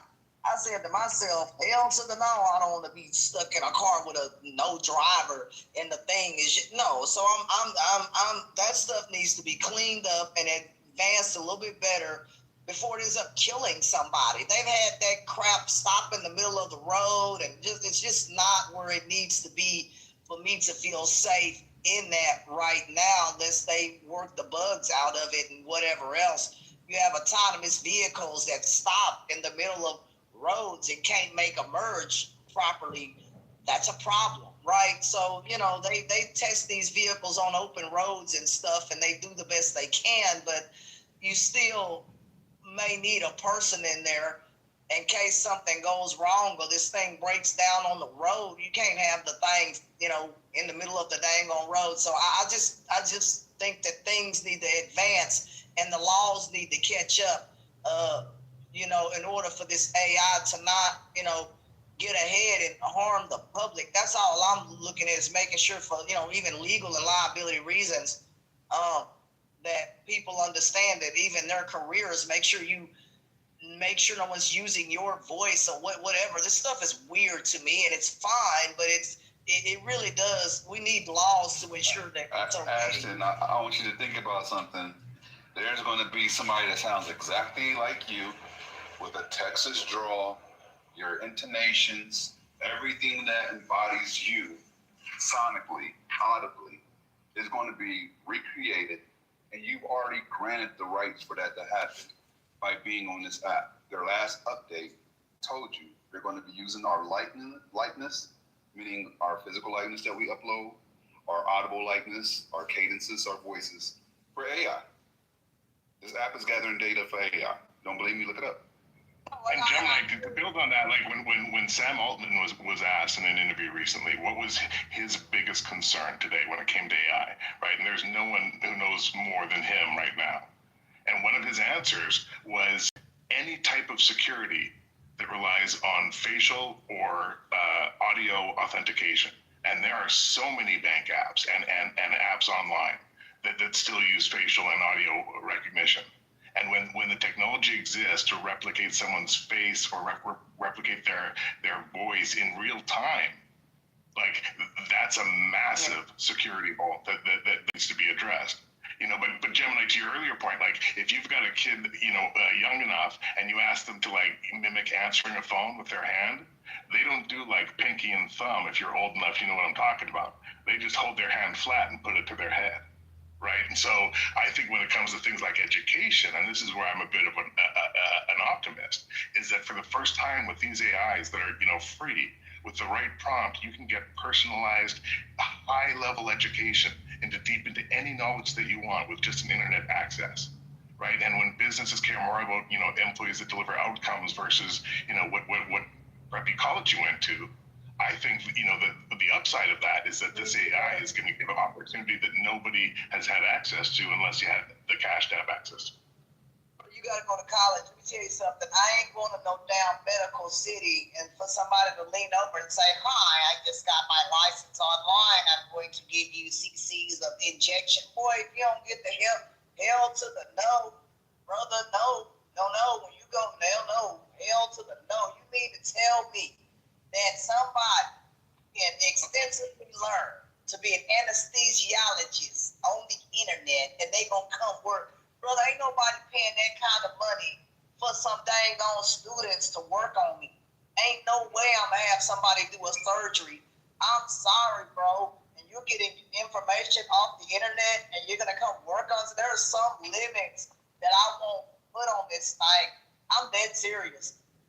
No, brother, you need to go to college. If you're working at a hospital, you're working on somebody, you can't get your possibly think you're going to do this stuff on the internet. You're not performing surgeries. And so there's no way. Somebody else is a doctor and all that. There are certain things you're not going to be able to just wiggle your way through because you go learn something on the old internet. Brother, there is no way. Even medical coverage and stuff. You pay for the right hospitals, brother. They ain't going to have some AI just... Right now, I mean, it's fine for certain things, but a real doctor, you're talking to a doctor, brother. You're not talking to some hologram. My surgeon wasn't, I don't know, brother. This sounds scary. I don't think certain things could be done this. I'm sorry, I didn't mean to interrupt, Quinn. Go ahead. Just saying, like, I completely agree. No one's going to be comfortable with some like, hey, ChatGPT taught me how to do a kidney transplant. Let's get into this. Like, hell no, I'm with you for that. But when you've got the new Meta glasses, right, that have real-time visual AI that support, right, and blind people today are using glasses like these to be able to have descriptions of what they're seeing. But you can literally think about a plumber or a mechanic that sits there and says, okay, this is the car I'm working on, this is the problem, what do I do next? And then within their vision, the AI says, okay, grab this wrench, go turn this thing, take it to this step by step. It takes the expertise of every mechanic in the world and puts it at the fingertip of anyone with a hand in the wrench. So that's where it starts changing things. Developers who can learn code, have code talk to them step by step. Are you nuts? What time is it? Now we got people coming in here telling you can put on Meta glasses and you can be a surgeon. I can't even sleep anymore. This is crazy. The opposite, Lisa. No, I said the opposite. I said you can be a doctor with AI. I'm saying you could be a mechanic or a plumber maybe, but you can't be a doctor. Yeah, because that's weird. We had somebody in here the other day that was talking about robotics are already in surgery. But we had somebody in here the other day talking about robots that are doing surgery alone, and they're not. They are not doing it alone. Who Oof. Okay, go ahead. I'm interested. I'm just listening. I'm trying to just be quiet and mind my business. They thinking that thing does stuff alone. They're stupid. Like I told one dude, he ain't never been to a damn hospital, it seems, in his life. He must not have any insurance. I said, brother, have you ever had a surgery? No, I just think that they do. Brother, You know what? But that is cool. If you can be a plumber with it, that's cool because you don't need a tactile touch. You know, I mean, you can beat up a pipe left and right, or you can beat up a water hose in a car left and right. You don't have to have the tactile touch of knowing when you go in too deep or you put a knife in too deep or something like that. But that's pretty cool if you can. It can help, but that's still a risk because if you do it wrong and there is a slow leak somewhere, pressure goes wrong, mold builds up, that can be hundreds of thousands of dollars depending on the job. So, I mean, yeah, that's still a thing that needs to be monitored. But I wish we would get to that one day, you know, where, because, you know, we're so eager to get our lazy asses in a chair somewhere. And somebody was connecting this the other day to getting, what is that, when they pay for you to sit at home and do nothing? Because they said that's where the society is going. What is it called? Universal Basic Income. Yeah, so it's like pretty soon when you got robots doing everything, and I can see it almost in my eye, like the thousands of people that got laid off from Amazon because these two huge, what do you call those centers, went dark. And there's nothing in there but the robots all night crawling and a few people who are there to either program or repair. But all those people lost their jobs and they were on the news and they were crying. So I said, eventually we're going that way. But it's just, what are you going to do with the population of all these people? What are you guys Do y'all have the robot janitors at the hospitals yet over there? Oh, they've been had those robots, like the ones in the hotel? Yeah, they go up and down the floors and clean all the floors in the bathrooms. Yeah, Mount Sinai's had those robots delivering trays to the OR maybe for a couple of decades. Just, you know, they're programmed to take the trays where you need to go. Nobody has to run and get them out of the OR anymore. Just decades. Da Vinci robot's been around for decades. No. I'm talking about these. I don't know. That's why I'm asking you to see it more. Ones I'm seeing are actually. You're in the Matrix. Am I still in the Matrix now? No, The ones I'm seeing are cleaning bathrooms, cleaning floors, cleaning tables. Like, they got faces. I haven't seen that one, you guys. With faces? Yeah, they got little robot faces. Oh, let me go Google a little that. arm, a little arm that can open up doors and scrub and clean UV rays that clean the surface. That is so cool. Let me go Google that. Have a robot. I think what's interesting, Lisa, is there was I think it was UAE or one of those like super wealthy nations back in the 2000s that had all the kind of like guaranteed basic income. Even the workers, you know, they were just given like BS jobs that weren't really needed and just paid great wealth because the nation was so wealthy, no taxes, and they had to hire happiness consultants because they were having a problem with depression because nobody had any drive, nobody had any like need to get up off that couch, and it became a serious problem to them. It's like, how do we get people happy? Like, how do people driven when they've got everything that they need handed to them? I know. That's going to be so interesting to see where we go when you don't have to get up and, I mean, what is your, we talked about this last night. I'm going to be quiet. What's the purpose? The people said travel.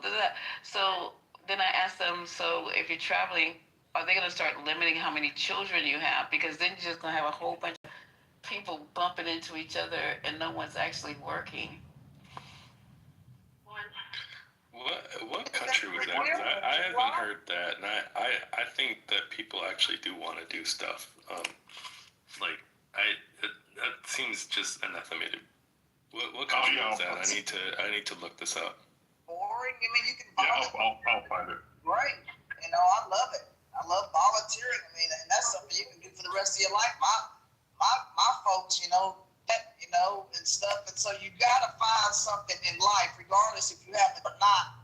Find something where you can be involved in people's lives, whether that's public speaking or other endeavors. There's a lot out there to do, and would advise people to take advantage of that, whether that is traveling or going to the UAE, right? If you have not done that, 5 things in life maybe that you have not done. Like I've never been to the UAE and I wanted to go. So these are things that I thought was important to me because I wanted to see that part of the world. And yes, it's absolutely a fantastic part of the world. And yes, the American dollar goes very far over there because there's no taxes. I wish America functioned like that. We get taxed in it. I don't know. It's just different over here. But it was so beautiful and safe. That's one thing I do remember. Very safe in the UAE. You can walk around with money. Nobody thought about beating you over your head or trying to take what you got. In some parts of America, you can walk around with money on you. You can forget about that.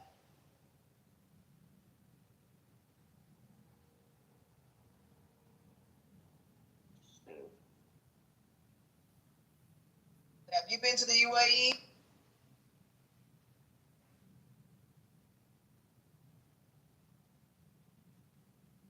The UAE? Sorry, and no, I haven't been to the Middle East, but Hey, y'all, I haven't found the robots with the faces yet. What am I supposed to be Googling? The ones that clean? I'm all the way down the rabbit hole here. So Lisa, you can look up Noetics robot. It's only $1,400 and it's a customizable robot. It looks just like me too. Yeah, it moves like me too, so you might want that robot. Is that the new little tiny smartphone cost humanoid robot that was just launched? It's larger than a smartphone. At night, though. It's the size of half a person. I think I see that one. But where do I put it at night if it looks like you staring at me? Well, you can put it on the lower part of the bed or the upper part of the bed. It's up to you. Oh my God! What's the name of it? This boy is crazy. What's the name of it? Noetics, Noetics. Robotics, robot. It's highly customizable. And also Unitree has H2, and that runs on ROS 2, so you can program that. Everybody's got one. Yeah, I love it. I didn't mean to go. Yeah, Unitree is the world's biggest, per cap, on a cap basis, humanoid robotic company. And they've got, I think, a $14,000 model that you can buy right now. And they've just announced next year availability. They said they're going to do at least 150. Yeah, but the Noetics one is only $1,400, Yeah.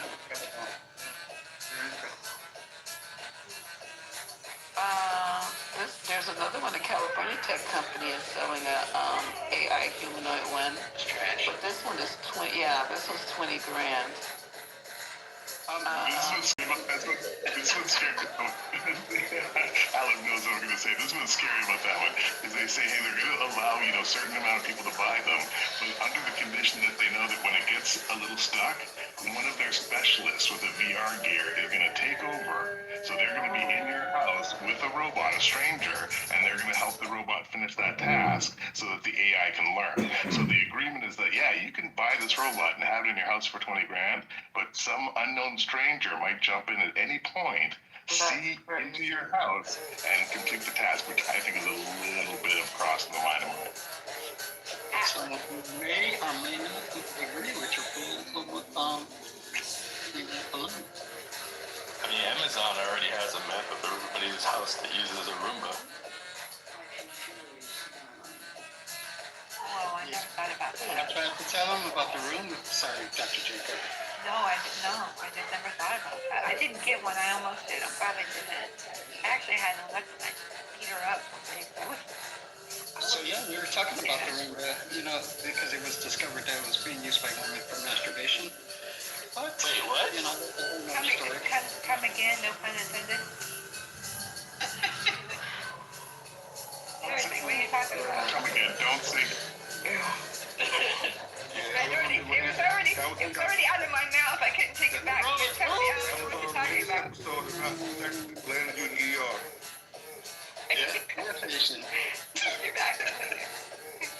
She just said I didn't want to say come again, but it was already out of my mouth. She said what? Say a word. I apologize. That explains everything. That's when the werewolves come out. I speak French. Let me get us out of this. Let me get us out of this cul-de-sac.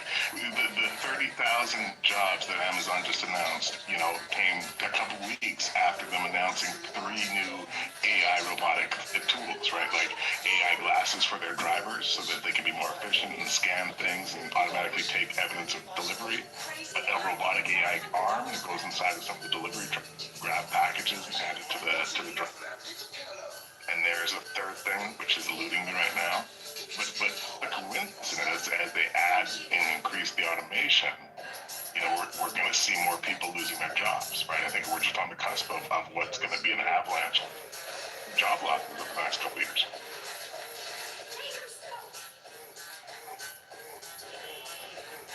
And they say they're like they're going to lose, what they say, they're going to lose 600,000 jobs by 2033. That's the goal with a lot of companies. Some of 2030 as far as eliminating implementing more AI, take over jobs. There's a layoff tracker through website you can see every day what companies laid off, how many people laid off. Yeah, the one I use, the one I'm most familiar with is layoffs.fyi. Yeah, I think so. That's the one that started off as a tech industry one. Then it expanded to federal government workers, and now it's expanding outwards. And now, for you guys, do you see this as a negative thing, or just net it's going to be positive? It's going to be bumpy, but once we get through it, it's obviously a positive thing. It's an absolutely positive thing, right? I think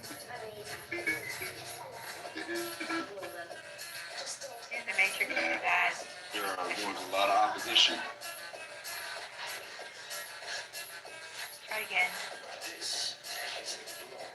We missed what you said because you were in the matrix. No, I got you. I was saying, I think it's kind of like the internet, right? Because initially, everybody was resistant to it. A lot of businesses didn't want to transition to it. But now it's a marketing tool and another storefront for everybody that is conducting business on an intelligent level anyway, right? Most people have a website to represent their business at some level, so that everybody has a digital footprint. So I think it's going to be like that. People that learn to utilize it and leverage it are going to advance a lot further. And the people trying to fight against it or trying to, I don't want to use AI. I don't feel like computers or artificial intelligence can really benefit me. They're fucked. They're so fucked. They're done. You're not going to be able to compete. It's like running a race against somebody that has a turbo and you're still trying to do the 80 shit. You're done. Either implement and learn how to leverage it or be a dinosaur. Nah, you trying to do the 80 shit with no legs, bro. Facts. I mean, if you're old as fuck like me, the way to advertise your business was the yellow pages. Right, that was your vehicle to advertise your small business. You want to have a pizza shop? You named it AAA Pizza so that you could be right at the front of the pizza. You know what I mean? That was marketing. And then Google, and then fucking Google. So yeah, it happens all the time. In 1903, the biggest industry in the world was whale hunting. Because if you wanted to have a little light in your house after it got dark, you had to burn some whale oil, right? And then petroleum came along and overnight disappeared. And then horses, same thing when the car was invented. Then internet, Gemini, to your point, bam, overnight, no more yellow pages. We're just going through it again, and then once we get through it, there's gonna be so many jobs that we can't even imagine right now that are gonna exist to replace the ones that don't need to anymore.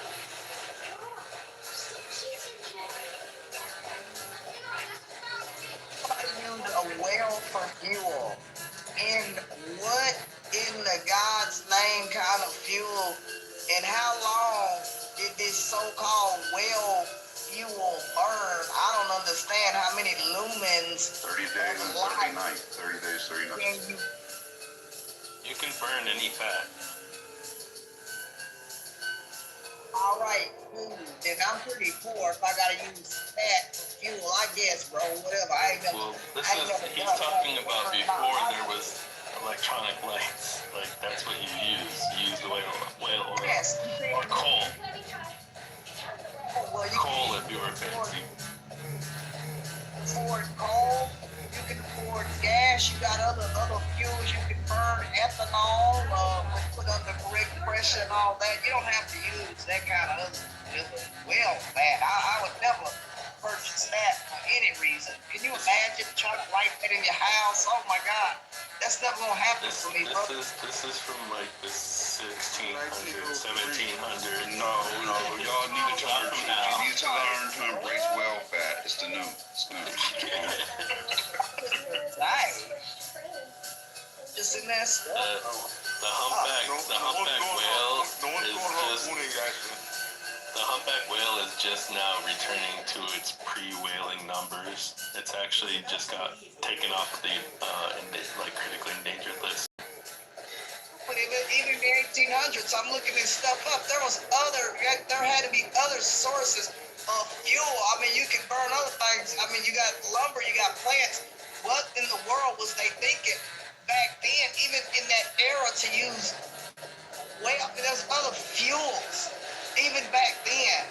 That's all I'm saying. There had to be, what happened? That's all I'm saying to y'all. There was other fuels even then. I'm so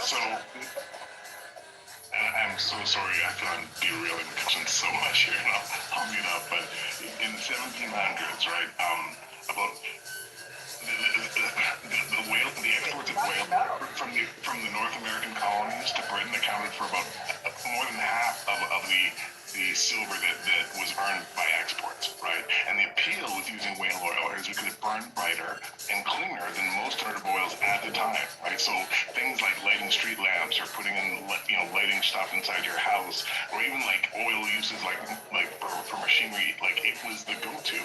And so early whaling and burning that whale oil was literally like the world source of clean, best use case oil in the world. I'm glad I live in that era, bro. To have to kill, what the? To have to kill something to, man, what the? Whatever, man, that's crazy. I don't know, man.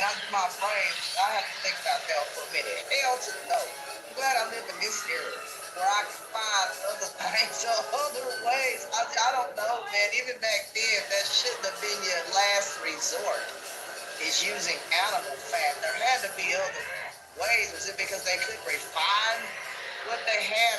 I'm not following why they specifically had to use this only way of fuel is animal or because you're killing something to light a house. Don't worry. Actually, don't worry about it. I just found it to be very interesting. I've never heard of that in my life, but I will look into it. It sounds really weird. I mean, to your point that you asked earlier, I think it's a great question. Like, if we had all the resources, right? Like, what would you do with your life? And I think one of the benefits would be that people would start having babies. Like, we're facing a population collapse globally, at least in most wealthy nations, are not producing more than 2.0 kids, and that's problematic. So I think having a lot of kids would be a positive outcome. And I'd like to think, like, if I was just given unlimited resources, I would be like travel, and I would learn so much. I would just spend my days just consuming, shit that would just tickles me because it's new stuff I didn't know, like learning. And I think that would be the benefit, of unlimited resources. Kids that are already here. We got kids that are already here in foster care and all that. Yeah, I want to have more kids. That's great. But what about the ones that are already here and that are falling through the cracks? I worry about those kids too. They need somebody in their lives too. That may be a good cause as well. So I'm like a broken record on this, but I'll just keep being a broken record. There's a story called Manna by Marshall Brain. Two outcomes of humanity from automation. One is super capitalist and not great, and the other one is one where you get to do what you want. You get to pursue those things that make you happy. And this is a side project, side note. One of the things that really, I was at a socialism conference and they were talking about how all these countries were, having low birth rates. And I was just thinking to myself, it was like totally unrelated to what they're talking about, but I was just thinking to myself, like, why is that bad. Like, if you have less people, you're, using less resources. That's good, right? Oh, wait, capitalism needs more people to create more things, to buy more things, to make more things, to buy more things, to make more things. And so, yeah, you always need more people. You actually don't need more people if you automate everything. I disagree with that, Michael, is that if you zoom out evolutionarily, we need more people. There's no species on this planet that has done super good by not actively and at all times trying to increase the number of the species at any given time. That's literally evolution. And the fallacy is that we have some sort of resource constraint or some sort of energy constraint. We don't. We have nothing but resources and energy. We have an energy conversion restraint, which is going to be solved in the next couple of years. And so this fallacy that we, less people is good and more people is bad. No, go out and if we have have as many kids as you want if you have enough resources. If you didn't have any restraint, big enough house, as much pay, you could support them. How many kids would everybody have? My guess is it would be a hell of a lot more than the 1 or 2 that they're having. 0 for me. There's going to be 2 of 6 that'll make up for your lack of 2. It's all good.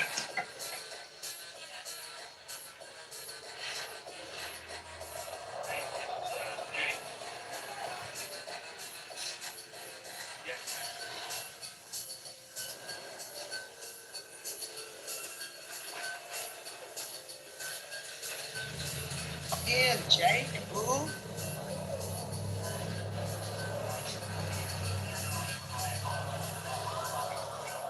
Talking?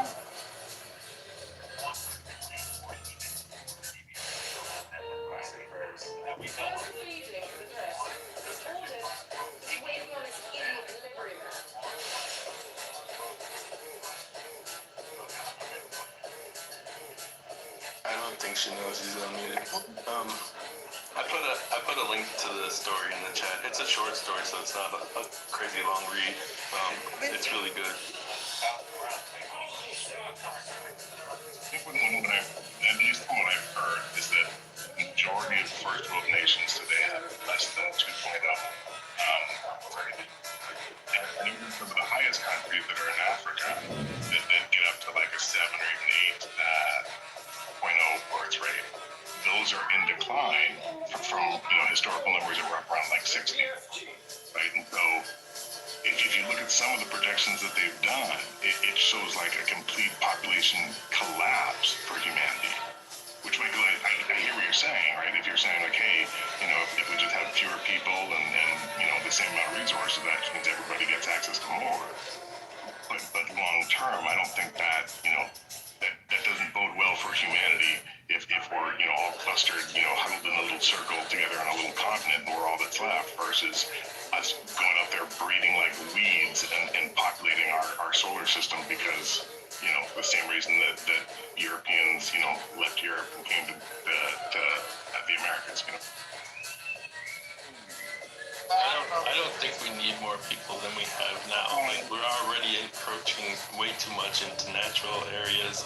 That's the reason COVID happened. People are living and moving into places where they're not supposed to be, and they're catching diseases that they're not supposed to get because they're not supposed to be there. But we keep going into these environments.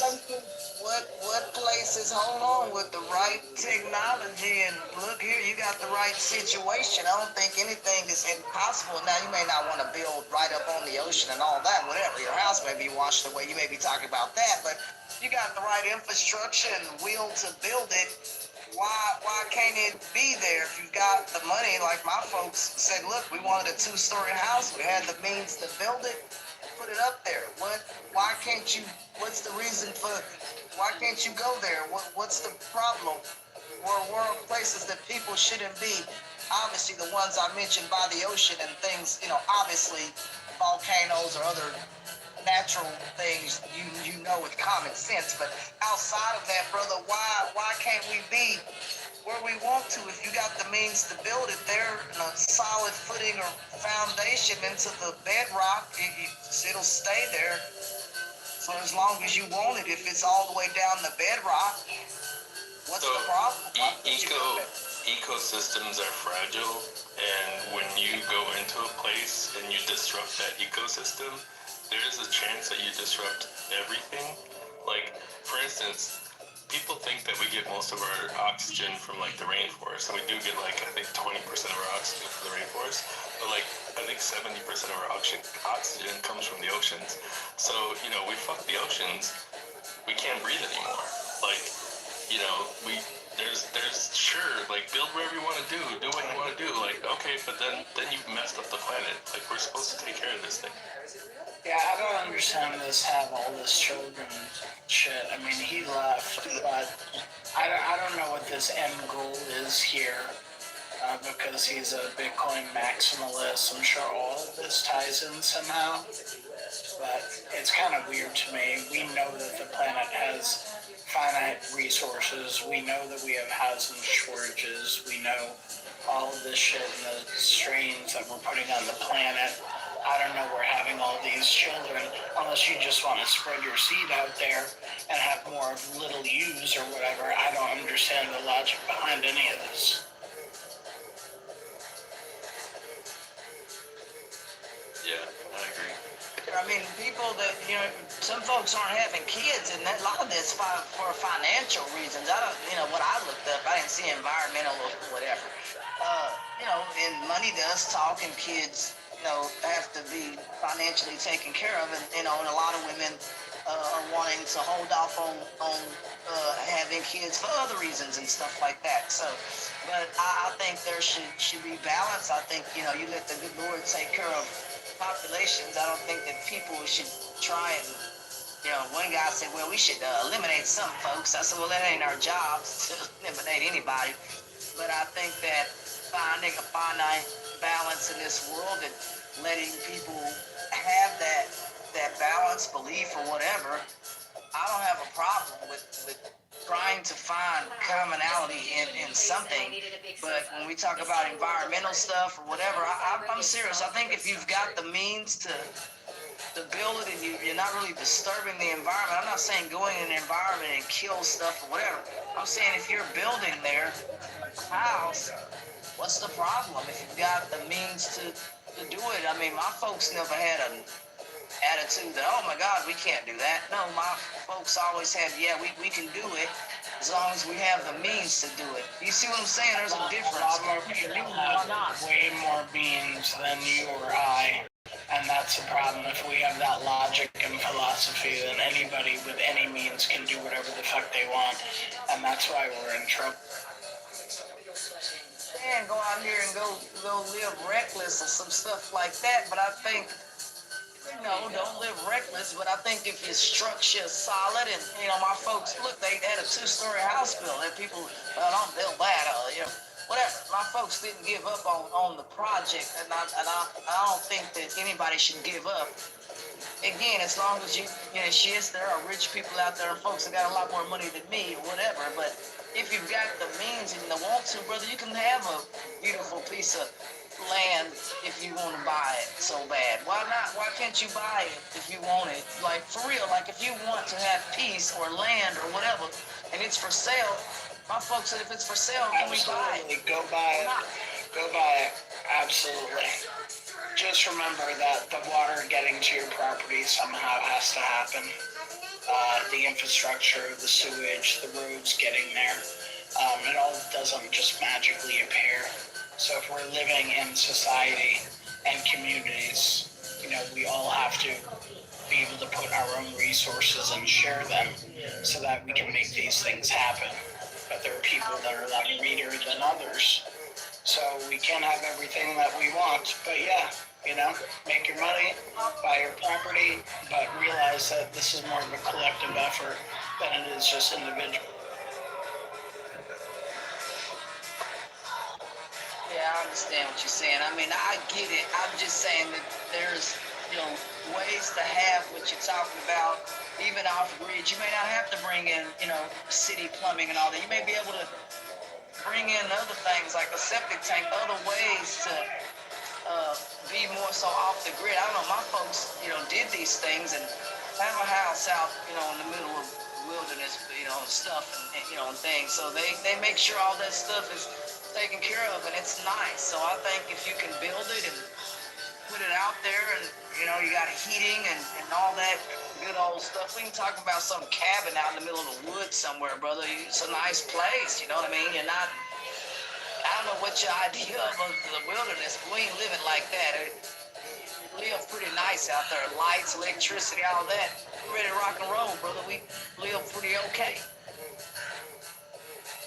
I mean, you got 1,500 square foot upstairs. You got good footage downstairs. You can work with something like that. You and 3 other people, however many people you won't live in there, but yeah, you can work with that kind of square footage. That's a little over 2,000 square foot. That can work for you, right?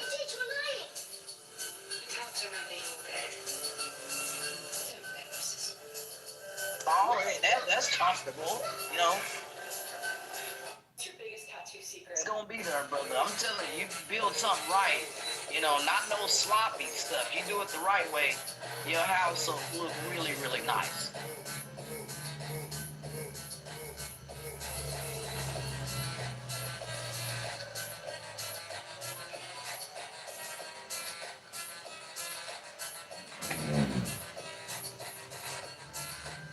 Are you trying to say don't build in certain areas because you want those areas to be like a nature preserve or something like that? Is that what you're saying, that certain areas should be kind of cordoned off for, I don't know, commercial use or building at all? Is that what you're saying? No, there's not one right answer. Like there's, protected areas. That's not what I'm talking about. The people are selling, 200 acres or wherever the hell in Texas. I don't care. Go ahead, buy it. I don't care. Build your dream house. Just know that there are resources that, you have to purchase that need to make it happen. I don't really care. Do your thing. Asking in general, because just for general sakes, not just whatever, but for general sakes, that maybe there should be areas and things in this country, more of those areas preserved to keep them pristine and not have buildings on those sites. So I'm for that too. If the areas can be opened up, maybe like a nature preserve or park or something like that can actually be used. I'm for that too, and I'm for maybe preserving some beauty. Absolutely, I don't want everything cut down and flattened. No, but I think that if you're going to build on land, you should also want to preserve a lot of what's on it, like the natural trees. And when my folks built, they didn't just go in and bulldoze everything down. No, they kept a lot of the natural topography of the land and all that stuff. Only bulldozed some of the stuff because of fire reasons. You don't want trees, obviously up on your house like that for fire reasons. But other than that, they kept a lot of trees and natural stuff on the property and had those trees dug up and moved instead of cutting them down. So there are ways to actually preserve some of the larger trees on your property instead of cutting them down. So there's ways to do that. Yeah, that all sounds good. I like that your parents preserved a lot of the trees. It's very important. As many of the trees as they could through a professional arborist and things, and then the trees that were tagged that had disease or whatever they call it for trees, then those were mulched, and so nothing ever went to waste. It was put actually back into the ground and used for nutrients. So yeah, I mean, we didn't waste not of nothing, man. We believe in trying to preserve that stuff and move those trees. Is it costly? Does it cost a lot of money? Yes, but over time, those trees take a foothold in the property, and we put them up. It offered a great privacy thing. They put the trees in a row, and great privacy, man, and sound barriers. So I was like, that works. So and it's natural. You know what I'm saying? Them big old thick trees, you good to go. They stand up in high winds and all of that stuff. It's better than even a fence. You take big tall trees and stand them up, you got something solid to work with. For real. Dude, I like it.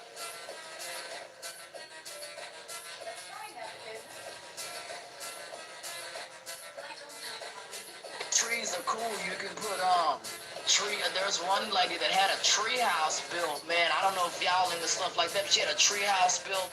Man, that had that whole thing, beautiful electricity and everything. I said, God, I said, this ain't your normal like tree house. You know, in my mind, I was like, no, I don't want to go out there. I don't see a tree house. No, this place was magnificent. It's pretty awesome too. Awesome.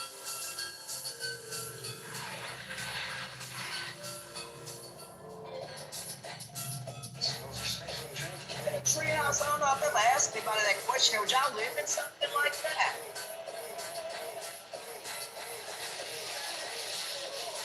Oh, I live in a treehouse, sure. I live in a cabin in the woods. Yeah, whatever. Just give me running water, a toilet with a, you know, Japanese bidet. And A bidet? yeah, Japanese bidet attachment to the toilet. That's awesome, but I'm telling you, tree houses are so modernized nowadays. And yes, you would, this lady has a TV on the wall and everything. She has an 80-inch some kind of TV up on the wall up there, a big swivel thing. It's a real cool treehouse trend, and there's a hot tub and all that. I'm sorry, trench. But I'm sorry, dude. But there's a hot tub and all that stuff right there. It's really, really cool setup out there. That is something I think you would like.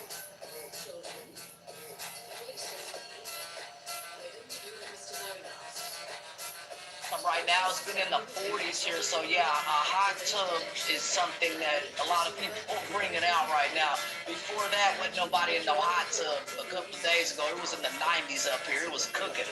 When nobody sitting around no fire, and oh, dude, not when it's 90 degrees, but now folks are bringing out, you know, the stuff that, you know, fall stuff. I saw a lady taking out some pumpkins and stuff, and so they setting up, looks like she was setting up some Halloween decorations. I said, yep, it's that time of year.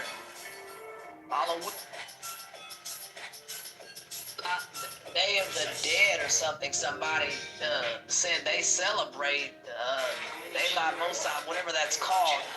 I don't know if you folks celebrate Day of the Dead, but that was an interesting thing I saw, the way their faces were painted and stuff. I don't know much about it. I have to look more into it. It was a celebration of the dead, supposedly derived out of Mexico.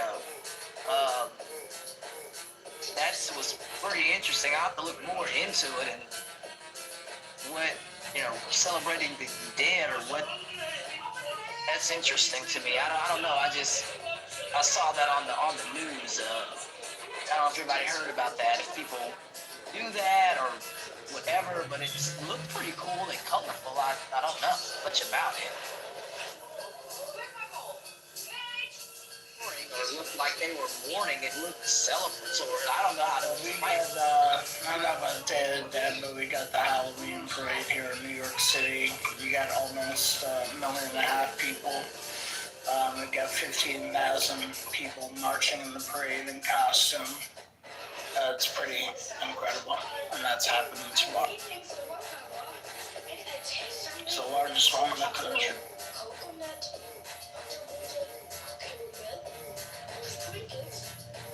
Colorful and very lively and very wow, because this thing I saw in the news, what snippets I could see, it looked very lively. It wasn't, you know, cause, you know, when you think of dead, you're thinking mourning. No, these people were very music playing. It just seemed interesting to me. I thought, is that a celebration of life ceremony? I've just never seen nothing like that. Cause like I said, it derives out of Mexico. So Mexico, man, y'all know how to like celebrate stuff in a way that I would have never thought about celebrating the Day of the Dead. I will tell you that.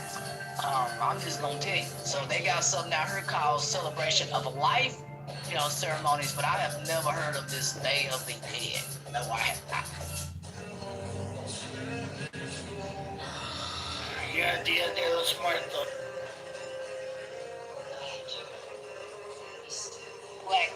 Hey, whoa, we have not celebrated anything like that in those black house. I know my grandmother wasn't celebrating the dead. I'm just telling you, I don't know y'all, but I'm just saying.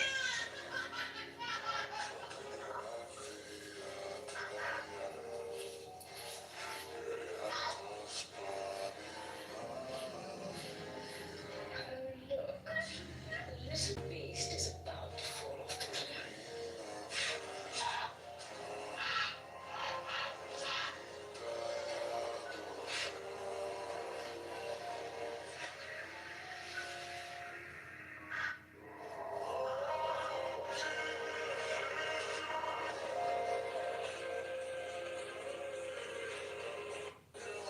Sometimes when I get to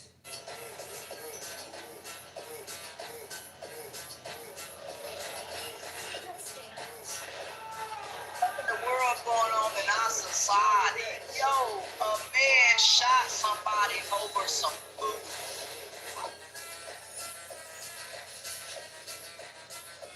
Damn.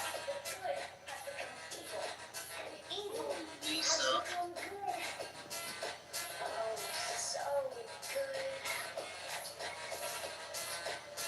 Over food, somebody got shot over food. That came across the news over here. That's crazy.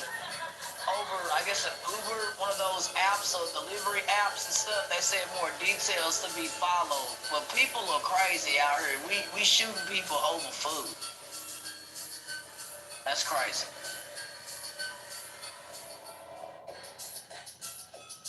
Nobody over no food. You don't have to steal no food. There are too many places out here that I don't know how to explain what's going on in our society. It's just like, wow. You don't have to steal no food. I remember one guy, they was going to arrest him because he was stealing food. He didn't have enough, and he got up there, and I told the people, hey, maybe I can pay for it or whatever, so he, won't go to jail. He was an older guy, like he had to be in his 60s or 70s, but it's like, man, stealing food to get by. I just hope people don't have to turn to that when they don't get their card or whatever, man. Come see us so you don't have to, I don't know, like, turn to whatever people talking about on TikTok with folks running out of Walmart. I think that was an AI thing that I saw. It was like all these people running out. Yeah, it's kind of concerning. Lisa, you awake? Lisa. Lisa. How do you see y'all awake? Lisa. Why Sleep with the other guy. How you doing? Oh, I had some juicy TikTok news, but they ain't awake. They gotta wake up. I wonder what the news is. Ain't no replays on. Oh man, this can leave me. Oh no, replays on. All I can say is, go look up a picture of Turning Point USA, TP USA, Ole Miss, JB Vance, and Eric Kirk. Come on, what's happening with it? Well, Erica and JD are hugging, and she got her hand all up in his hair. And I'm like, wait a minute, wait just a doggone minute. Let me touch him. Wait, let me see if I can make it my PTR. Y'all hold on in the queue. I'll be right back. Hold on, Ashton. I'm coming.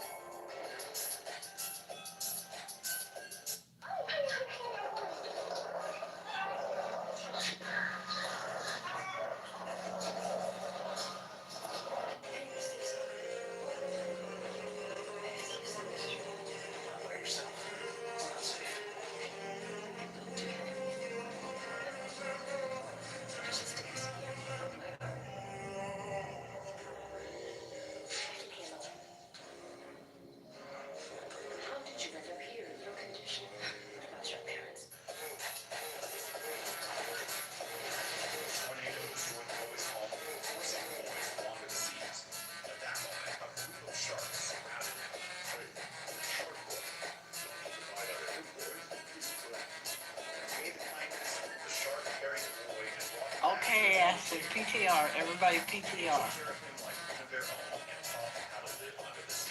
Click on that so you can, and then click again where you can see it bigger. Ashton, you wait too. Ashton, don't go to sleep. I'm gonna get you another picture that shows the other side of this hug. Just look at it for right now. Click on it. Click on it. Wait, on stage, you kidding? Stage? Wait, yeah, they're at Ole Miss, okay? But I'm gonna show you the rest of the picture. I'm gonna show you the rest of it. Front part? Easy. I'm gonna show you the back side of his head during this picture. She got her hands up in his hair. You don't put your hands in no hair like that on some man. It's supposed to be your deceased husband's friend. Together.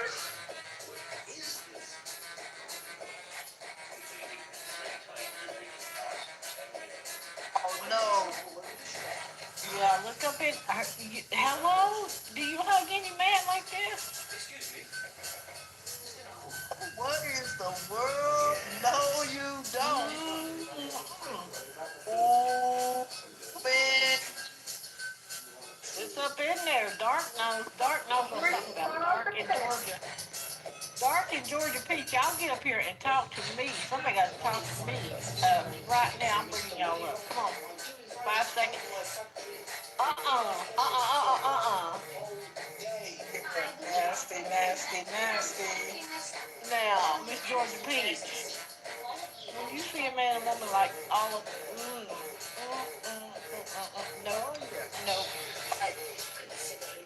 And the other picture, if you look at it, he had her down by the middle lower back, and she almost was trying to place her body on that part. All up in her hair too. Yep, all up in her hair. This is too much for me. This is too much. This was a day ago. There was before I got married. You did this when you No, let me finish the story. Nah, so the reason why I know this is inappropriate is because I've had, so before I got married, I had a woman who was a lover of mine. And after I got married, there would be times where she would hug me and touch my hair like that. And I'm like, you know I'm married, right? Like, it doesn't even feel good. You know, like your hand has to reach, I don't know. And I mean, I would never hug a woman like that. That wasn't my wife. That was his best friend's wife. His deceased best friend, he said. And you not just look at her hand, look at his smile on his face. Now, if my last name was Vance and I was first, whatever they call her, I'd be getting my lady. The second lady. Oh God, she's gonna be the second lady. I didn't even realize that. That's what she's gonna be the second lady. Oh no, second lady. That was a funny catch, actually. I didn't even realize I said that. Yeah. That is some secret lover shit going on right there. You put that head on the neck. That's not wife, right? Mm-hmm. Yes, and he is not that close to his wife right now. If you look at pictures of them more recently, he's not even putting his hands on his wife. My God, her hand coming down the board on the immediate Air Force Two. It's her hand in his hair, and the smile on his face is like, huh? What is going on right now? Wow. Look at that first picture you had posted, her body. Look at her body. I'm going to change it back, but you know, Georgia, think about him running again with her as his first lady. Oh, Lord. So how much does it actually... Yeah, Ucha, or whatever her name is, she is the second lady, or the third.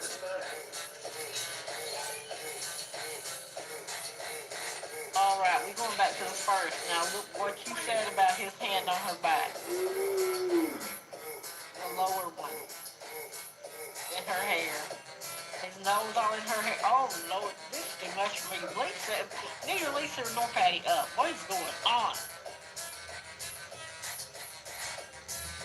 I thought it was gonna be Don Jr. or either Harry. Oh honey, she going for that first lady. Oh, she going for the first lady. Okay. I mean, I can't think. That doesn't look like. If my husband died and his best friend came up to me, how long have you been gone? Since August? We ain't even 3 months gone yet. Lord, has she cried yet? I haven't seen the tears, but I've seen her face crying. No, that face with the dabbing and tears that ain't there. But listen, this is wild to me right now. April, she looks really happy. She looks really happy there. Don't they both look really happy there? Yes.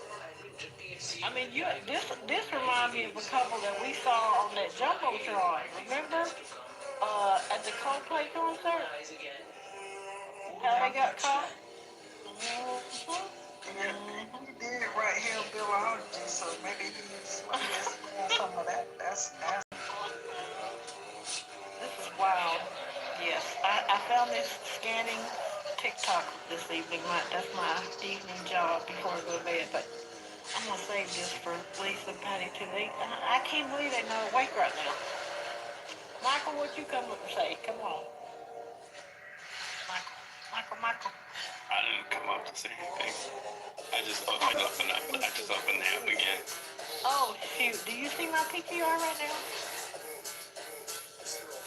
That's yesterday. Picture from yesterday. Oh yes. Go ahead, Ashton. That's crazy that this guy got a wife. I just would like to know what he has said about this whole thing. Can you imagine sitting at home and man, I would be mad. He know when he get it. That was my man. He would already know when he come home after some shit like that is going down. April, when you grab a man by the head like that, I mean, you about to do some stuff. You already know, Georgia. You don't put your hand in your best friend, your brother, your cousin, your uncle, your daddy. Your hand don't go up in no man's hair unless something's about to go down or has went down. Call me crazy, but that's just too much for me.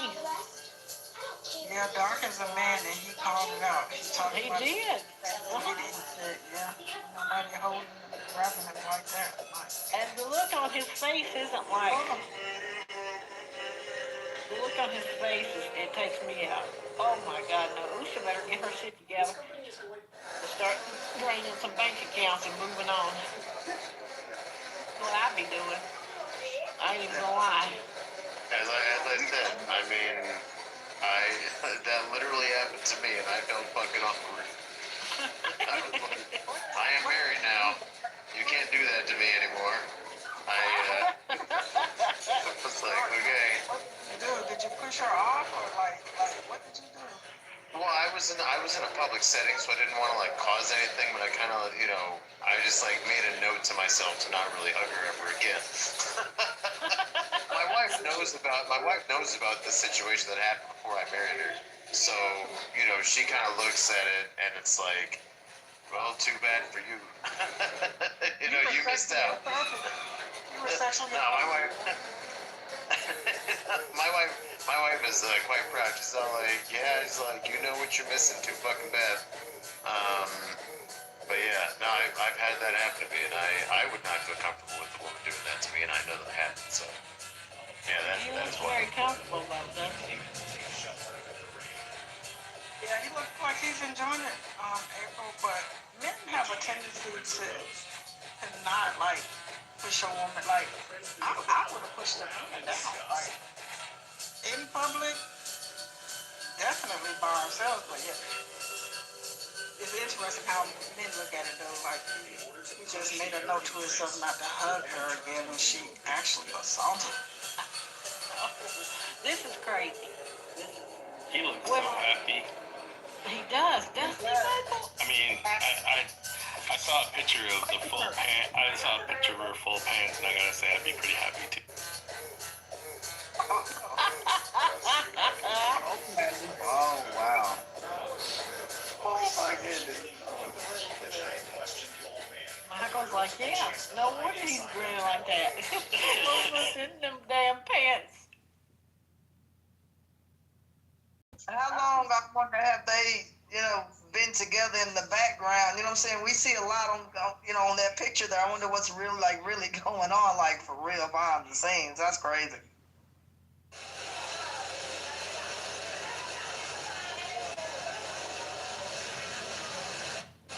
I want to know what Dr. Jim thinks about that photograph.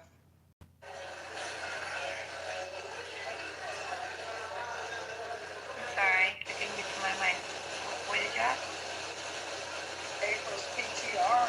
Oh yeah, I just looked at disturbing. Nothing wrong there. Oh, okay. Yeah, that's what it is.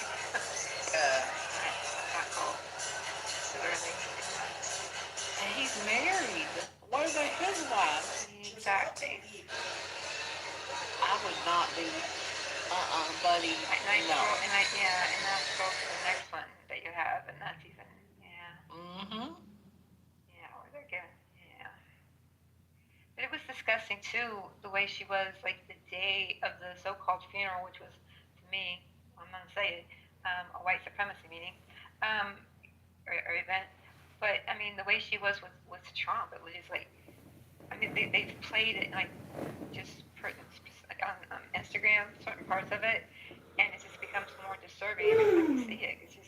It's almost like, This is wild. Michael, did you see this one? This was my first PTR. I don't know if it was open, you came in or not. Look at his face and her hand. It's like, no. Yeah, but isn't she also already, I'm not positive about this, but like making deals for a podcast? I'm not sure. I think she is because she's taken over the Turning Point thing to continue his legacy. I see trouble ahead. Oh, I see trouble ahead. If you were his wife, hello. Listen, let me tell you something, Dr. G. Any husband of April's knows you damn well better not. You damn well better not. Don't come back to this house and try to tell me this shit ain't going on. No ma'am. Call Tyra. Call somebody, but don't come over here after you do some shit like that. That's not how you hug a friend. That's all I got to say. You don't hug friends like that. Oh my goodness. If I hug down my friends like that, I would be tired. Really? Well, yeah, we'll have a room about that tomorrow. We'll do it to Lisa. Lisa and Patty, where y'all at? If they're asleep, I'm closing it down. Patty's going to sleep, man. Yeah, Patty's been asleep. Lisa was asleep too. Finally, there she is. lying in here. I don't have anything to talk about, so y'all can shut it down if you want to. Lisa, did you see my PTR? Is it going to be gross, April? No, look at my PTR right I mean, it is JD Vance, so yeah, it's gross. Baby Maybelline, look at it. It's yesterday. This was yesterday, a Turning Point event at Ole Miss.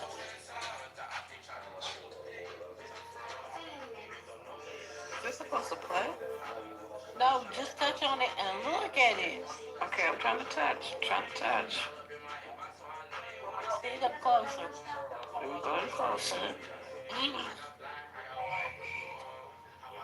I don't see anything. Lisa, you don't see Erica Kirk's hand in J.D. Vance's hair? Erica Kirk? Hello? Charlie Kirk.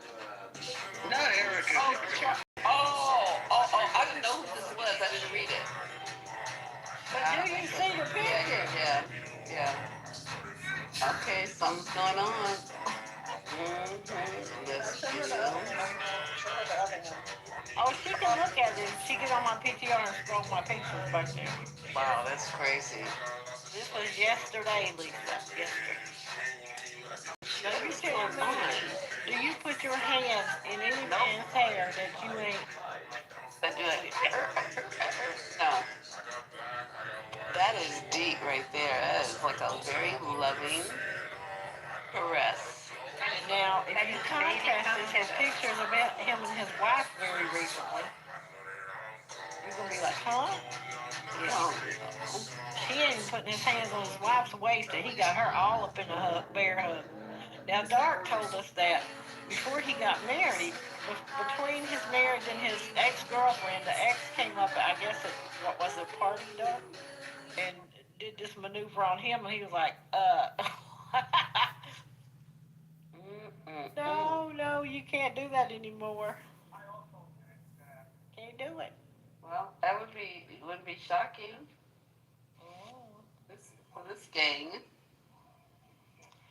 So yeah, I came back to get you because I was scrolling TikTok. I was working hard tonight, and I was like, oh wait a minute, I ran over here, girl. I ran, tripped, fell, got up, stumbled around, ran some more. I was like, Lisa, that's nasty work right there. Mhm. It was just the fact that I have been on this thing for over 24 hours, and I'm like, I don't even want to hear Clubhouse. Why? It was because the room was open, and then instead of Patty opening up her room, she just stayed in my room, so the room ended up staying open all day, and it was just too much. Every time I looked at my phone, I wanted to barf. I was like, yeah, it's just too long to be on an app. It's wild. You need to go to bed, sister. Yeah, I'm laying here right now. You are, and I woke you up. But I had no, you didn't wake me up. I'm listening, half listening to you, half looking at this new movie. What's the new movie? Okay, I will tell you, because every time I have to restart it every time. A House of Dynamite, Netflix. I almost watched that last night. Is it any good? Oh yeah, it's good, but I have to sit up and watch the kids be playing like this. Otherwise, I'm gonna keep dozing off. But it's a good movie. It's got really good reviews about real-time response to missile launching in the U.S. It's supposed to be very accurate, so. And so I'm watching this time of morning.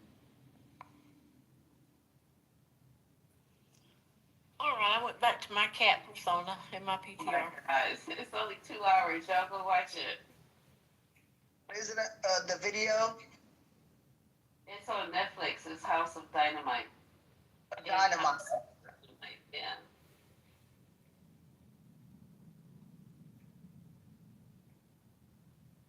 I'm going back to troll through TikTok, see if I can find some more breaking news. Breaking news. That's breaking too. But it is breaking. That's going to be some shit breaking. Yeah, and it broke me all the way down. Oh my God, everybody's gone. Okay, good night, y'all. I brought them back up, Lisa. They here.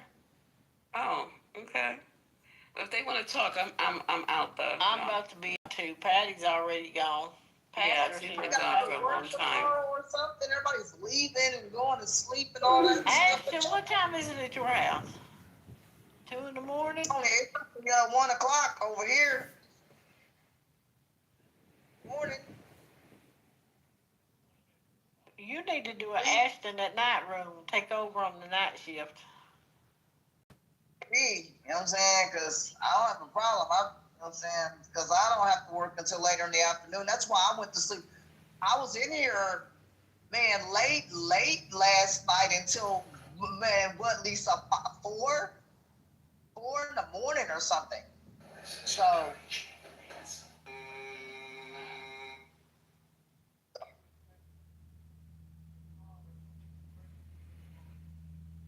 Well, everyone have a lovely weekend. It's been a great day, evening. Thank you. Good night. Everybody. Bye. Good night.